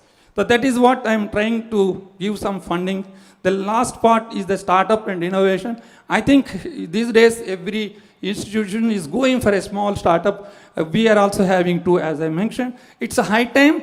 I think the culture of developing some startup culture in the students and faculty, involving them both sides. Okay, it's not that everybody should take this one, but there are set of students and faculty inclined that we have to encourage them. The next one is the 4th one in this is industry academia collaboration, which I said it's still very, very low in India as I compare to many other countries. I think we have to take it very, very rigorously. whatever way possible for in your institution. What I did is last time, for the first time, we went to Coimbatore and 165 companies attended that conclave. We call it as Tech Connect event. And then we have asked them to present their topics. And we presented what skills, what facilities, what we have. And then we had a lot of discussion. Now they are coming one by one and it's quite near, 1 hour, 15 minutes from Palakkad. So what I feel is, sometimes we work, okay, you come and do that. It won't work like that. You have to physically go there, get them, they will come. So this started now. Same thing, we again did it with MSMEs this year. So this, I think we have to rigorously get them into that. They will be also interested. Otherwise, they will be thinking that these IITs are not helping. We are also thinking industries won't bother. This NEP is expecting this type of things. We have a course on e-vehicles run with the help of Bosch. We have taken their inputs to design the curricula. I think this is a high time we have to push it. It's happening, but it's happening very slowly. The last one, I'll quickly go through because there's an extensive topic tomorrow by this one speaker. So I will just go through quickly. This is the happiness has to be there in the curricula. So this type of what you call holistic and value-based should be there in our education system. Yoga, meditation, now it is becoming part and parcel of many courses. We also have yoga center. In fact, first time we have introduced a course called Health Awareness. It's a course proposed by a sports officer and a wellness staff. We are helping the staff also to run the courses which are very much useful apart from their academic activities. So this is, I think, what is expected in EC. And the last one is the Indian knowledge system, which I will not cover here. As I said, tomorrow you have a dedicated session. Now, before I close, there is one thing I wrote, that global sustainable development goals. I think this is whatever we are doing, we have to remember that we need to keep in mind, either in research or teaching or anyway, but your career throughout, these SDGs, the 17 SDGs, you should know the fourth one is the education. So I think there should be a clarity on that. Everybody should work on this. I always say that we are all from different lands, but we are all sharing the same sky and earth. We are all sharing. It's our moral responsibility to keep this world green as possible, as I said. These are the 5 mega trends which are totally controlling the world right now. The digitalization, climate, global, domestic change, all those things. It's time for us to make changes for sustainability and increasing the crisis of energy. Keeping this in mind, as I said, the 17 goals are to be built in, and when you teach these NEP activities, etc., always you see is a part and parcel of us. Today, sustainability is going to be a part and parcel of our life. So you are all aware of this. Everywhere you will see. When you start a product design also, right from the inception stage, the conceptual stage, you should have an idea that we are already having, but you have to put a more effort in that, looking at what is needed, what is the context in that actually. The teaching part, the application part of design, everywhere if you think about it, it's possible. So I think this is the last. I thank you. I'm sorry I had to hurry it.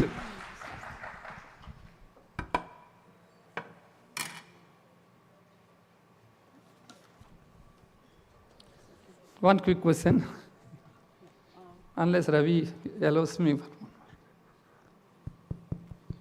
We can take one question and rest of it we'll try to accommodate. I hope I maintain time. Session. I don't yes, have. Sir, you certainly did. Yeah. Thank you. Okay. You need to see the watch. It's difficult to work class. Okay. If there are any questions, we can take one. No problem. You can discuss with later. Maybe all, many of them. There is one question. Hello. Sorry. Just one clarification. Usually the BTech degree we are giving after 4 years, but in one of your slide I saw that you are giving BTech degree after 3 years. So will it not confuse the stakeholders? No, this is one example. This is people are giving. This is just a general slide. We are not doing it. Definitely. We have to go with a standard thing. We can't give a degree like that. Yes, true. Thank you. Yeah.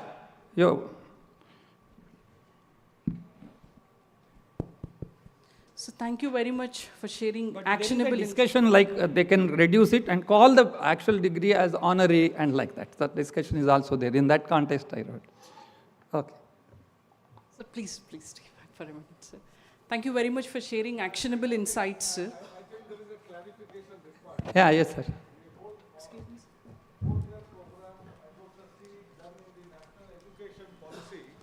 Is for the present arts, commerce, science degree programs which are of 3-year duration to be extended to 4 years and allow exit at the end of 3 years like normal, like as is existing today with a BA, BSc, BCom. But if they continue the 4th year, still BSc, BA, BCom with honors or with some special features has to be added to that.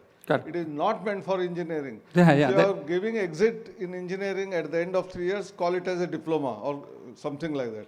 Or you even call BSc. IIT Madras has already a program of BSc Data Science, which is a 3-year program.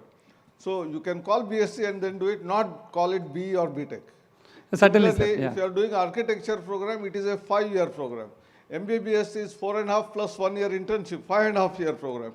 So you cannot tweak with that because there are different regulatory bodies who regulate that, and therefore we cannot get into those domains, although it is a generic philosophy which he was saying. Yes, exactly. My figure is only a very generic one, not for engineering. People should Thanks. not get confused. Yeah, surely.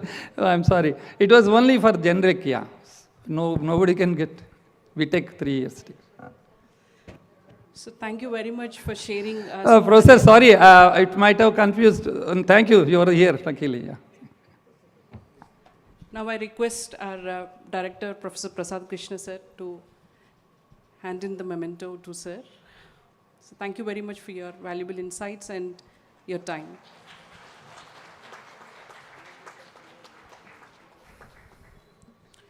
So having IIT Palakkad setting one of the examples and sharing their best practices, moving on and connecting today morning's keynote address, where sir has mentioned the NEP ambitions is not high ambitions, but actually are realistic. So moving on, in tune with that, the section 4, curriculum revision in the light of NEP 2020, it is my honor to introduce a visionary leader in engineering education and innovation, Professor Balamudi Ravi. Yes, sir, it's very brief one, sorry. Director of NIT K. Suratkal and Institute Chair Professor at IIT Bombay. Professor Ravi is renowned for his interdisciplinary research and translating innovation into impact. Leading the BETIC team, he has developed and patented 65 novel medical devices, incubated 20 startups, and licensed 15 products to the industry, all emphasizing on affordable, frugal technology and social relevance. An awardee of the Abdul Kalam Technology Innovation National Fellowship, Professor Ravi's work exemplifies how curriculum reform can foster creativity, entrepreneurship, and societal benefit. So known for his storytelling and love for travel, he will share insights on shaping curricula that truly reflect NEP 2020's vision for holistic and future-ready education. Please join me in welcoming Professor B. Ravi. Ladies and gentlemen, welcome on board. You're about to take off.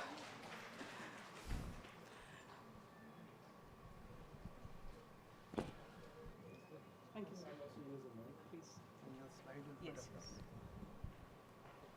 Can I request the IT team to put the slides on? Thank you. So very good afternoon.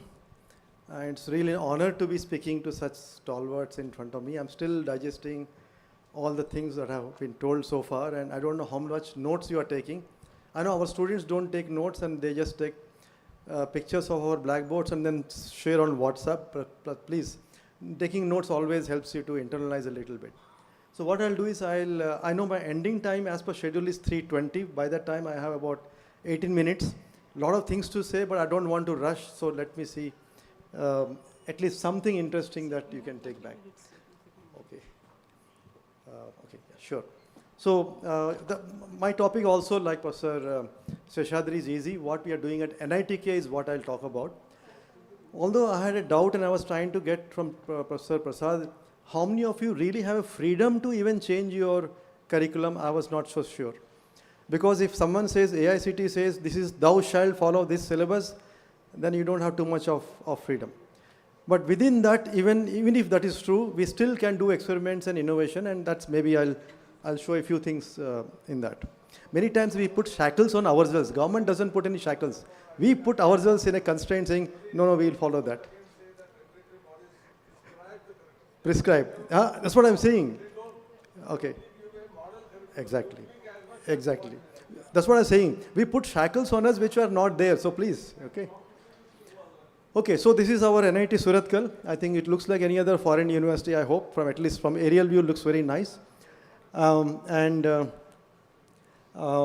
have, like any other typical university, we have several departments. Right now, about 7,000 students, about 300 faculty. Typical engineering departments, humanities, social science. We also have a new center which is getting activated this year called CIDS, Center for Interdisciplinary Studies. And apart from that, we have our basic facilities and ecosystem. Ecosystem has something interesting, but I'll talk about that a little later also. But I hope, and I invite all of you to visit NITK. It's a beautiful place by itself. This is not exactly very effective, but okay. So let me start from this. Why even we talk about NEP, or what is the situation today? And the situation today is thanks to NASSCOM, and they have done a great job of marketing IT. We think that IT is a great job, very easy life, a lot of jobs are available, salaries are great and so on. And we think engineering, core engineering is a very hard life and few jobs and so on. And because of that, what you're seeing now is admission scenario. I mean, the opening rank of, let's say, a CS department at NITK and opening rank of, let's say, metallurgy or mining department is like 1:10 ratio. Which means we are not sending the brightest students into core engineering. But you can't eat virtual food on a virtual plate. You can't travel virtual car on virtual road. You need real stuff, and real stuff is made only by core engineers. And the ground reality, of course, but it's different. It's actually, if you see, the core engineer salary keeps going up. The experience that you gain in core engineering actually become more and more valuable, salary goes up. In IT, you have to learn a new skill every other year, and otherwise you are irrelevant. This doesn't people don't tell you when you join IT companies. But unfortunately, because of parent pressure also, maybe as much than peer pressure, most students are, the situation is that the core engineers are going into CSIT jobs, and CSIT people, where are they going these days? They are trying to look into AI because they know what is coming. Because AI will take the jobs of intro level or entry level programming jobs. But the scenario is going to be different. In my opinion, and I would like to bet on this, the way India is growing right now, I think the value of core engineers will be many folds, and IT engineers will get replaced by AI. I think the lesson is already here in this slide, that the way to go forward is to combine core and CSIT jobs, CSIT knowledge. Professor Saraswati was very kind to put me as chair of AICT curriculum committee in 21 or 22, and it was COVID time, so we had a large number of nice brainstorming discussions. And one keyword that is, I remember through a discussion that came, we said the way to do the core engineering or improve that admission is to ITify core engineering. In fact, you can Google the word ITify and you'll find the comments of our committee. Okay, then, so we did a little bit of homework. We said, is it really true? So let's talk to our alumni in industry. And we went to about 500 odd people, and you can see a good combination of core and CS and other branches. And what they said actually made us very surprised. They didn't say we want to have whatever you are thinking in your mind. What they said, what we want is critical thinking, real life problem solving. We want industry ready technology competency, and so on and so forth. That is in terms of hard skills. In terms of soft skills, they said we want to have these. Ability to collaborate, ability to manage teams, ability to adapt to learn something very quickly on the job, and of course, be able to communicate that. I mean, we have heard these from all the other speakers before, but are we really teaching these things to our students? Of course, question is, are we competent in these things also, most of these? So in the context of higher education institutes, I want to make a few points as a background, saying that finally our salary comes from what? Because of our teaching, right? I look at research and everything like a bonus, right? And then, and what does a successful professional look like these days? He has to have the relevant knowledge, skill set, and I would also add mindset or attitude, right? And fortunately, in higher education institutes, at least higher level institutes, teachers also are engaged in research and consulting with industry. That gives them a little bit of industry exposure, industry experience, industry connection, things like that. And we have to, like Madam said in the morning, we can't assume that all students in the class are like us. We are front benchers. All students are not front benchers. So we have to be able to meet the aspirations of all the people in the classroom. That doesn't happen. Now this has been said multiple times, so just to kind of drill your head in again, what does it mean? Holistic, multidisciplinary, flexible, practice-oriented, and also innovation-oriented. You can add, but I'll talk about innovation separately. So practice-oriented means you put all those steps, and Madam has given so many more things that you can do to make it more experiential or practice-oriented. Flexible, you already know. I'll also show you some examples of that. Multidisciplinary word is used, and many people are still confused about difference between inter and multi and what's called as your trans and so on. My simple understanding is that when you say intra is within department, inter means each one stays in their own department, they just kind of work together, okay? And multi means they all work together in a separate place maybe, so multidisciplinary center maybe. But trans basically means together you're going across to creating a totally different discipline. You're going beyond inter, multi and things like that. That is my understanding. And in terms of holistic, it has to be coupling physical, mental, emotional, spiritual and so on.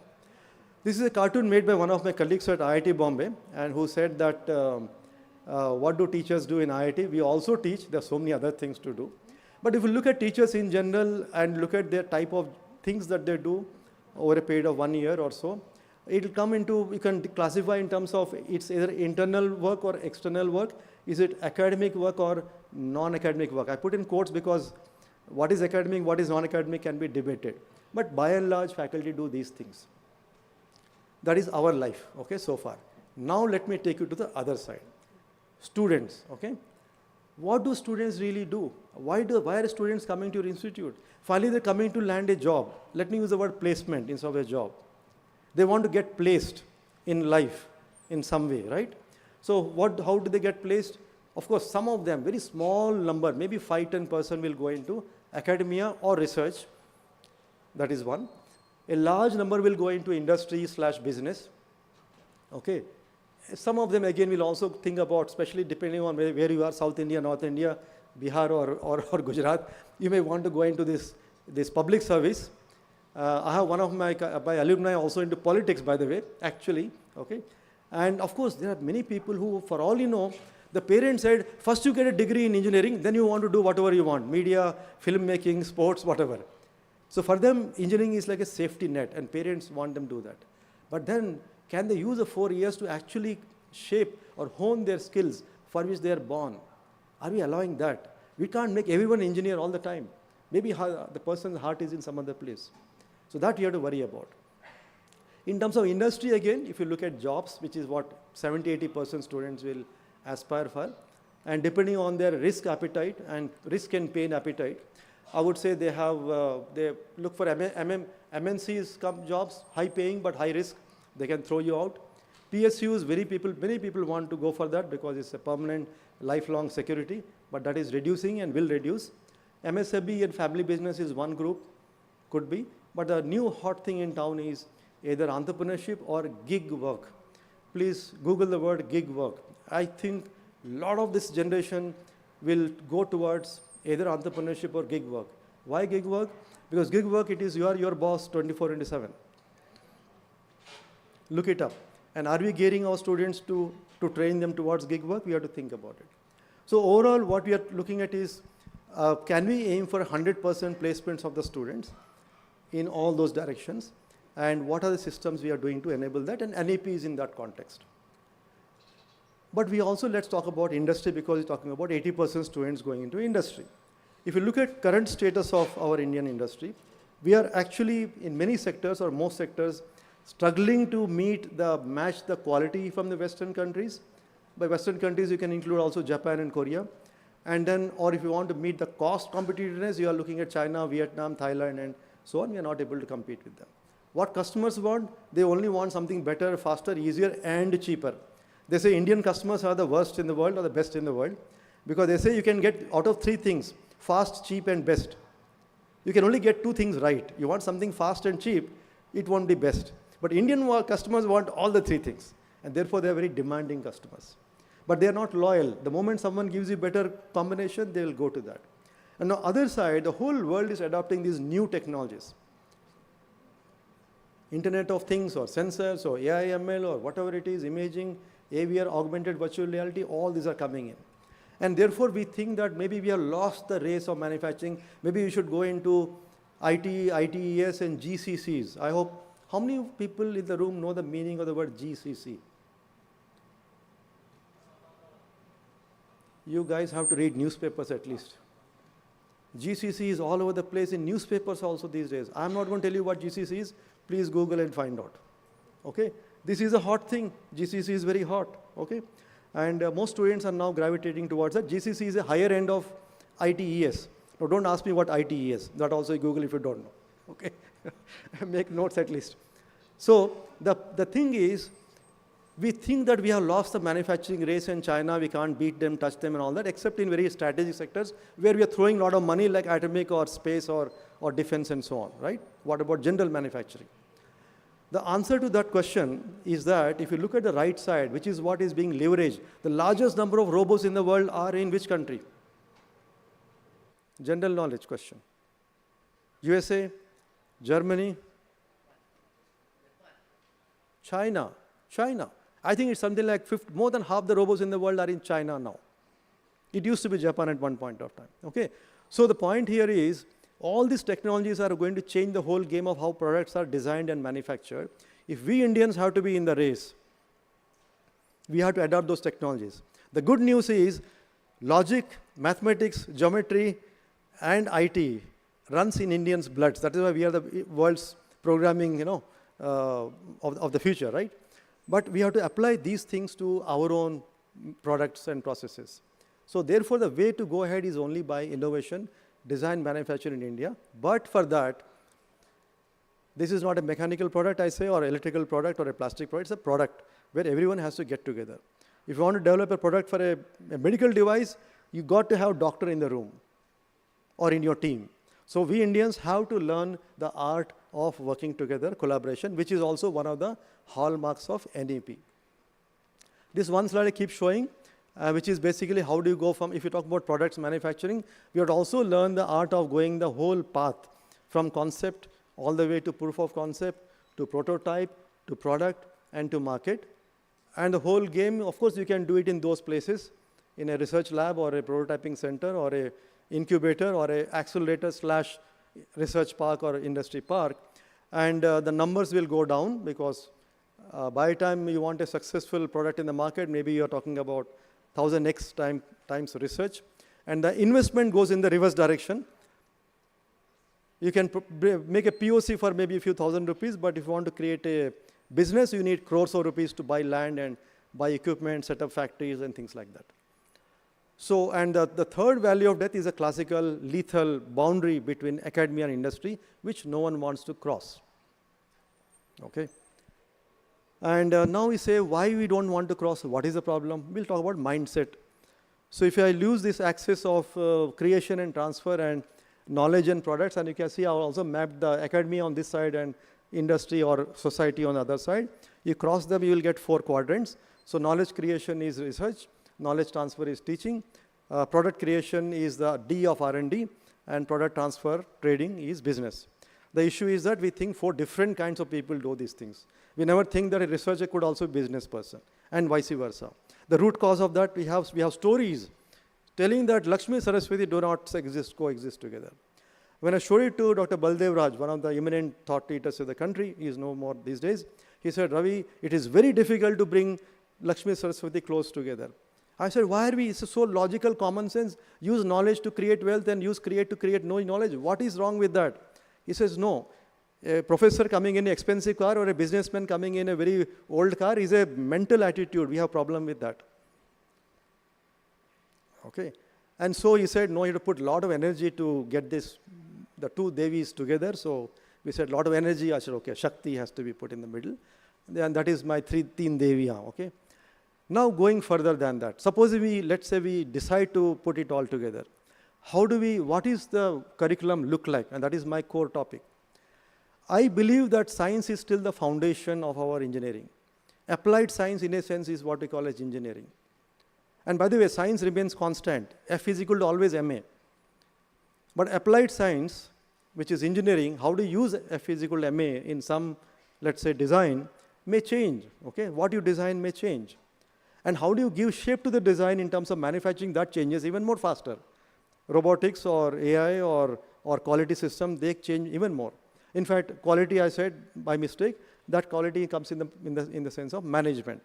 How do you manage a manufacturing process? Quality and cost and people and resources and so on. So all the four, and this is my definition of STEM, because I'm uncomfortable that mathematics is not science. They say STEM is M is mathematics, right? So I like to say maybe M should be management. So that is my thing, and what I say is science is for know why, engineering is for know what, and technology is for know how, and then management is for show how. Show how the products are manufactured. And all four have to be elements of our every course or a curriculum as a whole. And it goes from certainty to uncertainty, as I mentioned to you. So generally, when we are devising this AICT curriculum for mechanical engineering, we came up with this quadrant saying that every course or a curriculum as a whole must have all the four elements of science, where we teach them theory, and then technology, where we teach them tools and techniques, and then engineering, where we teach them how to use the tools and techniques and theory to translate the theory into products. But a fourth element, let's call it management here, how do you actually test that all these things work? By actually practicing that in the thing. So those are four things again which I mentioned to you. Now coming to the curriculum itself. So I had lots of discussions with alumni also, and yesterday also we had our own round here in NITC. And when I asked the alumni, about almost 200 alumni of NIT Surathkal, I asked them, tell me, you are successful today. That's how they're coming to meet me, or I am coming to meet them. You're successful today. But I asked the question, what percentage of your success today do you ascribe to in classroom theoretical teaching at undergrad level? That number is very, very, very low. It's typically averages around 15 to 20%. So we are forcing our students to spend 80% time, maybe 70, 80% time in classrooms. But the students, after they go out, they say the value of that is only 15, 20%. We have to keep remembering that in our mind. So I said, why don't you come up with a bold and balanced curriculum? At least 50-50, no one can argue. Okay, 50-50 sounds good. So I said 50% theory, 50% practice, let us try. And within 15%, I'm looking at foundation courses, which is like science, applied science, maybe introduction to different engineering branches also, all in first year. And then you lay the basis of the core subjects of your own branch, and then advanced subjects of your branch, maybe engineering core and engineering tech. And then you also look at engineering only, but verticals of your engineering branch, where you integrate the knowledge, okay? And then, of course, your other electives. The interesting thing is on the other side. So we said 20% for labs is fine. But other 20%, where is more controversial right now, I am fighting a battle there. I am saying I want to have 4 different kinds of activities. One is physical activities, sports for physical health, then cultural activities for mental and emotional health, and then technical activities where you build something with your hand, physical, not computer program or a computer page, web page. And the fourth one is stand on a stage and speak, communicate to that. In my opinion, these are not soft skills. These are survival skills. You can't survive without these skills in the future. And then we also give them different pathways, career pathways. Some students are academically inclined, or they want to go to research career. Okay, you do like Professor Sheshadri said, do a R&D project, write a paper, that gets you a very good admission to a higher college. Or you want a job, do an internship. We now have a data that 90% of probability increases or 90% internships can be converted into a job. It's like a dating before marriage. Arranged marriage is successful earlier. These days, arranged marriages are not very successful. It's all dating based. So internship is like a dating before you land a good job. And then those who want to get into business, family business, entrepreneurship, gig work, you do those courses, make a business plan. So we have all kinds of pathways are possible. We also want to reduce the number of credits from right now it's 160 to 150, so that weak students can still get through, clear the backlog courses in the final year, which is very light in terms of courses. But what about strong students? We tell them, hey, you are strong, okay, do some extra courses.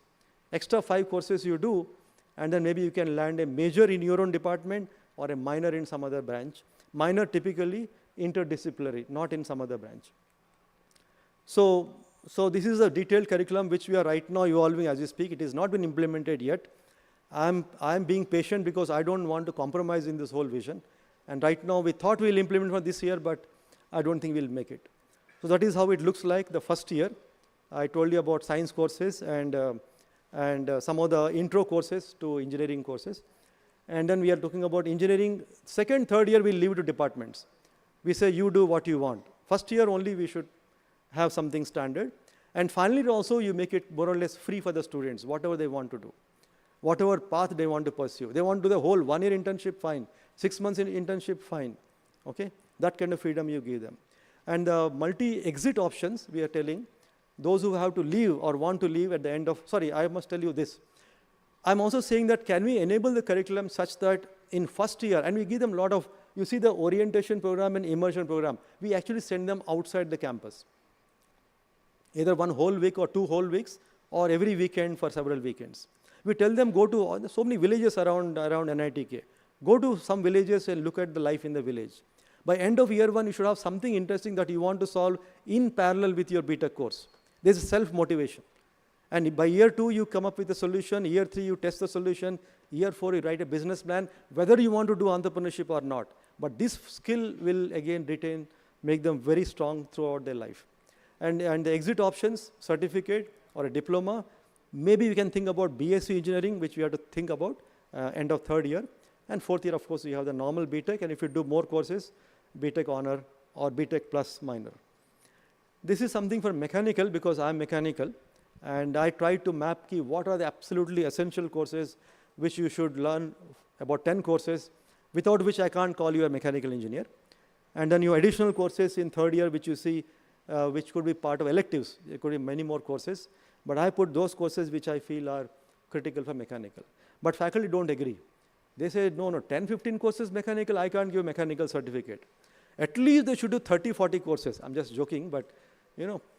And then madam said so many other skills that you have to incorporate, ethics and all those things. Where do you have, it's only 4 years. First of all, we reduced from 5 years to 4 years, right? So then I push back to the teachers in 2 ways, and I'm going to push you back right now. One thing I ask them is, your students are not going to do mechanical sector. They are doing IT, software programming.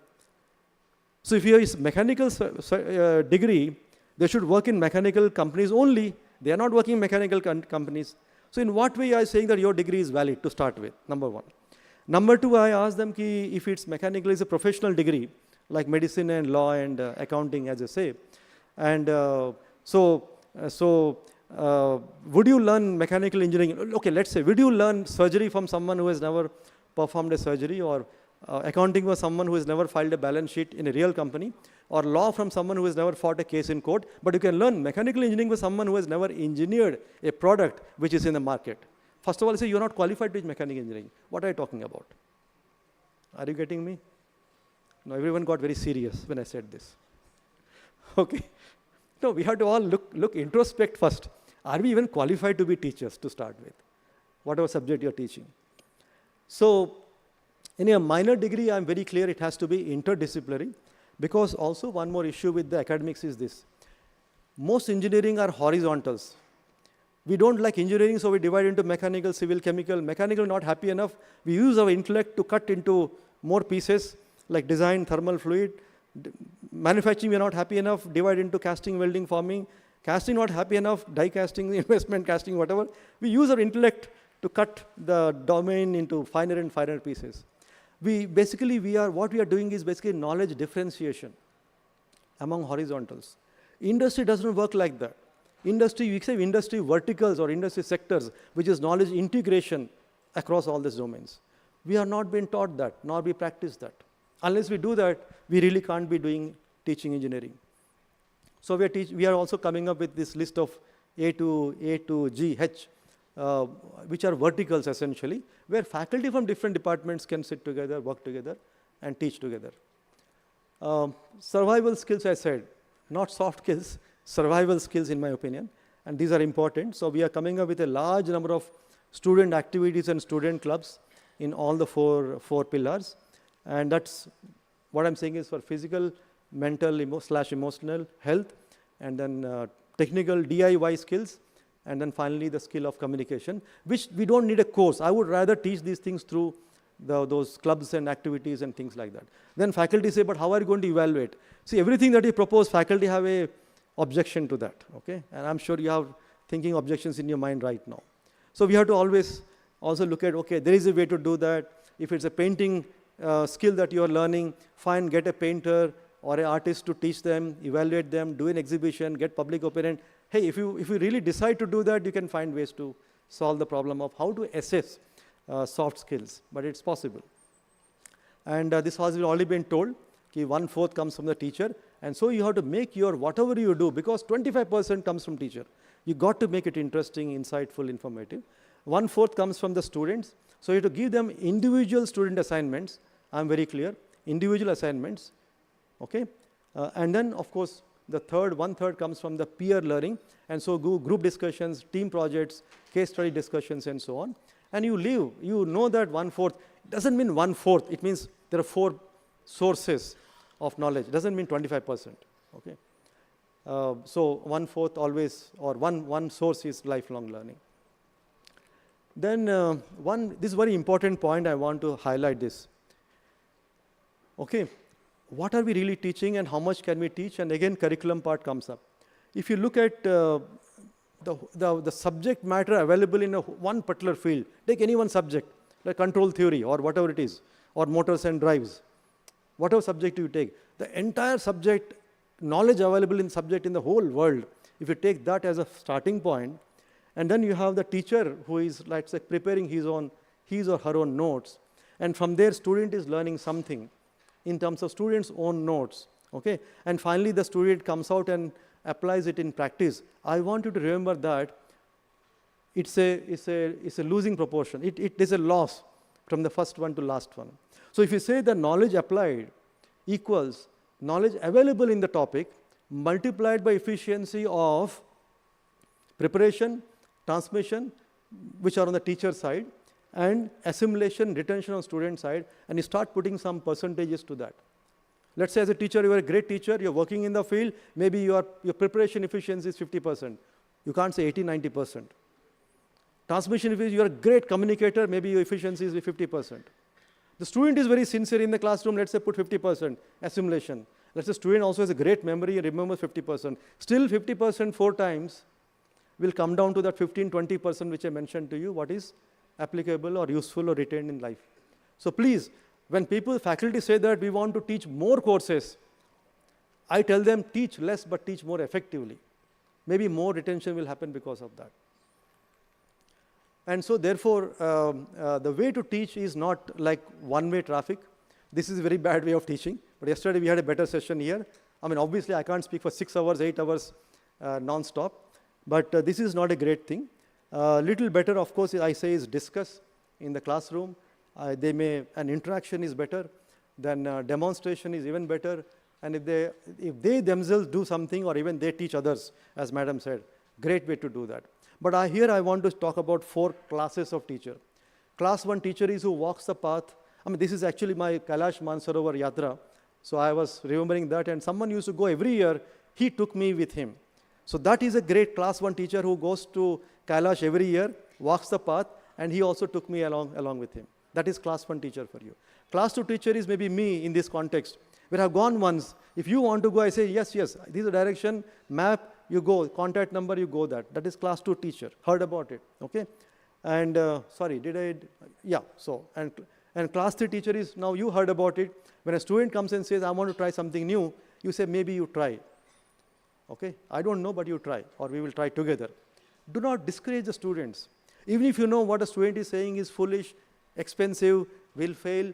They will learn more by failing than by succeeding in something. That is how life is. A good teacher, in my opinion, a great teacher is one who has depth coupled with breadth. And the breadth comes only by depth. If you don't have depth in some subject, you can't connect the dots. So multidisciplinary comes only by depth, and ideally banyan tree is even better than a normal tree. Pedagogy is important. I don't have too much time, so I think I'll skip this. But I want to say that you can't teach mathematics and, let us say, the complex mechanism in the same way. Mathematics is still done best by deriving on a blackboard. A complex mechanism may be best taught by an animation. You can't use vice versa, right? So that is important. And you have to make sure that as a teacher, it's not that you just teach and walk away.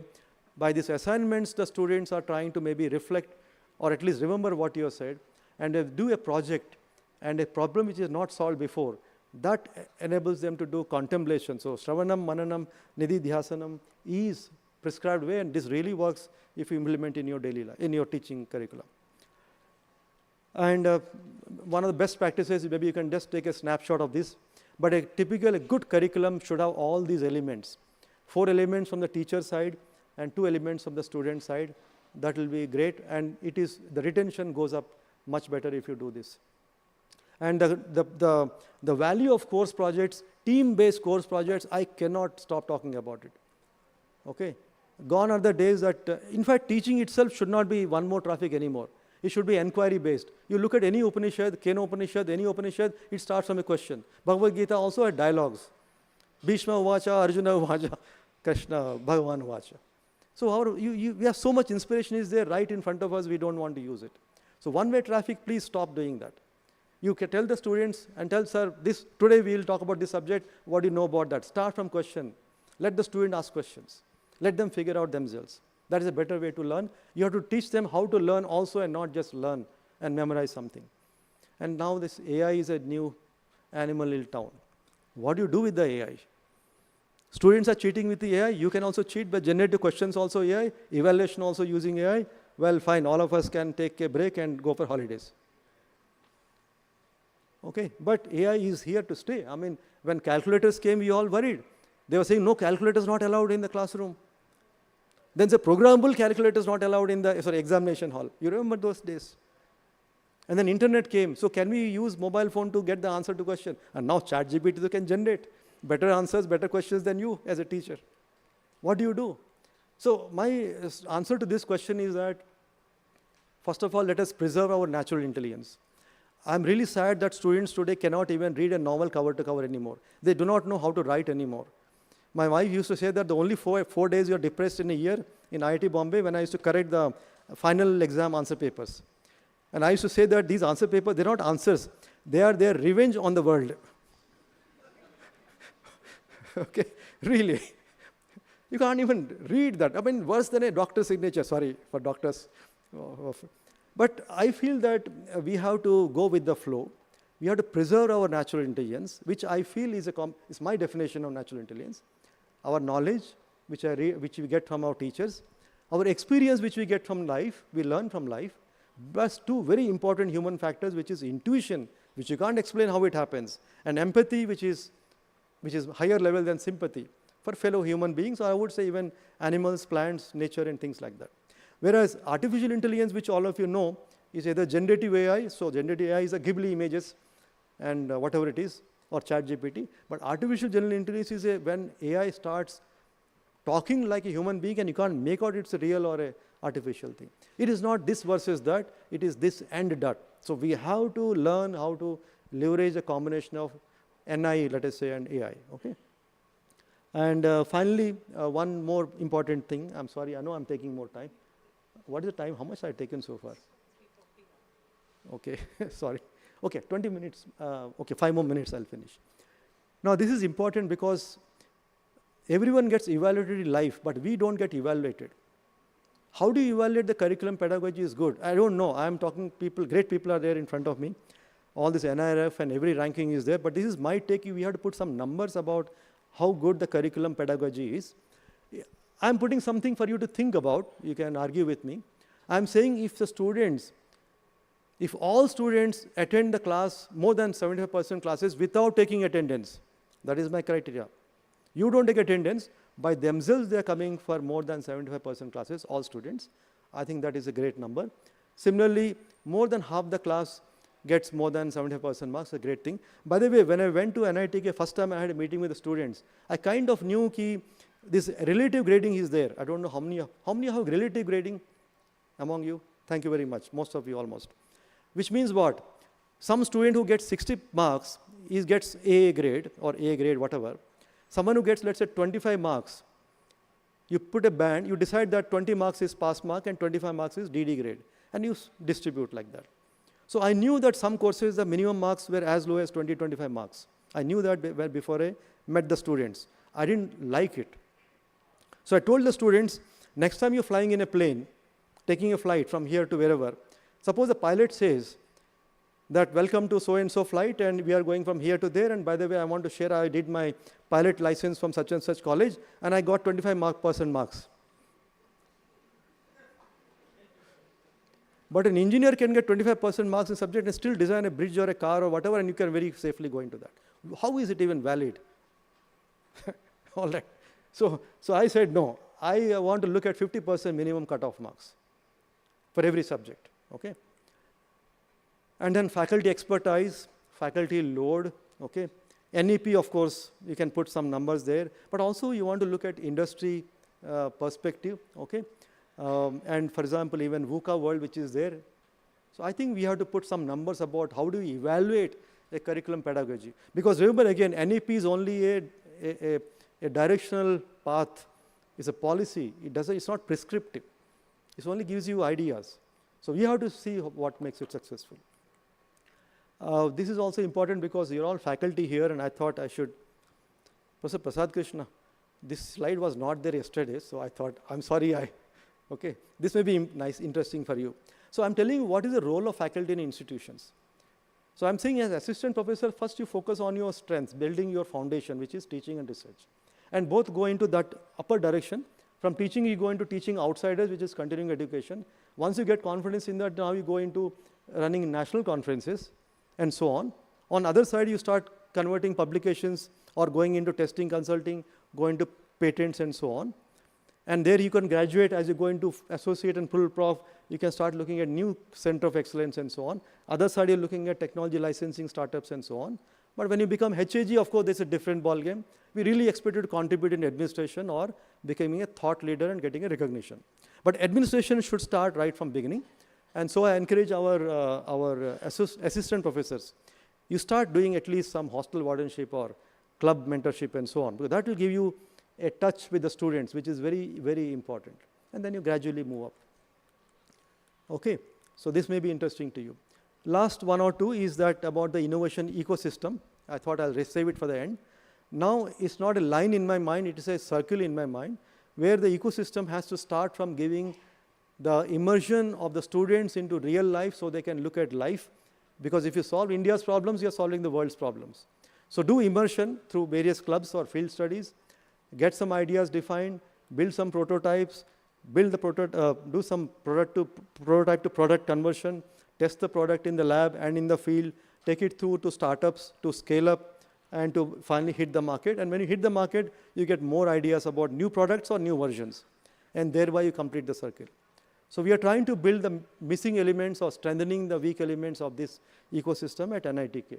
Most people have built it, but I'm giving a visual representation of what you need to do to build the ecosystem in this whole thing. And the ecosystem goes beyond that. People talk about triple helix. I say that no, one very important piece is missing, which is society. And the government's role is funding and facilitation or regulation. Academia job is to do research and development. Industry's job is to do manufacturing, marketing. But society is very important role because that is where we can identify problems worth solving and go back and test the solutions. And therefore, society role cannot be undermined. In fact, I would say it's even the most critical. And because we don't look at that in the triple helix, I say many of our problem definition itself is wrong or funding is wrong. But beyond that, you need four more stakeholders: incubators to start companies, accelerators or research parks to get them into the market. You need investors. Government money dries up after your initial stages. When you want 5, 10, 15, 20 crores to set up a factory, where the money coming from? That has to come from investors.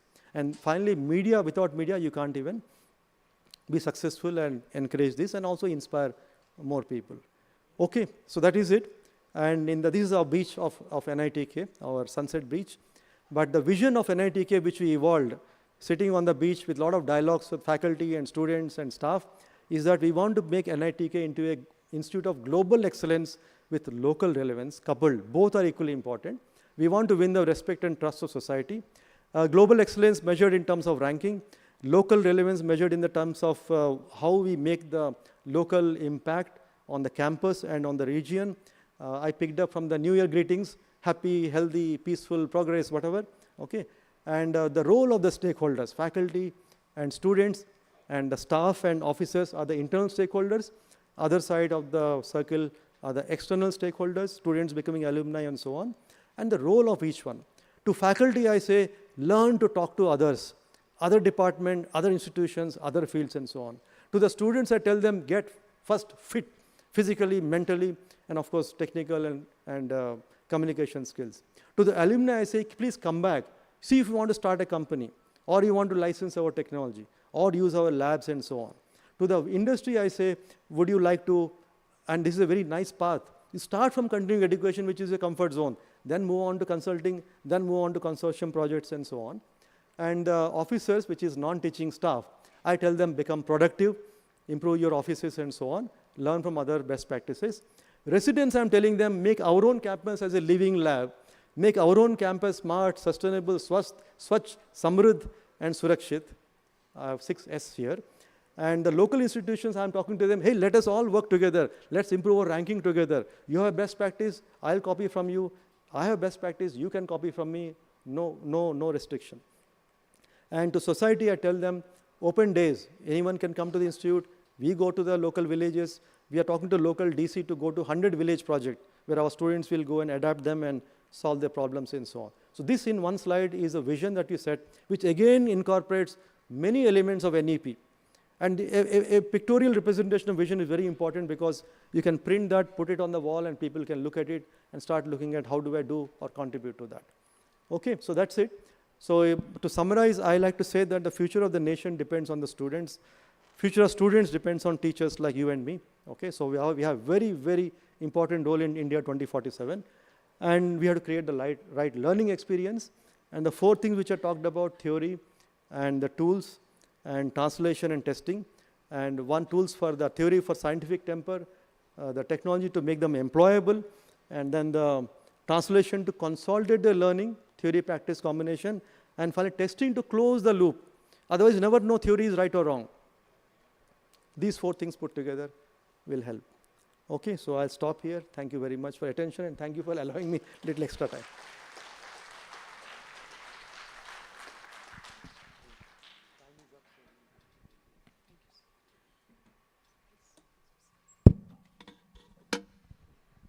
Thank you very much, sir.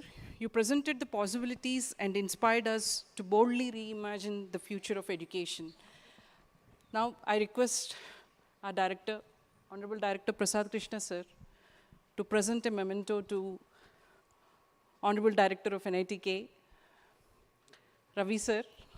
Thank you very much, sir.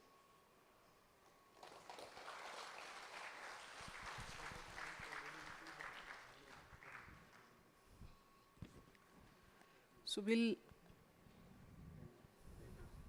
take a short coffee break now. All the delegates may use this time to interact and also have your Q&A if you have anything that is pondering. And there is an attendance sheet being circulated. I request everyone to please sign on it.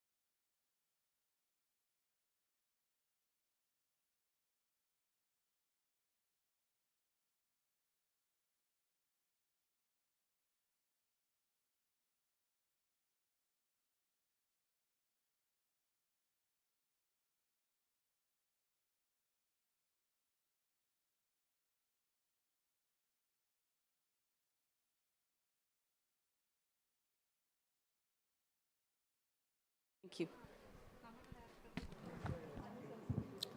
So first of all, thank you very much, NIT Calicut, for the platform to share our part, our experience regarding the implementation of national education policy. So myself, Dr. Shashi Devan, I'm an assistant professor at the Department of Physics, CUSAT, and also the nodal officer of NEP implementation at CUSAT. So in the brief amount of time allotted to me, I will first give a brief background of the university going into NEP and what are the challenges. So obviously it is a running program, and so what are the challenges we faced in the last 1 year, 1.5 years. So our university started in 1971, and right now these are some numbers representing our university. So we have 30 academic departments, 23 research centers, 17 specialized research centers, a variety of academic programs, undergraduate in engineering, postgraduate and doctoral programs across science, technology, law, humanities, and management. 9,000 students, about 450 faculties, and these are some of the numbers. Okay. So you can see that we are a very much multidisciplinary university. These are some of the departments. So going into the implementation of NEP, we had some headway and we had some advantages. We are not actually a large affiliating university. So which essentially means that we are a single or a couple of very multidisciplinary centers spanning across science, engineering, humanities, and language in one campus. So that is a big advantage in implementing some of the proposals of NEP. And coming into NEP, we had a strong background in PG education and research, not particularly in undergraduate education. And being a single campus, we enjoy a lot of teacher and institutional autonomy. In fact, changing a curriculum or introducing new courses and so on, it's completely up to the teacher, and we have a completely internal system of evaluation and so on. So that makes things very easy. So we have also several other advantages. We are located in a very in the city of Cochin, so presence of industries and port. So there are plenty of opportunities for soft skill and vocational training. We have a 7,000 square feet technology business incubation facilities, which have helped to come up 93 startups incubated during the last 5 years and so on. So we have several campus centers, which are, as you can see, that of a wide spectrum. Kushal Kendra, intellectual property rights, research ethics and protocol centers, budget study center, and also technological centers like Radar One, Advanced Materials, Center for Innovation Technology Transfer and Industrial Collaboration. So there are some areas in which we lack expertise as far as NEP is concerned. For example, we don't have much presence in agricultural technology, adult education, teacher training is almost absent, and online education is in a very nascent stage. So presently there is not much focus. Okay.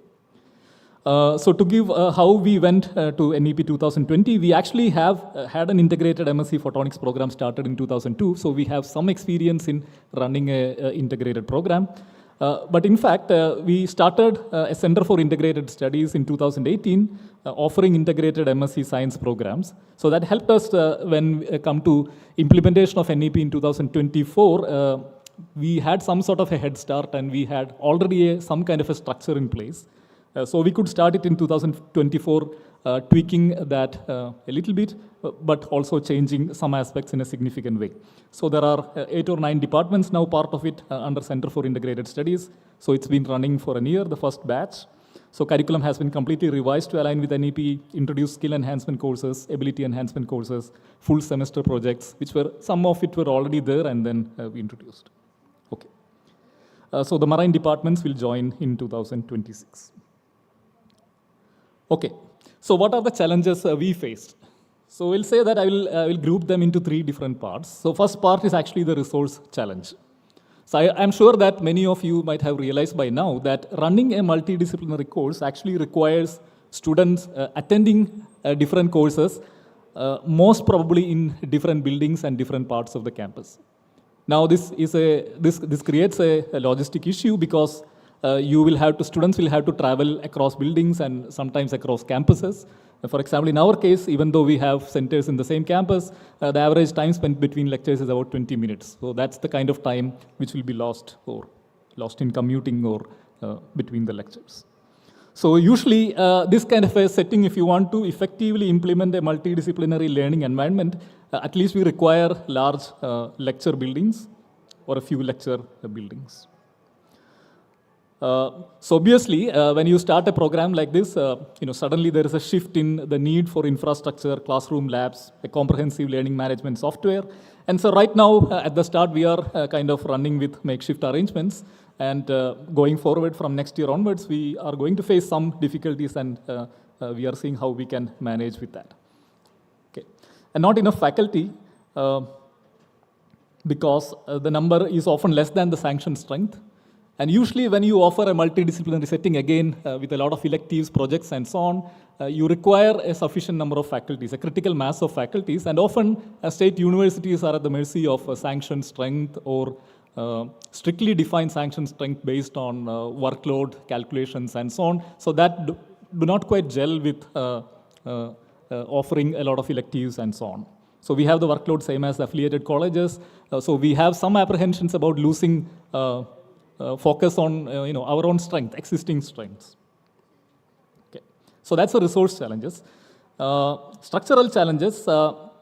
Our faculty traditionally have been mostly teaching in PG and involved in research activities and so on, so they are not particularly trained to work in a multidisciplinary undergraduate setting. So usually we know that only a NET or PhD is required to teach at a higher level, which is often we find that it's not really sufficient to deal with problems happening with first year students and so on. So we don't have a teacher education program specifically for that setting.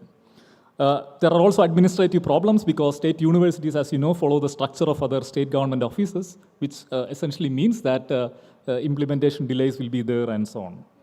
So at some point, we should think of a separate administrative structure for educational institutions, I believe. So structural challenges, and coming to the curricular part. So there are pros and cons with multidisciplinary setting we are seeing. So what is the problem? The problem is that the student-centric sort of theme assumes that given a choice to a student, he will pick the one which is best suited for his career or future. But that's not really true always in practice, because students and many of us, provided with a choice between an easier one and the useful one, we will probably go with the easier one. So we see that in practice in choosing minor subjects and so on, because students often choose easier subjects compared to what is probably worthwhile for them in the far future. So this creates a feedback loop, because then teachers in science, for example, or mathematics are forced to offer easier papers so that the students will take. So this will create a feedback loop where you will dilute that a lot of things. So this is a real worry for us. Dilution of learning several core areas, so not enough core topics covered and so on. So are we creating a jack of all trades is a real concern for us. So I'll summarize with saying that there are two major challenges. So one is of course infrastructure related, which a lot of that can be solved with a lot of money, which obviously we don't have or we don't enjoy. And curricular related, which is like anticipating the adaptive changes by students, teachers, and other stakeholders once a policy comes into place. So the biggest challenge of any policy is actually to foresee how people will change their behavior or adapt their behavior to the policy, which we are now seeing in the past 1 or 2 years. And at least one problem with that is that at least we see the students going for easy credits compared to what is known as useful credits for learning dilution, for example. So we are, of course, addressing some of these challenges in the ways we can, and we hope that we will thrive going forward. Thank you very much.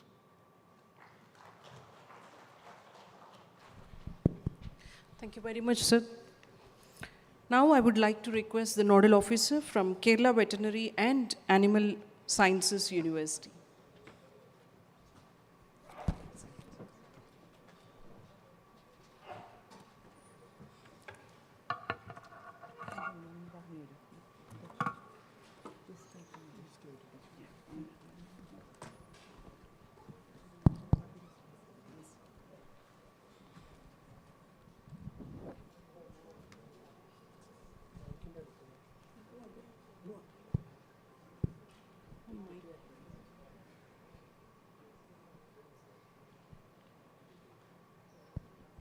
Ma'am, in the meantime, could you please introduce and then we'll start the presentation. Yeah.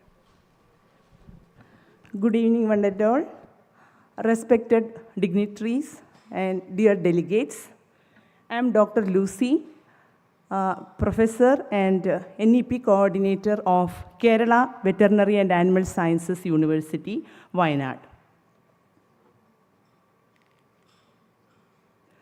Actually, we are having 3 faculties, that is Faculty of Veterinary and Animal Sciences, under which there are 2 veterinary colleges, one at Mannuthi and the other at Pukod.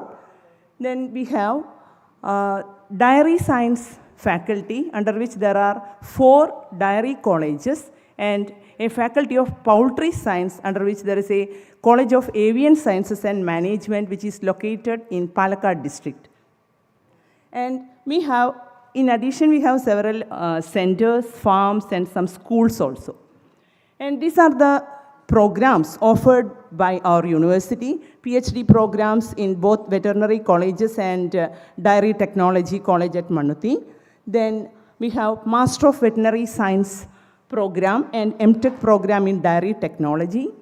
Then the Bachelor of Veterinary and Veterinary Science and Animal Husbandry program, that is the professional 5.5 years program. Then BTech program in Dairy Technology and Food Technology offered by the college, Dairy Science and Technology colleges. Then there is a BSc PPBM, that is Poultry Production and Business Management, that's offered by the College of Avian Sciences and Management. In addition, there are MS programs like MS Wildlife, then various MSc programs, some 7 MSc programs are there. Then PG diploma, certificate programs, and TESOLAB, that is technology-enabled, skill-oriented learning educational programs. Now, we have implemented NEP 2020 in the last academic year for the BTech, 2 BTech courses, that is BTech Dairy Technology and Food Technology course. Actually, this is under ICAR, that is Apex Body, Indian Council of Agricultural Research. So they have modified the syllabus, regulations, everything regarding these 2 programs, and accordingly we had implemented. That is, the course curriculum is as per the guidelines of NEP 2020, focusing skill enhancement with integration of digital learning. Then standardized uniform academic structures across the country. Then flexibility for movement, and we have just initiated the ABC. Then experiential learning and entrepreneurship development programs have been included in the syllabus and curriculum. Innovative teaching approaches such as online, ODL, and blended learning have been emphasized. Diksharam NSS NCC has been introduced in the first semester to learn from each other's life experiences. Then common courses of multidisciplinary, value-added, and ability enhancement categories have been recommended.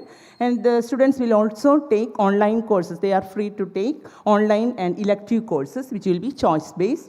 And the new age courses like AI, robotics, machine learning, etc. have been. Actually, it's in national, the syllabus is accepted nationally. Now, the multiple entry and exit options are also given after first year. After completing the first year, they have to do 10 weeks internship program, and if they want to exit, they will be awarded certificate in Dairy Technology or Food Technology, as the case may be. And after second year, diploma, then third year and fourth year, and the degree is actually BTech in Dairy Technology and BTech in Food Technology. Now, in the next academic year, we are planning to implement NEP 2020 in our degree course. That is the only single degree course of 3 years duration from our university, that is BSc PPBM. So we have already modified the syllabus regulations, and it will be placed in the concerned bodies, and it will be implemented in the next academic year in 2025. And here also, the multiple entry and exit options are given. The 3-year degree program will be BSc PPBM, and after 4 years, BSc Honours in Poultry Production and Business Management. Now, regarding the veterinary course, BBSc and AH, it is a 5.5 years course similar to that of MBBS, that is 4.5 years coursework plus 1 year compulsory rotating internship. So, and it is as per the MSV, Minimum Standards of Veterinary Education, which is governed by Veterinary Council of India. So the syllabus, regulations, everything is similar, and it is as per VCA regulations. So we cannot modify our own. So it's our request that already request has been given for exemption as given to medical and legal education by NEP 2020. So that is regarding our BVS and AH course. Now, regarding the ABC, we have just initiated, and while uploading, we have just uploaded the semester grade reports of BSc PPBM course for last three admissions. And actually, we faced several difficulties while uploading these marks. And for BVSC and AH, there is no template available in this DigiLocker. And regarding regarding the program, it is not compatible with ours, so that we have to enter all the marks again manually. So a duplicated human effort is needed. So these are some of the challenges while implementing this ABC. So these are in short. And we hope that we will try to implement NEP in the coming days. Thank you all. Thank you very much, ma'am. That's quite a different umbrella that we have less exposure to. Next, I would like to request the nodal officer from University of Calicut to share their experiences.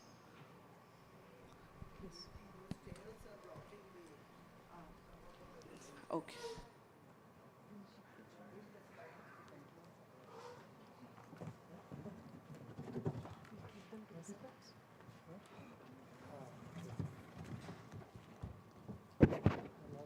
Good evening to all. First of all, I would like to thank the National Institute of Technology, Calicut, for providing this opportunity to present about our university on its transformative journey towards implementing NEP 2020. So, University of Calicut, myself, I am Dr. Yahya from the Department of Chemistry, University of Calicut. So, University of Calicut is the largest affiliating university in Kerala. We have 436 affiliated colleges affiliated centrally to our campus, our main campus. And we have more than 500,000 students enrolled for various programs across various colleges affiliated to the university. Central campus has 34 teaching departments. And at present, the total number of students, including PhD students, in the central campus, we have 2,000 plus slightly more, over 2,000 students are studying in the main campus. So, please, next slide. Okay. Okay. So, Department of Chemistry, our university in 2020-21 academic year 2021 itself has tried to implement the concept of NEP through offering integrated MSc program, 5-year programs. So based on completely flexible curriculum. So later, as the government of Kerala suggested to implement 4-year program across all universities from the year 2024, academic year 24-25. So our challenge was much easy with regard to the implementation of the curriculum, because we had already made some kind of homework in 2020 itself. So we had the complete flexible curriculum that was slightly different from that were practiced in 3-year system. In that system, we have given exit option on the 3rd year. We did not give exit option in the certificate level or in the diploma level. And the 4th year, we suggested to offer honors program, and the 5th year master's degree. So this was the thing that we implemented in that I just highlighted in the integrated program. Now from 2024 onwards, the students are enrolled for the 4-year degree program. So we have the system, but that we started only in the science department. Now we have across all the 34 departments, we have restructured the curriculum, and we are moving towards implementing NEP 2020 in curricular aspect. So we have a multidisciplinary approach, incorporated courses and electives that promote interdisciplinary learning across various disciplines. One of the advantages is that we have 34 departments in different faculties, so offering large number of interdisciplinary courses is easy for us. So in social science, languages, so there are a lot of options have given for language also. Then the structure 1 and 2, we focus on the fundamental knowledge across disciplines. Then the third year, specialization in major, and this time we have provided the option for minor also. So the students have the option to switch the minor as well as major after completing 4-year program, after completing 2 years. So then this I already mentioned about all these kind of things. I'll come to the challenges. This also I just mentioned. Yeah, we have this implementing NEP 2020 reforms in research and innovation. We already established certain centers. One is the Center for Nanoscience and Technology, Center for Mathematical Studies in Sanskrit, Center for Translational Studies, Center for Dalit Adivasi Studies, Interdisciplinary Center for Applied Molecular Sciences, Inter-University Center for Hydrogen and Energy Storage. So we have this kind of concept. This year we implemented. Even at the departmental level, I'm from chemistry department. At the department level, we have this kind of, as Professor Ved Prakash was mentioning about Professor Ravi was mentioning about the interdisciplinary aspects. So at the department level, we have already made some kind of groups to foster the interdisciplinary research into single department. Now, across the universities, we have included that thing. I'll come to the challenges. There are a lot of challenges. We have very limited time.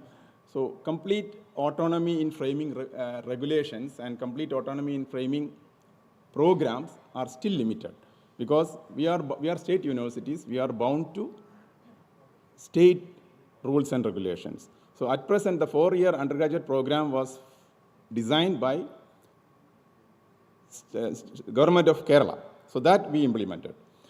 Before that, the integrated program, we had the autonomy. So we have put courses like philosophy and history of science that was made compulsory for all the students, as well as a course on entrepreneurship that we made compulsory for all the students. Now, the history and philosophy comes under MDC. So most of the students may not get it. So the complete autonomy is the big challenge. And the second is, as I mentioned earlier, exit at certificate and diploma level. At present, the present structure does not allow to give the students the certificate and diploma certificates. So based on, because we cannot log certain courses. So that become very generic, so we did not think about even giving certificate and diploma at present. So then CCSS, course selection by students, timetabling and timing of our work timing, day timing, and then academic advising, proper software. So course selection by the students as per the NEP, the students have the authority, the students have the choice to select the courses by themselves based on the academic advising provided by the advisors. And that thing will be very easy if we have a proper software. At present, that system is not there. That's the biggest challenge. The students should be able to select the courses. The department, the university, across the department has the possibility of offering large number of courses. The limitation is that, although we envision like that, the present structure does not allow to provide large number of courses. There are certain limitations. So one of the reasons that I observed from my colleagues is that there is reluctance to accept the changes by the faculty members. So that's what I mentioned, proper faculty training needs proper training for the faculties to make them confident enough that this flexible system is the thing that is going to guide our students for the future. Academic advising also, we as the present university faculty members are not so well trained into proper academic advising. Affiliated colleges system needs reforms. So for example, in our campus, the programs have already has kind of research teaching nexus. We have already incorporated, even in the third year students, in the 5-year path, in the third year they are doing research project, very good research project. And some of them are able to publish paper in Scopus Index journals. And in the 4th year also we have those who are completing the 4-year program, honors program, there is an option of giving research project as part of the curriculum. That means teaching and learning by research and teaching and learning by coursework. So we have a balance for that. But for affiliated colleges, the university is controlling the curricula. The college students will face problem. So as mentioned earlier today morning, there will be 2 different types of categories of students. Those who are coming from the campus and from the college, they are totally away from these opportunities. So that is the another challenge. The another challenge, major challenge, is the governance and management, because our university is more of administrative model of education, or bureaucratic model of education, though there is a natural delay in getting things implemented. Plus, existing administrative structure, if the NEP, this is my suggestion, if the NEP has to be implemented with full effectiveness, then the present university administrative structure needs reform. So deanship has to be, school or college deanship has to be strengthened. So at present, we are all reporting to the registrar. It's a huge task and lot of administrative delays. Things will not be done in time. So that's a very big challenge. Then I don't have time. There are a lot of things, accreditation related, program accreditation. We don't have the program accreditation concept even. So program, just like in NET or IIT, you have the ABIT accredited programs. In colleges, in universities, we don't have any option for program accreditation. So that is not lying within the university, that is lying at the national level. Okay, this is the thing that I just want to mention. I just stop here. Thank you very much. Thank you, sir.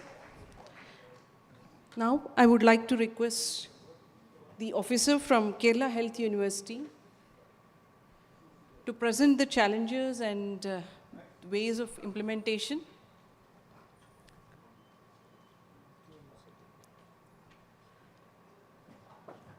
Thank you, madam. A very good evening and warm regards from the Kerala University of Health Sciences.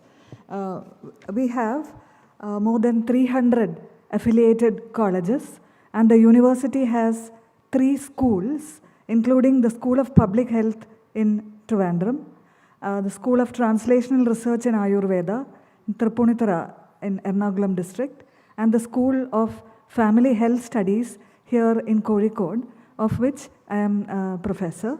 And I'm also accompanied by Dr. Anoop, who is an associate professor in our college. This is a time of sweeping reforms across the various curricula in the different health streams.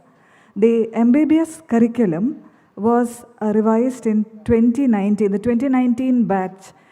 From then onwards, we have the new competency-based medical education curriculum, where there is the focus on student-centric learning, and the aim is to have an MBBS graduate who would be relevant both at the global level as well as at the grassroots level. So that is what the aim is, and the elements of the new CBME curriculum, competency-based medical education curriculum, include, apart from competency-based learning, vertical and horizontal integration across the various years. And then we have now the optional electives in which students get to choose an elective of their choice in a laboratory as well as a clinical subject. And we have the emphasis on small group learning as opposed to large group lectures. And there is also this insistence on simulation labs to be available in all medical colleges. And early clinical exposure is another aspect. So previously, a third-year medical student used to get to see patients for the first time. So now that has changed, and a first-year medical student has exposure to clinical problems, which is really a welcome thing. Another change that has happened is the attitudinal ethics and communication module, which is a vertical module which goes across the years, and the students are given increasing complexity of training in communication, ethics, and attitudinal skills.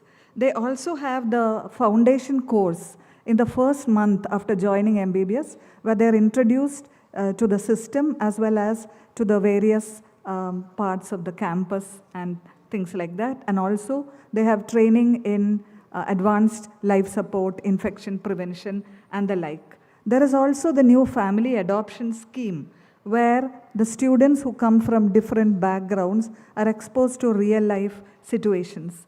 So now the role of the student has expanded from a focus on clinical skills to a focus on communication skills, being a lifelong learner, being a professional, being able to be a leader of the healthcare team.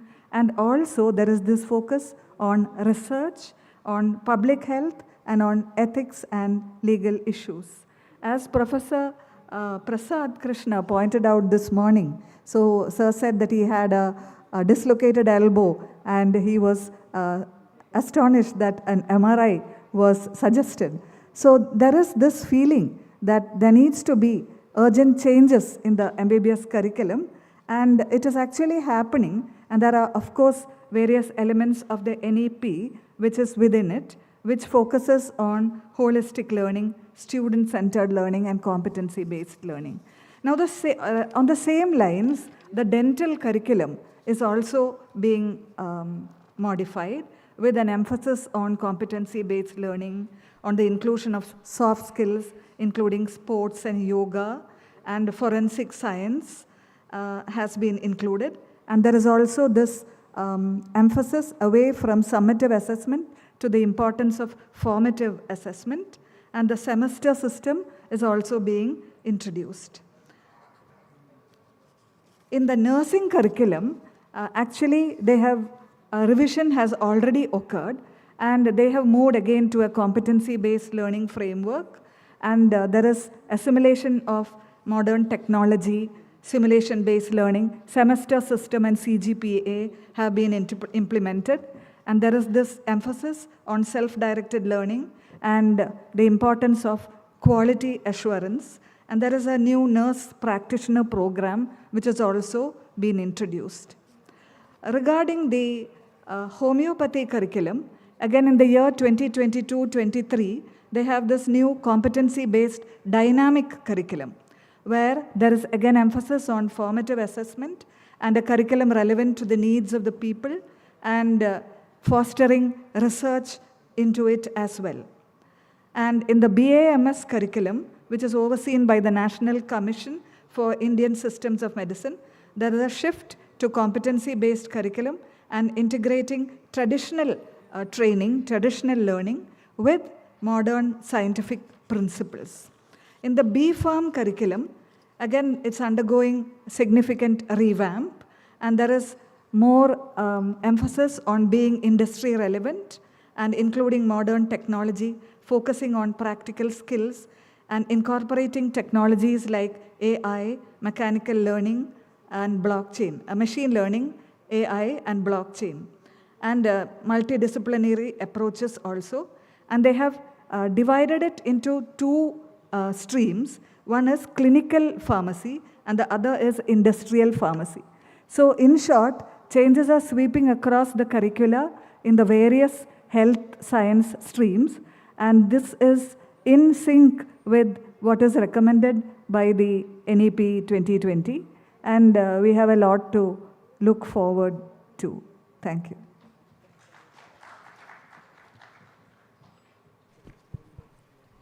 Thank you very much, ma'am. Come to the last university of the day, but one of the unique universities and very few in the country, Kerala Digital University. The officer from Kerala Digital University, ma'am, over to you.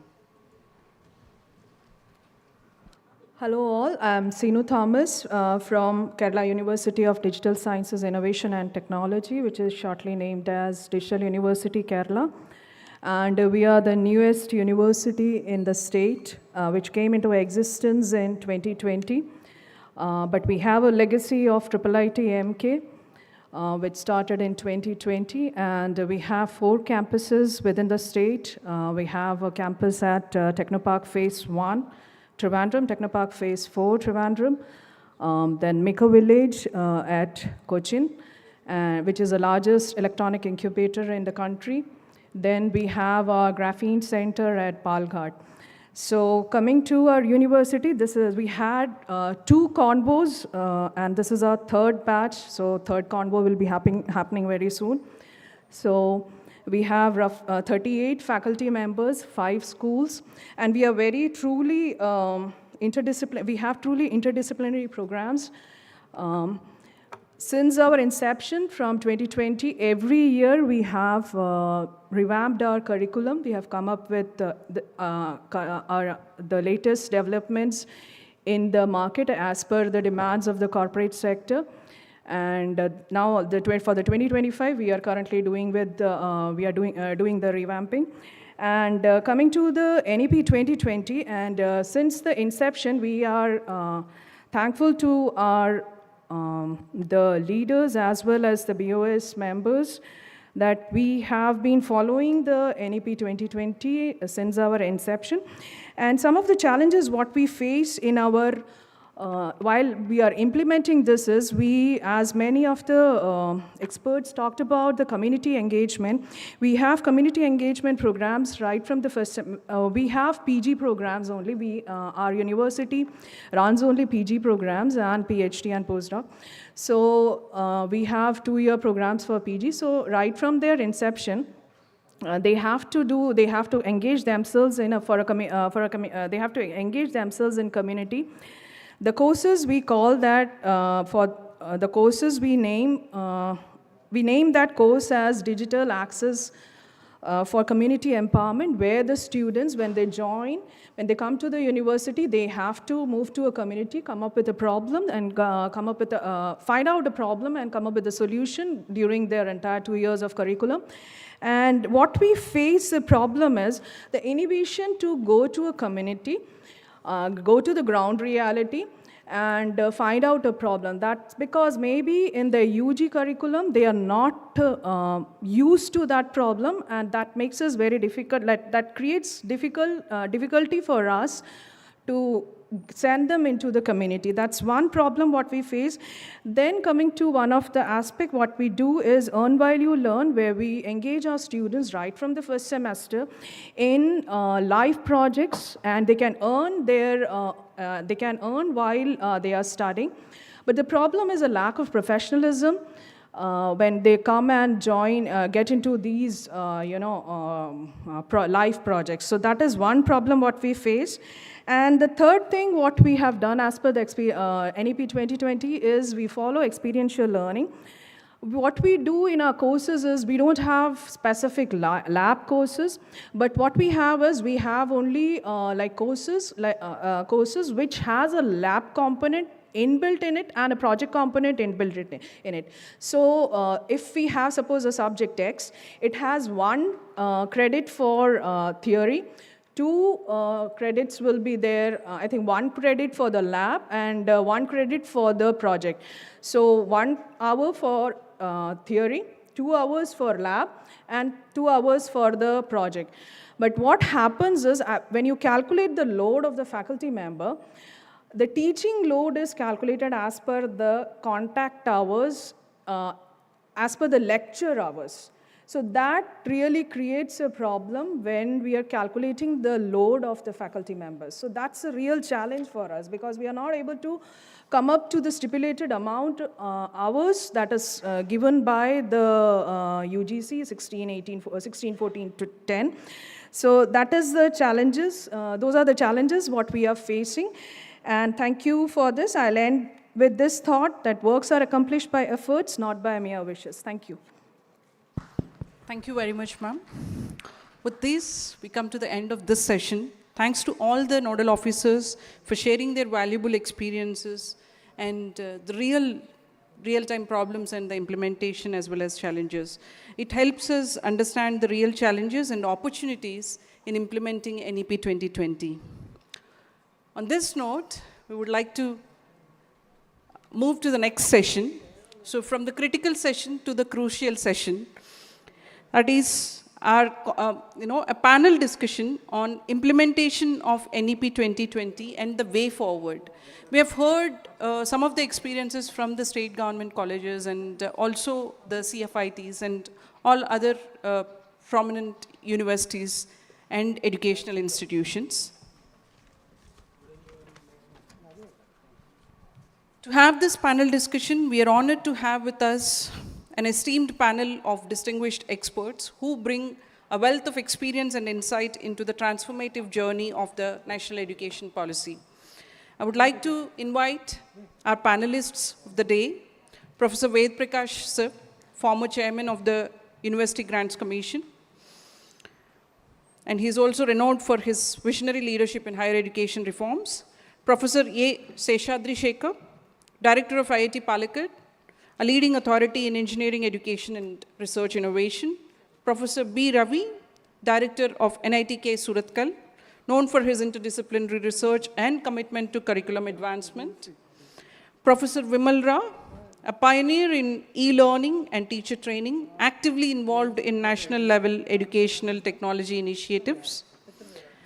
And Dr. Shakila Shamshu, former officer on special duty for NEP 2020 in the Ministry of Education. Madam was also instrumental in policy drafting and faculty development programs. We would also like to invite our Honorable Director, Sir Prasad Krishna, Professor Prasad Krishna, sir, to join us along with the panelists.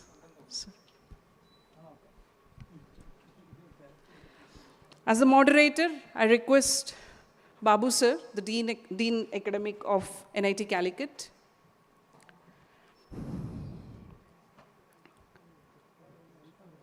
So the discussion will be expertly moderated by sir. Together, we will explore the challenges, opportunities, and way forward. Sir.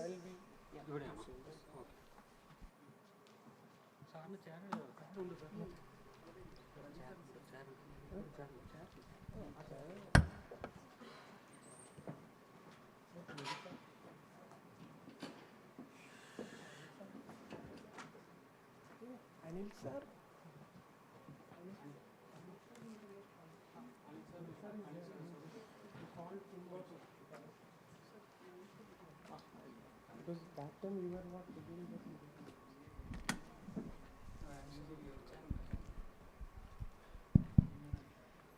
Our apologies. I would also like to request Professor Anil Sahasrabudhe sir also to join the panel. Sir, please.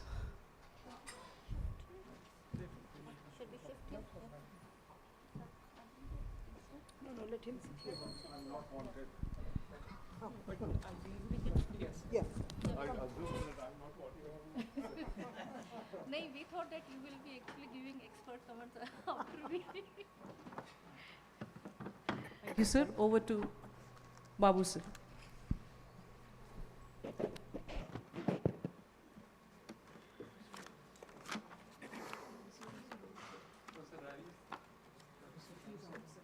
Devi sir?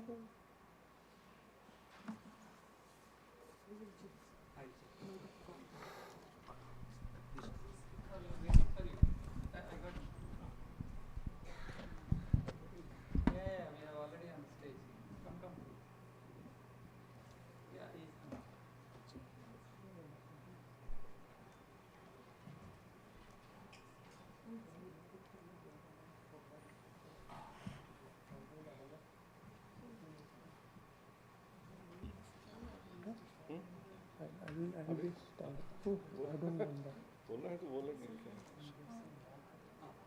Water.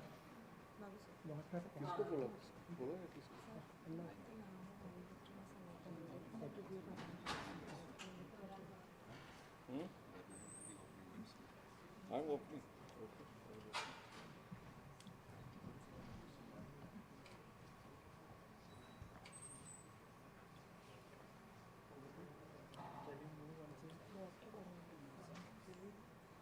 some questions will be asked, or we will straight away say?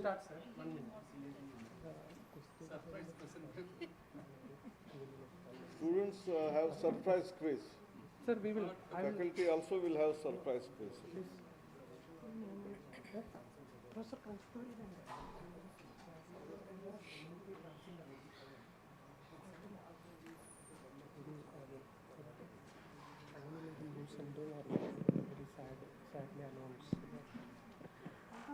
I wish to extend a news full of regrettable news.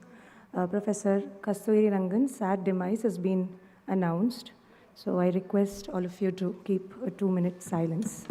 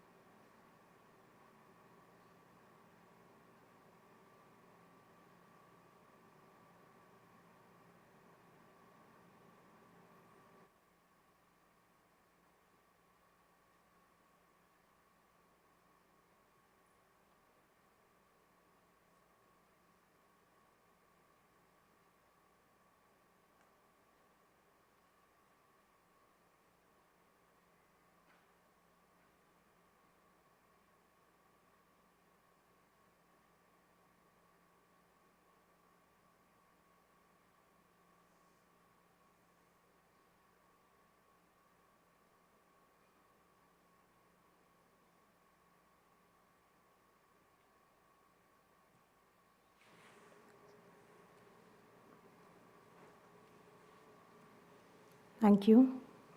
We sincerely wish his departed soul peace.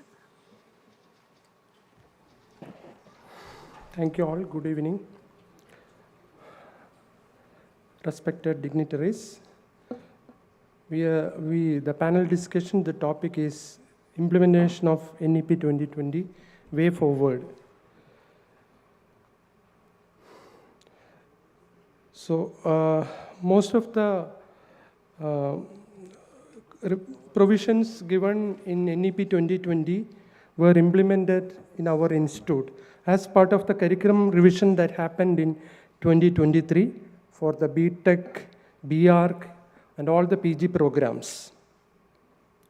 So the total credits for the BTech program, minimum credits required is 150 to 160 credits. And NITC has become part of ABC as well, Academic Bank of Credits. At the time of admission itself, we are asking the students to submit the APAR ID in the admission portal. ABC, implementation of ABC, credit transfer is a very important aspect of implementing ABC. However, there are many concerns on credit transfer among institutes when students move from one institute to another institute, mainly because of the disparity among the institutions. We have IITs, NITs, state universities, private universities, and the curriculum followed is also different. So my first question is, can seamless implementation of credit transfer be realized when we implement NEP 2020? For example, NIT Calicut has an MOU with IIT Hyderabad, where our students will go to IIT Hyderabad, selected students will go to IIT Hyderabad. they will spend their 7th and 8th semester at IIT Hyderabad. They will do their remaining coursework, and the courses are to be approved by the department UG committee and the Dean Academic. Once they carry out their coursework and remaining coursework and project work at IIT Hyderabad, the credits earned will be transferred to NIT Calicut. So we are ready to accept the credits earned by our students at IIT Hyderabad, and the final degree will be given by NIT Calicut. Now, the question is whether this reverse process will be applicable. Because of the disparity among the students, among the institutions, whether IITs will accept a credit earned at NITs or NITs will accept credits earned in a private university.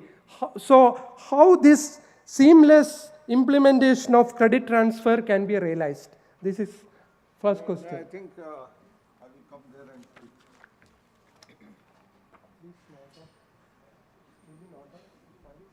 When we talk about credit transfer, acceptability of credits done in some other college, university, or even in an online platform like Swayam, entire thing is the prerogative of the university, whether it is called Senate, Academic Council of that university, what to accept, what to not accept. That autonomy exists for every institution. So NIT Calicut, if it is ready to accept the credits done by the students in IIT Hyderabad, so be it, it is welcome. However, unless IIT Hyderabad also mutually decides that if students of IIT Hyderabad come to maybe NIT Calicut and do some of the courses, those credits should we accept, we will accept, or not accept is the prerogative of the Senate of the IIT in that place, that is Hyderabad. I think this has to be first understood by all of us. So very fact that the provision of credit transfer is made in the NEP does not mean it is automatic and guaranteed. No student can demand that I have done some course there and it should be accepted. However, this provision being there, it is up to each of the universities, Senate, Academic Council, whatever name that be, they should threadbare discuss which of the courses, which credits our institution is ready to accept, make that announcement loud and clear, so students may go elsewhere, do those credits, and then enjoy the transfer of credits.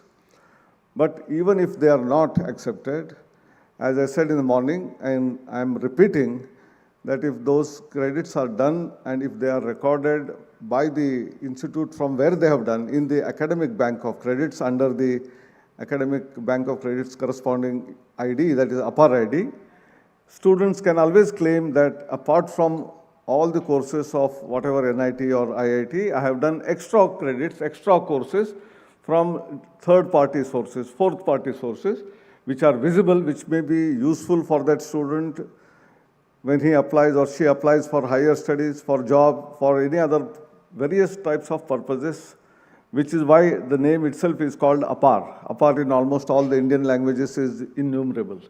And that is the number of use cases that are possible. So that is number one, which we should all be remembering. And that's why when Swayam Plus are all of them there, large number of courses are there. In the morning also, you said, Seshadri, that a lot of students are taking our courses from Swayam. And earlier it was NPTEL. And all of these courses, when they do examination and give the grade, etc., will get deposited in the academic bank of credit. But there is no guarantee whether the university where a student is primarily registered will accept them or not. That prerogative, again I repeat, is with the Senate or Academic Council.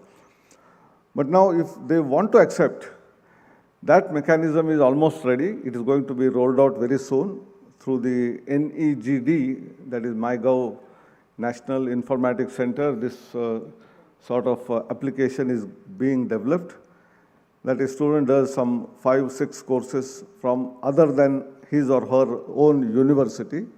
They are deposited there in the academic bank of credit, and the student wants to express that he wants to make use of those credits. Like free electives, open electives, there are a lot of scope for in the curriculum to accept those kind of credits. In that case, an appeal, a request made by the student will go to the university, they will go to the academic bank of credits, verify whether indeed the student has done that.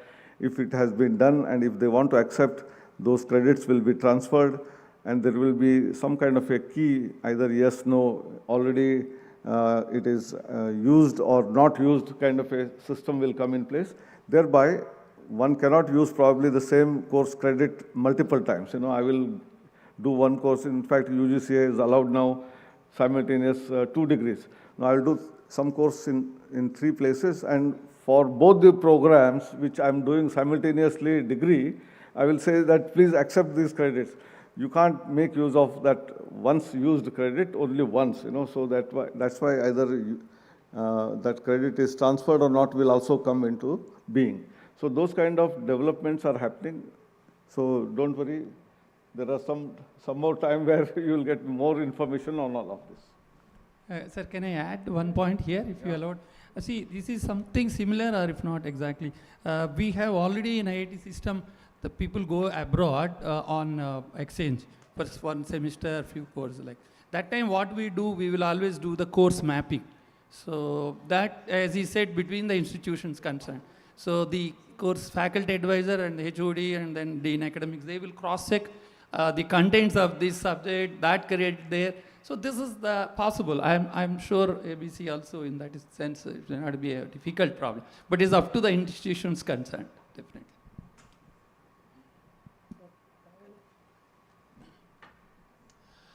This is an issue which is not as simple as it looks like. It arises the very pertinent question of the autonomy of higher educational institutions. There was an educationist, Daniel Pink, and he said once, and I quote, that control leads to compliance, whereas autonomy leads to engagement. And autonomy has got multiple levels actually. Autonomy also doesn't mean that we will not be responding to the national requirements. What we are offering and what the country needs, we have to strike a balance between the two.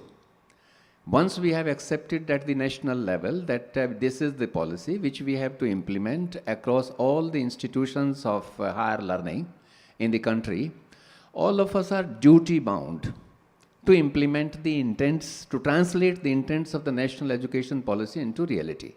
Now, one of the intents is this, that a student is given freedom to earn credits from another institution, depending upon the structural format that is developed by the parent institution where he is going to receive the degree from.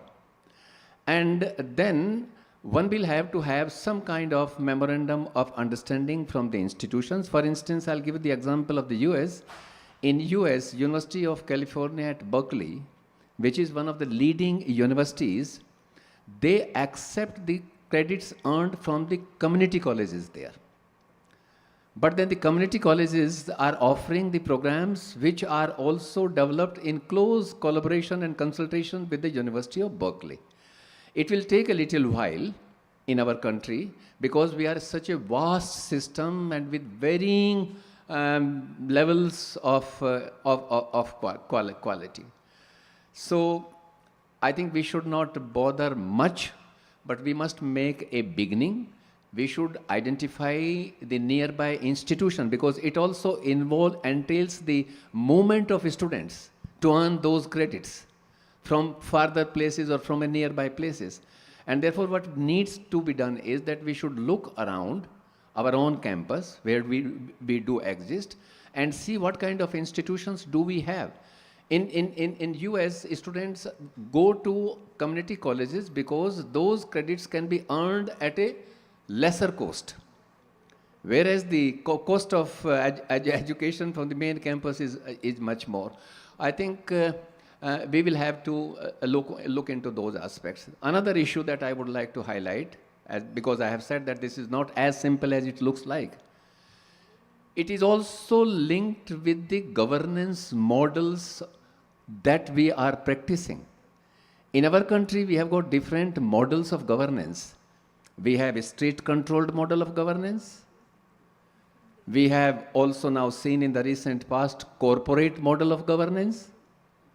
We have also seen in the recent past consortium model of governance. We also have the Board of Governors model of governance, which we have talked about in the National Education Policy, that by 2035, each institution will have its own Board of Governors. And we have said it in the policy that we will come up with some kind of a legislative framework for that. But we have not come up with any legislative framework thus far, but University Grants Commission has issued guidelines to individual institutions that they can constitute their Board of Governors. So these issues are interlinked. A beginning could be made by way of taking it up with the sister institutions. I mean, the question of quality would certainly come. If I am going to ask Professor Shekhar, I mean, to accept the credits earned from probably NIT Surathkal, he might accept it, but he will not accept it, I mean, if the credits are earned from a college of category 2 type or category 3 types. He will think thrice or 4 times. So there are certain reforms, particularly in education, which takes time. They cannot be implemented overnight. This is being practiced I mean, by the most leading universities, and we have picked it up from there, and therefore we should have some patience and resilience and come up with that kind of a framework by way of having inter-university autonomy. That is also one of the levels actually. Autonomy, as I said, have got different levels, so university versus university. I mean, in a country like ours where we have limited resources, we can also decide what kinds of programs could be offered by one university in Kerala and what kind of expensive programs could be offered by another institution of higher learning, which is why this consortium model of governance is emerging as a good model of governance.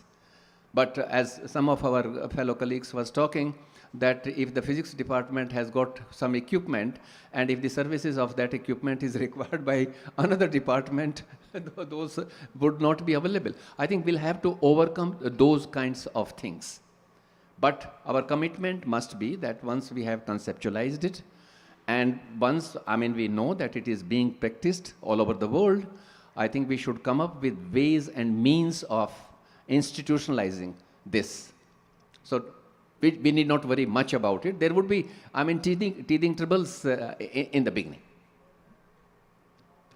Yes, so just to add to the discussion that has happened, what Professor Shastrabuddhe has said is going into the micro detailing, but for someone to understand in the NEP, we were very clear that centrally funded institutions, state institutions, private institutions, we looked at all institutions as one. And therefore, that differentiation that we have created, the hierarchy that we had created, in fact, in the draft NEP report, we wrote as teaching universities, research universities, and then the affiliated colleges. The entire flag that we got was that you are creating a pyramidal structure. An institution should be seen organically at one level.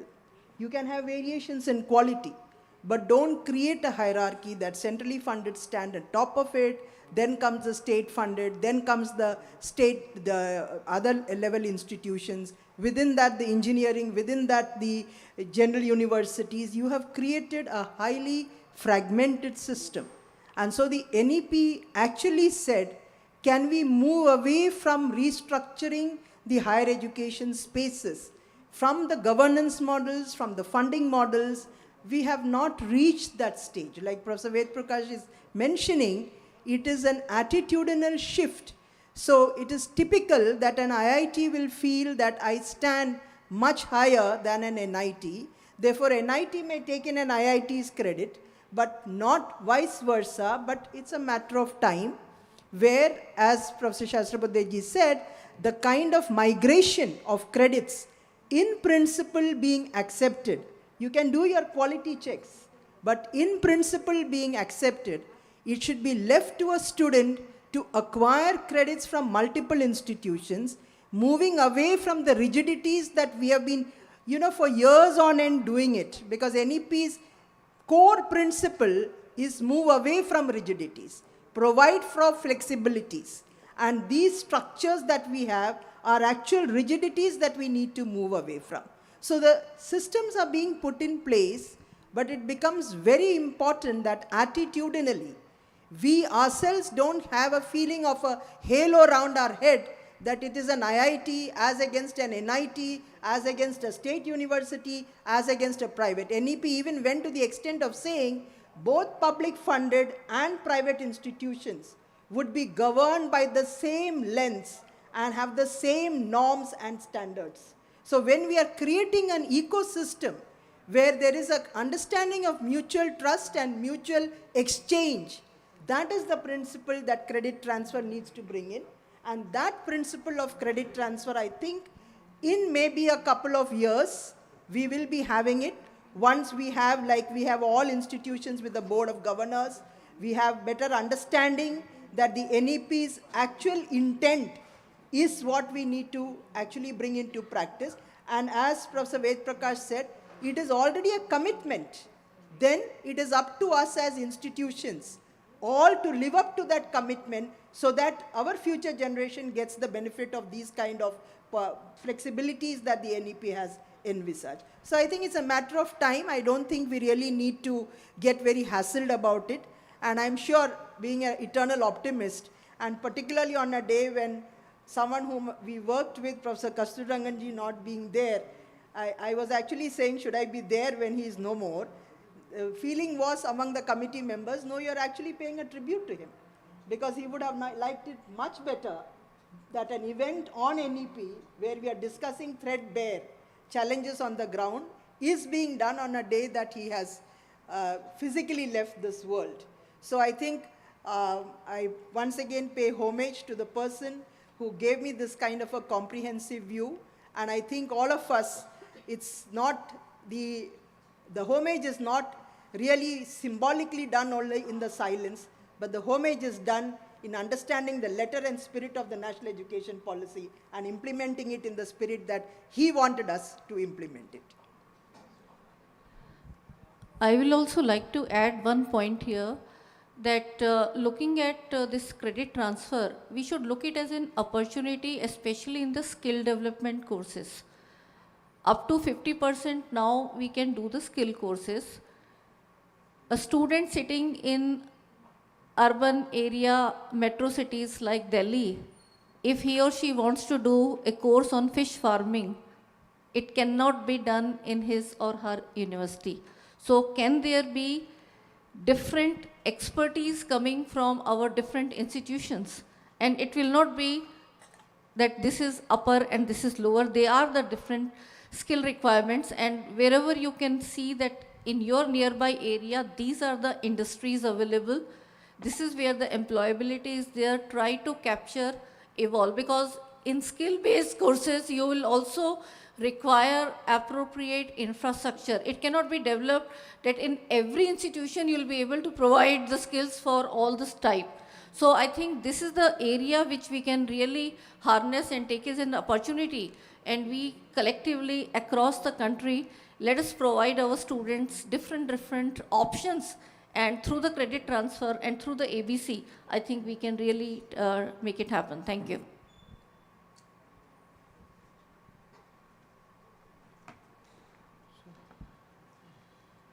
Final summary. Next question. I will summarize finally. I will post the next question. Sir, this is regarding the multiple entry, multiple exit proposed in the NEP 2020.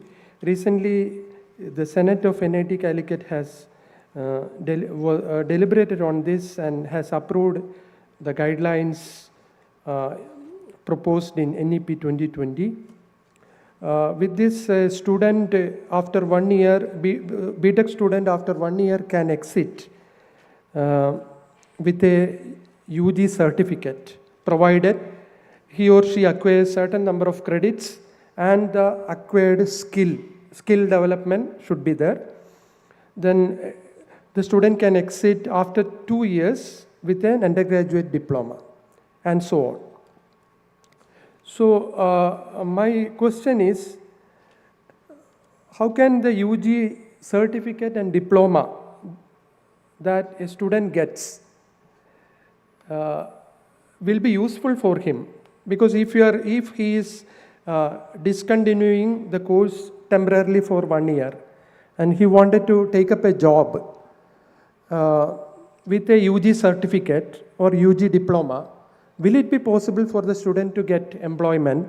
How will the UG diploma, because conventionally we had a diploma course offered by the polytechnics institutions, whether this UG diploma, will it create any employment opportunity for the student? Otherwise, what is the motivation behind the student taking this exit? This is one question that I wanted to pose. Even though we have a skill development, for example, if the student exit after 1 year, he will have to receive 40 credits and 4 credits of skill development. This is the criteria and approved in our Senate. So even before NEP 2020, we had an option for temporary discontinuation in our curriculum regulations. In 2018 itself, we had given this exit option for students who wanted to take up startup and other ventures. So will the student be at a disadvantage if he or she takes an exit after 1 year or 2 years? This is one of the concerns raised by many faculty members in our institute. Actually, this is the question which is often asked in educational institutions. We have done away with the rigidity of this system, which is why we have come up with this option of multiple exits and multiple entry. In most of the cases, I'll take you back to mid-80s, what had happened in our country. Because of the ambivalent attitude of the university system, the government of India had to set up 3 IIITs because they were not coming forward to offer the technology-related and allied programs at that point in time. So we set up Indian Institute of Information Technology 3 in a row. At that point in time, there were 2 private organizations in this country. One was NIIT, another was AppTech. They came up with multiple programs of short durations. I mean, they were issuing 3-month certificate program, 6-month certificate program, 1-year diploma program, 1.5-year diploma program, all those kinds of things. Because the regulatory provisions did not warrant of any approval for a diploma program or a certificate program which was of less than 1 year duration. So these 2 organizations came up and they made fortunes. So let us not worry about it. And those children, they got into the system actually. They stood on their own feet. They got, employment. So we should not bother about it. And I gave you the example, for instance, the associate degree is awarded by the community colleges of the United States of America. And pass-outs from these community colleges are working in large number with these multinational companies actually. And they're making decent living. So the challenge for the teachers in such a situation would be twofold. On the one hand, they will have to ensure the termination of competencies and skills for those who would be exiting after 1 year in the curricular provisions, but at the same time, they will also have to ensure that the prerequisites for the second year program are also embedded into that curricular provision, because for those who would like to continue to the second year. This is really a big challenge for curriculum developers and syllabus makers actually. How are we going to do it? It all depends upon your potential. It depends how do we understand the nuances involved in designing the curriculum which can provide for greater flexibility. But we need not bother about it. They will certainly get the employment.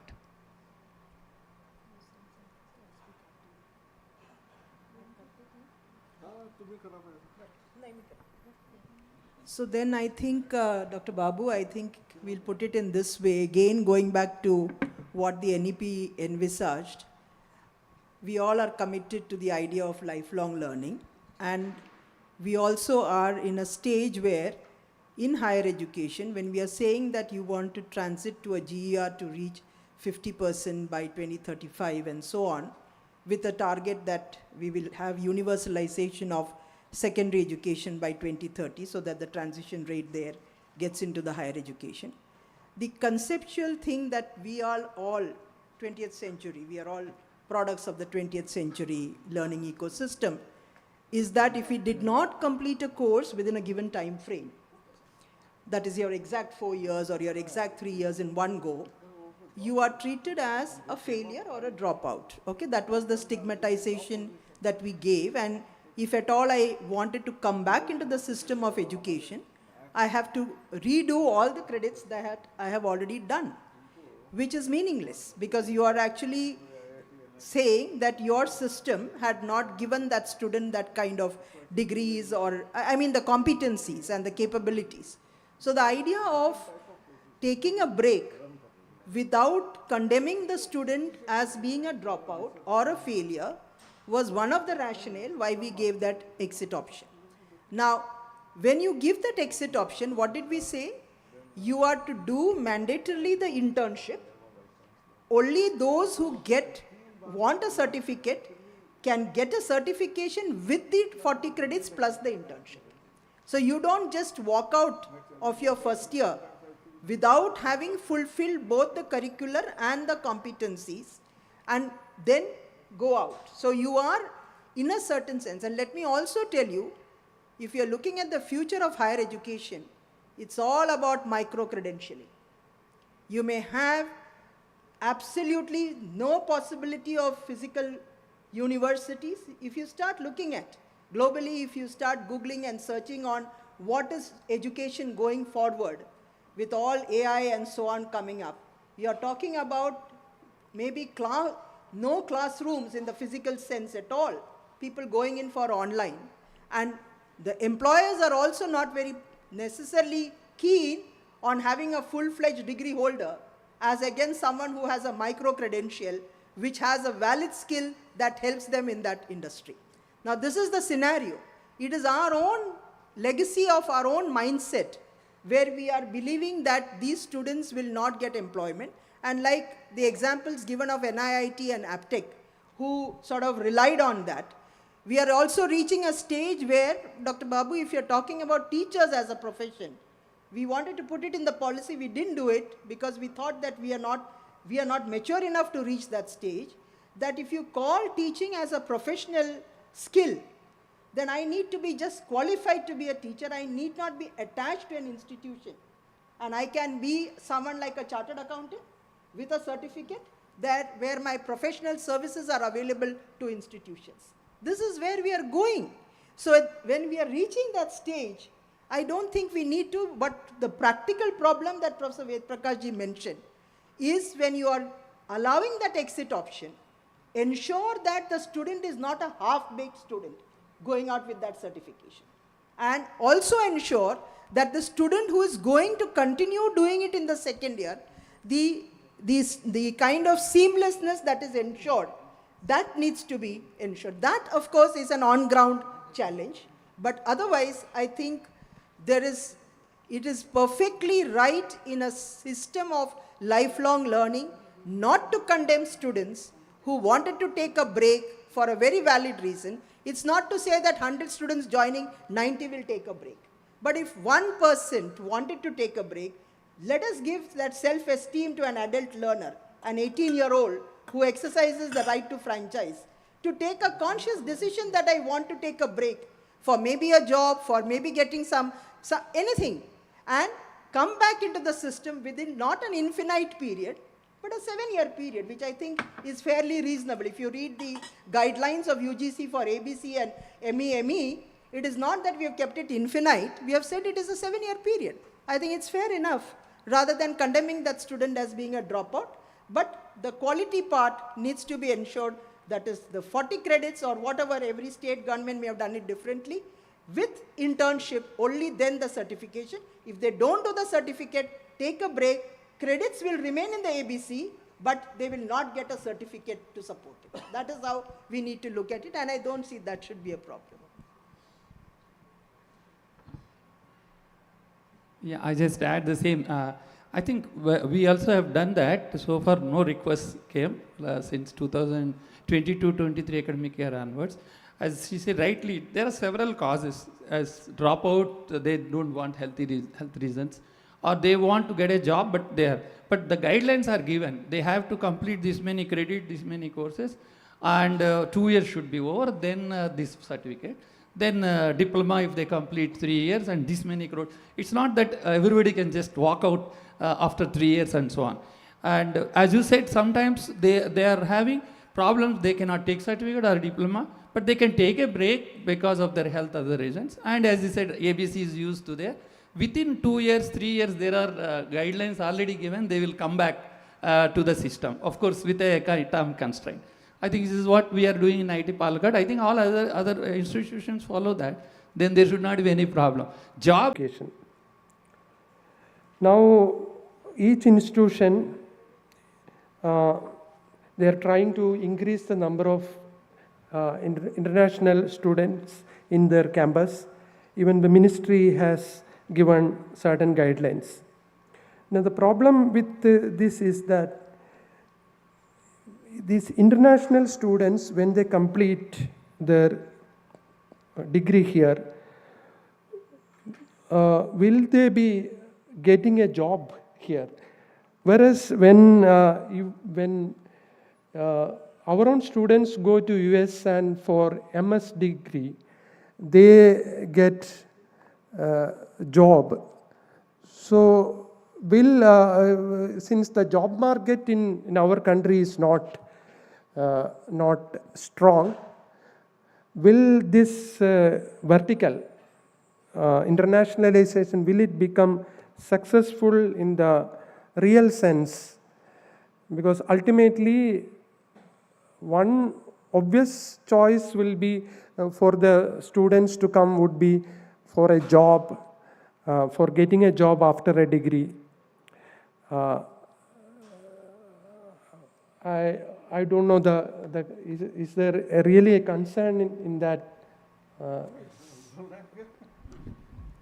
Nowhere in any country after the graduation the job is guaranteed. Although we all claim our student 90% placement, 100% placement, so on and so forth, but no one can guarantee after the program is over that we will offer you or give you a job, and that is our guarantee. No one says, neither in USA nor here. So we should not worry about first part is that. Many students go there with an aspiration that after going there, there are possibilities of getting job. Some of them will settle down, some of them will return. All of that keeps happening. Same thing will happen when some students from some of the countries, especially African nations, Asian nations, may come to study in India. And after that, they may aspire. The main challenge and problem is about extending the visa beyond the study period. That is a real challenge in our country right now. In US and many other European countries, you are allowed 2 years or 3 years to stay on despite completion of the program. And now slowly they are banning, but otherwise this flexibility existed. In our country, it was never there. So there is a demand that you should allow at least internship, you allow 1 year of job.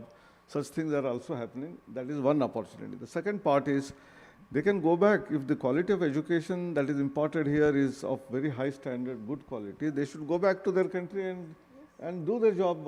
We should not be worried about whether they will get job here or not. That is not the question.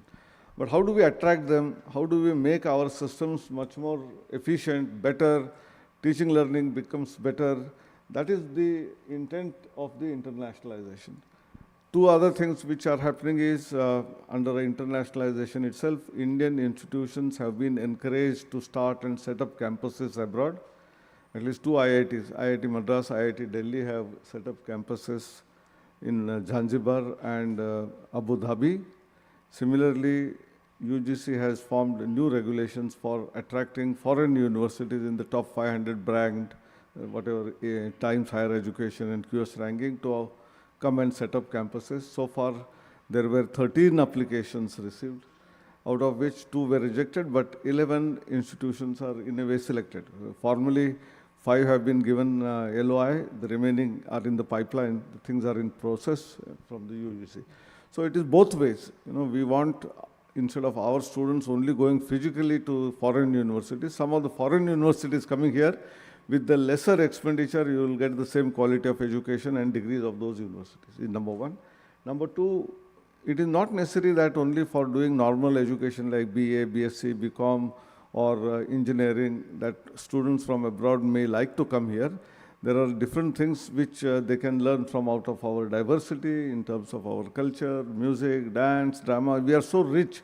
So some of the students will come to do such kind of course, yoga, meditation. The whole world is looking at the manner in which India is able to probably showcase some of the best courses to the world. And therefore, Study in India portal, which was developed, I don't know how many of you are aware. If you are a member of that, well and good. Otherwise, all those colleges, universities aspiring to get students from abroad should register on that portal. This is unique, one of its kind in the whole world. It is end-to-end.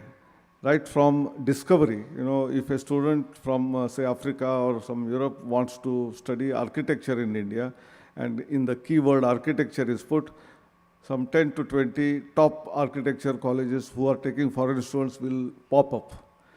Then he or she need not submit independent applications, which our students, when they apply to US, have to do. Each application costs about 5,000, 6,000 rupees sometimes. Whereas here, they tick mark, I'm interested in out of these 12, 1, 2, 3, 5, and all those 5 institutions will get CV of that candidate, and based on your own processing, whether it is in terms of marks or other whatever characteristics, you give admission. The admissions, once given, will appear in the dashboard of the student. Student will keep watching his dashboard or her dashboard. Oh, I've got out of 5, 3 places admits, and then decide which one I want to take. Whatever that is ticked, one final institution, the embassy of India in that country will receive the notice that so-and-so student is selected, he has accepted this admission. So the visa processing becomes easy, and when he actually comes to India and starts studying there, we have very typical police station verification here earlier, which was called as FRRO registration. That is also made automatic, digital. When he joins a college or university, the coordinator or whoever is the counselor for the foreign students will bring that student to the chamber, will click all the buttons, and then registration is done. So there is no police verification, and you don't have to go to the Thana. So this is why the technology is used in order to make the whole process so simple. This is one-stop solution. Can I add? I think there is always a controversial discussion of late going on among many I've seen. Is the responsibility of IIT or NIT or institutions to make sure the placement for our students? Actually, we give a quality education, make them ready with industrial problems and all, and teach them and make them pakka. Whether they get placement in our own placement or outside, it depends on their competence and availability, several things. I think that is the, going on discussion. We should treat that, suppose the placement. Now we are getting problem like why your institute is having only 80% placement in BTech. Give the reasons. It's all the IITs all NITs have been asked to give the details, and it's very difficult. This job market keeps changing, and 1 year, last year it was very, very bad in all the IITs, all the NITs or other institutions. The whole worldwide is struggling. So these are the things, I think as long as we keep that aside and say we give a best education possible, quality is what I look at. And I add one more thing. I used to be the mentor for a French girl. She came all the way for learning Bharatanatyam and Kuchipudi when I was in IIT Madras. So their intention is to learn MS degree there and also do that. After that, she went back. So each has their own way of looking at it. I think our focus should be, okay, we get the students. We have now in IIT Palghat, Kenya, Zimbabwe, Nepal and Sri Lanka. We are getting. Well, I think it's difficult to make sure they get a job when we are also struggling for our own students. Give them our best. In fact, we got a topper. One of the girl students from Zimbabwe got a topper of MTech program. So this is possible. They do well and they go back. I think that is what we should think. Yeah. Sir, the last question. Let me also add to his concern actually. People are asking very insightful questions now, whether how higher education is going to respond to the skill requirements, how higher education is going to respond to the employment opportunities. And we have very weak answers for such kinds of questions. Honestly speaking, the job of an higher educational institution is to teach well. Placement should not be the responsibility of any educational institution according to me. But what has happened worldwide, that the quality of individual institution is assessed on the basis of the placement, and which is why it is putting enormous pressure on the teachers and on individual institution. It has not only stopped at that level, it has also forced individual institutions to get into the bad practices. There would be an artificial placement of the children for a certain duration of time, and all kinds of malpractices are happening. So, and we are not raising these kinds of issues from our platform. I'm happy that Professor Shekhar has flagged this issue. I think what we need to discuss in our country today, we are not holding discourses on the autonomy of the educational institutions.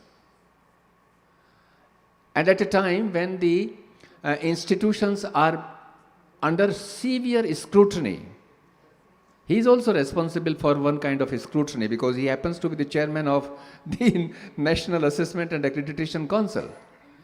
And then there are multiple agencies which are screening, scrutinizing the individual institutions. But we are not talking about the autonomy. We cannot become a vibrant system of higher education in this country unless we make our institutions self-reliant.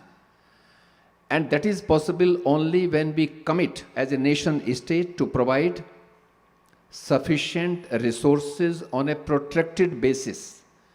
When we have to look up towards somebody sitting in a closed office that he would be releasing our next grant, then he dictates us and we lose the entire autonomy. And therefore, I would earnestly request you to raise the issue of autonomy, and the real autonomy would come only when we will have sufficient resources to run our programs in an efficient manner. That is what is needed. I mean, today Harvard is not bothering about the dictate issued by the White House, because the moment that dictate came, I mean, many alumni of that university, they came forward and they said, we are going to donate. You need not bother about the resources which have been frozen for the Harvard University. And let me tell you that Harvard University was also a public university until 1865.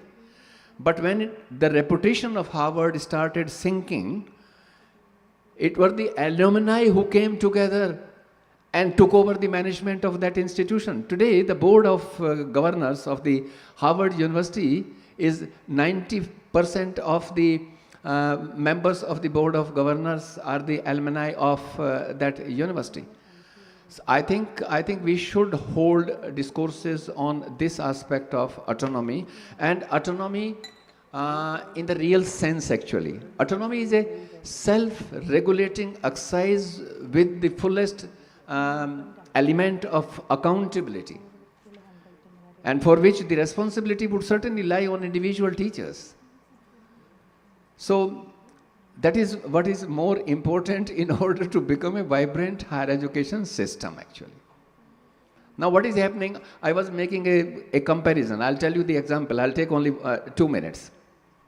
When I was the chairman of the University Grants Commission, we were providing 380 crore rupees to our Central University, Hyderabad annually, which is located on a campus of 2,300 acres, the second largest campus in the country. And we had only 5,000 students enrolled, all in master's level program and PhD level programs. Central University of Hyderabad was not offering the undergraduate programs. They were mobilizing another 120 crores through research grants from different national level resource institutions like DBT, DST and Department of Earth Sciences. So a university of 467 teachers and 5,000 students was running on a paltry sum of around 500 crores. I tried to identify a university from the United States of America of similar size, and I found out the annual budget of that university was 1.3 billion US dollar. And then we are asked by the parliamentary standing committees and consultative committees as to why our institutions are not figuring in the top 100 and top 50. How can we do that? And therefore it requires commitment of a very high order, very high order. That is what is necessary, and that pressure should come from the campuses of educational institutions. We are not putting sufficient pressure for that. I mean, to put pressure on the political executives, to put pressure on the bureaucracy. Only then we would be able to complete. I would say that in our country, shall we, I'm repeating that, shall we not have at least 50, 60 universities which can compete, I mean, with the top 100 and top 200 at the global level? We deserve it actually. And we can do it because India of 2025 is far more resourceful than India of 1950s and 60s when these guys got the handsome treatment. Today we are far more resourceful than what we were there. And therefore there is no point of making comparison of 1950-51 with India of 2025. I mean, higher education ought to be put on the priority list. I am not undermining health, I am not undermining the national security, I am not undermining, they are also very, very important things. But higher education should also receive should also be accorded its rightful place on the priority list. We can have very many items on that, but education as such actually, which should also include school education and higher education. One more question. Oh, yes. Last question.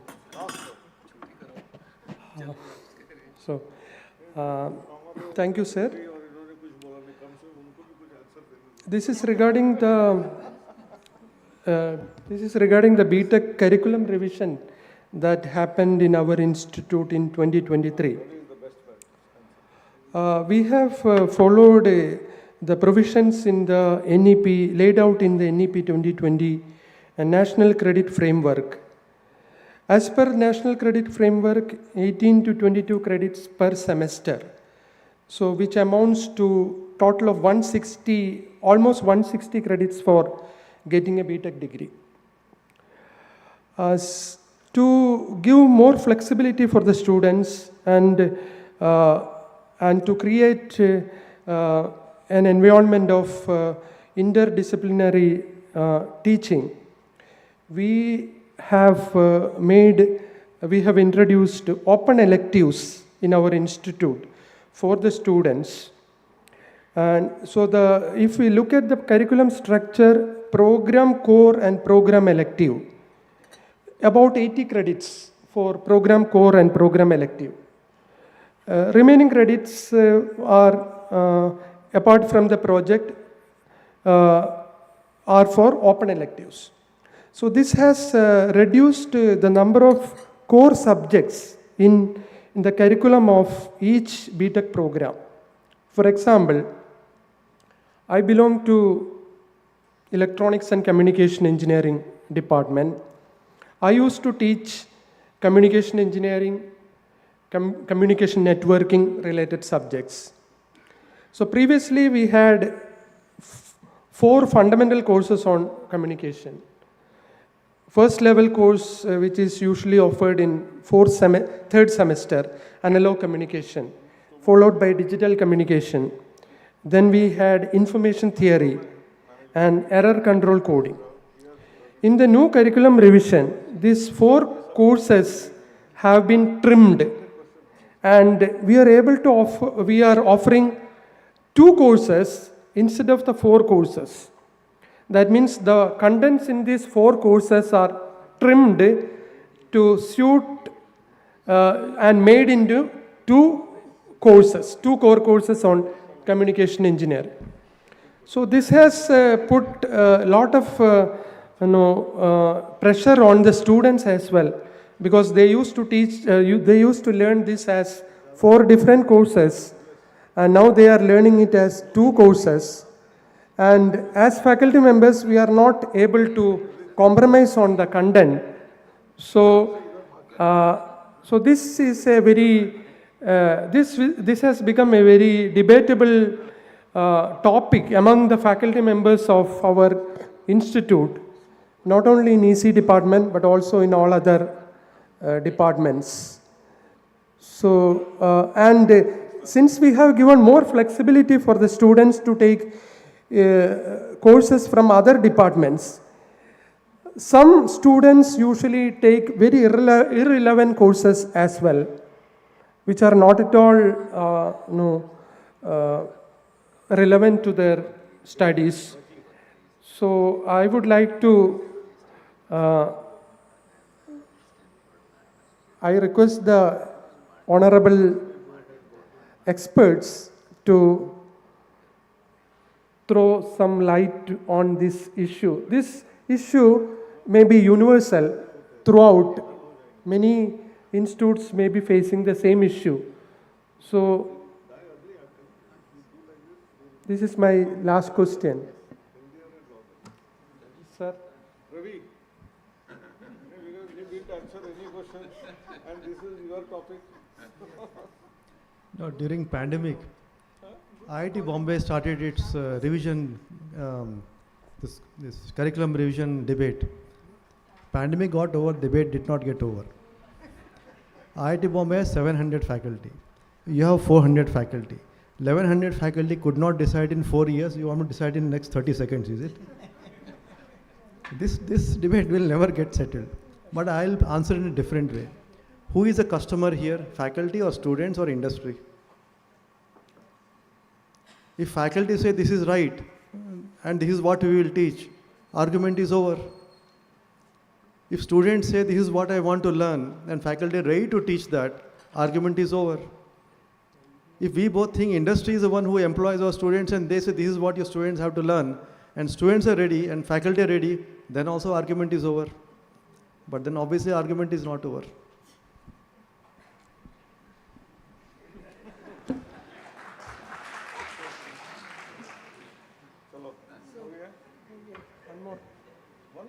Fine. Because we took short time so that we are over with the last one. Yeah, one more question. Babu, we left hotel at 8 o'clock. Okay, sir. Thank you. Thank you. Whatever remaining is there, we will cover it. Our panel is over. Yeah. Sir, I think I have told Babu that whatever is remaining in his mind, we'll try and cover it up in the sessions tomorrow. Yeah. So I think that's the best way. Otherwise, it will go on unending. मैं रात 11 बजे आया, अभी रात को 11 बजे यहाँ से जाऊँगा, 1 बजे पहुँचूँगा दिल्ली, कल पूरा दिन वहाँ कुछ मीटिंग है, वो करके परसों फिर आऊँगा बेंगलुरु, अर्ली मॉर्निंग फ्लाइट से, ठीक है, चलो, we do like this. To bring this panel discussion, wonderful panel discussion to a close, I would thank all the participants who have been very informative as well as interactive and so informational in terms of telling us really about the ground reality, what NEP in matters of its execution is. I'm sure that there were so many insights that all of us have received from their end. So my heartfelt gratitude to all the panel members over here. Thank you, sirs. Thank you, ma'am.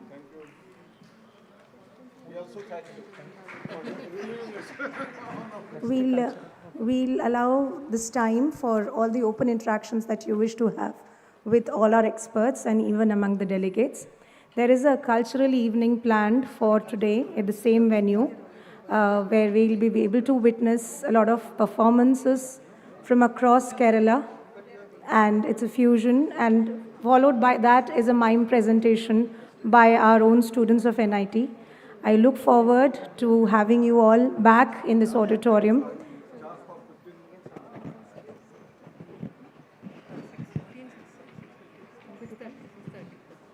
Somewhere around 6:30, please join us for the cultural events.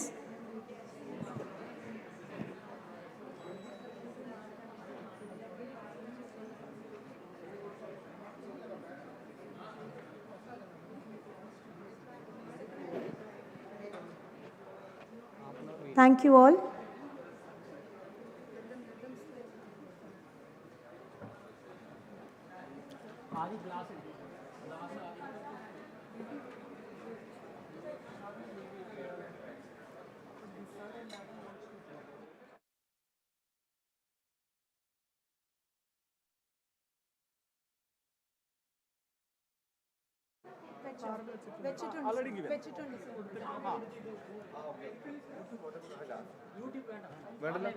അപ്പോൾ YouTube അല്ല ഇതിന്റെ recording വേണം, video recording വേണം.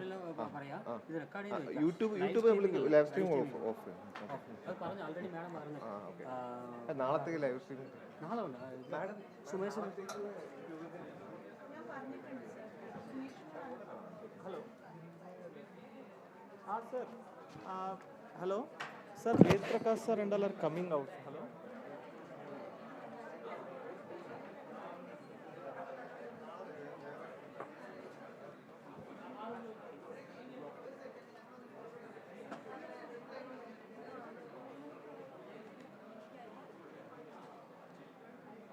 Sir, all experts are coming outside. Ved Prakash sir, other people are just started from.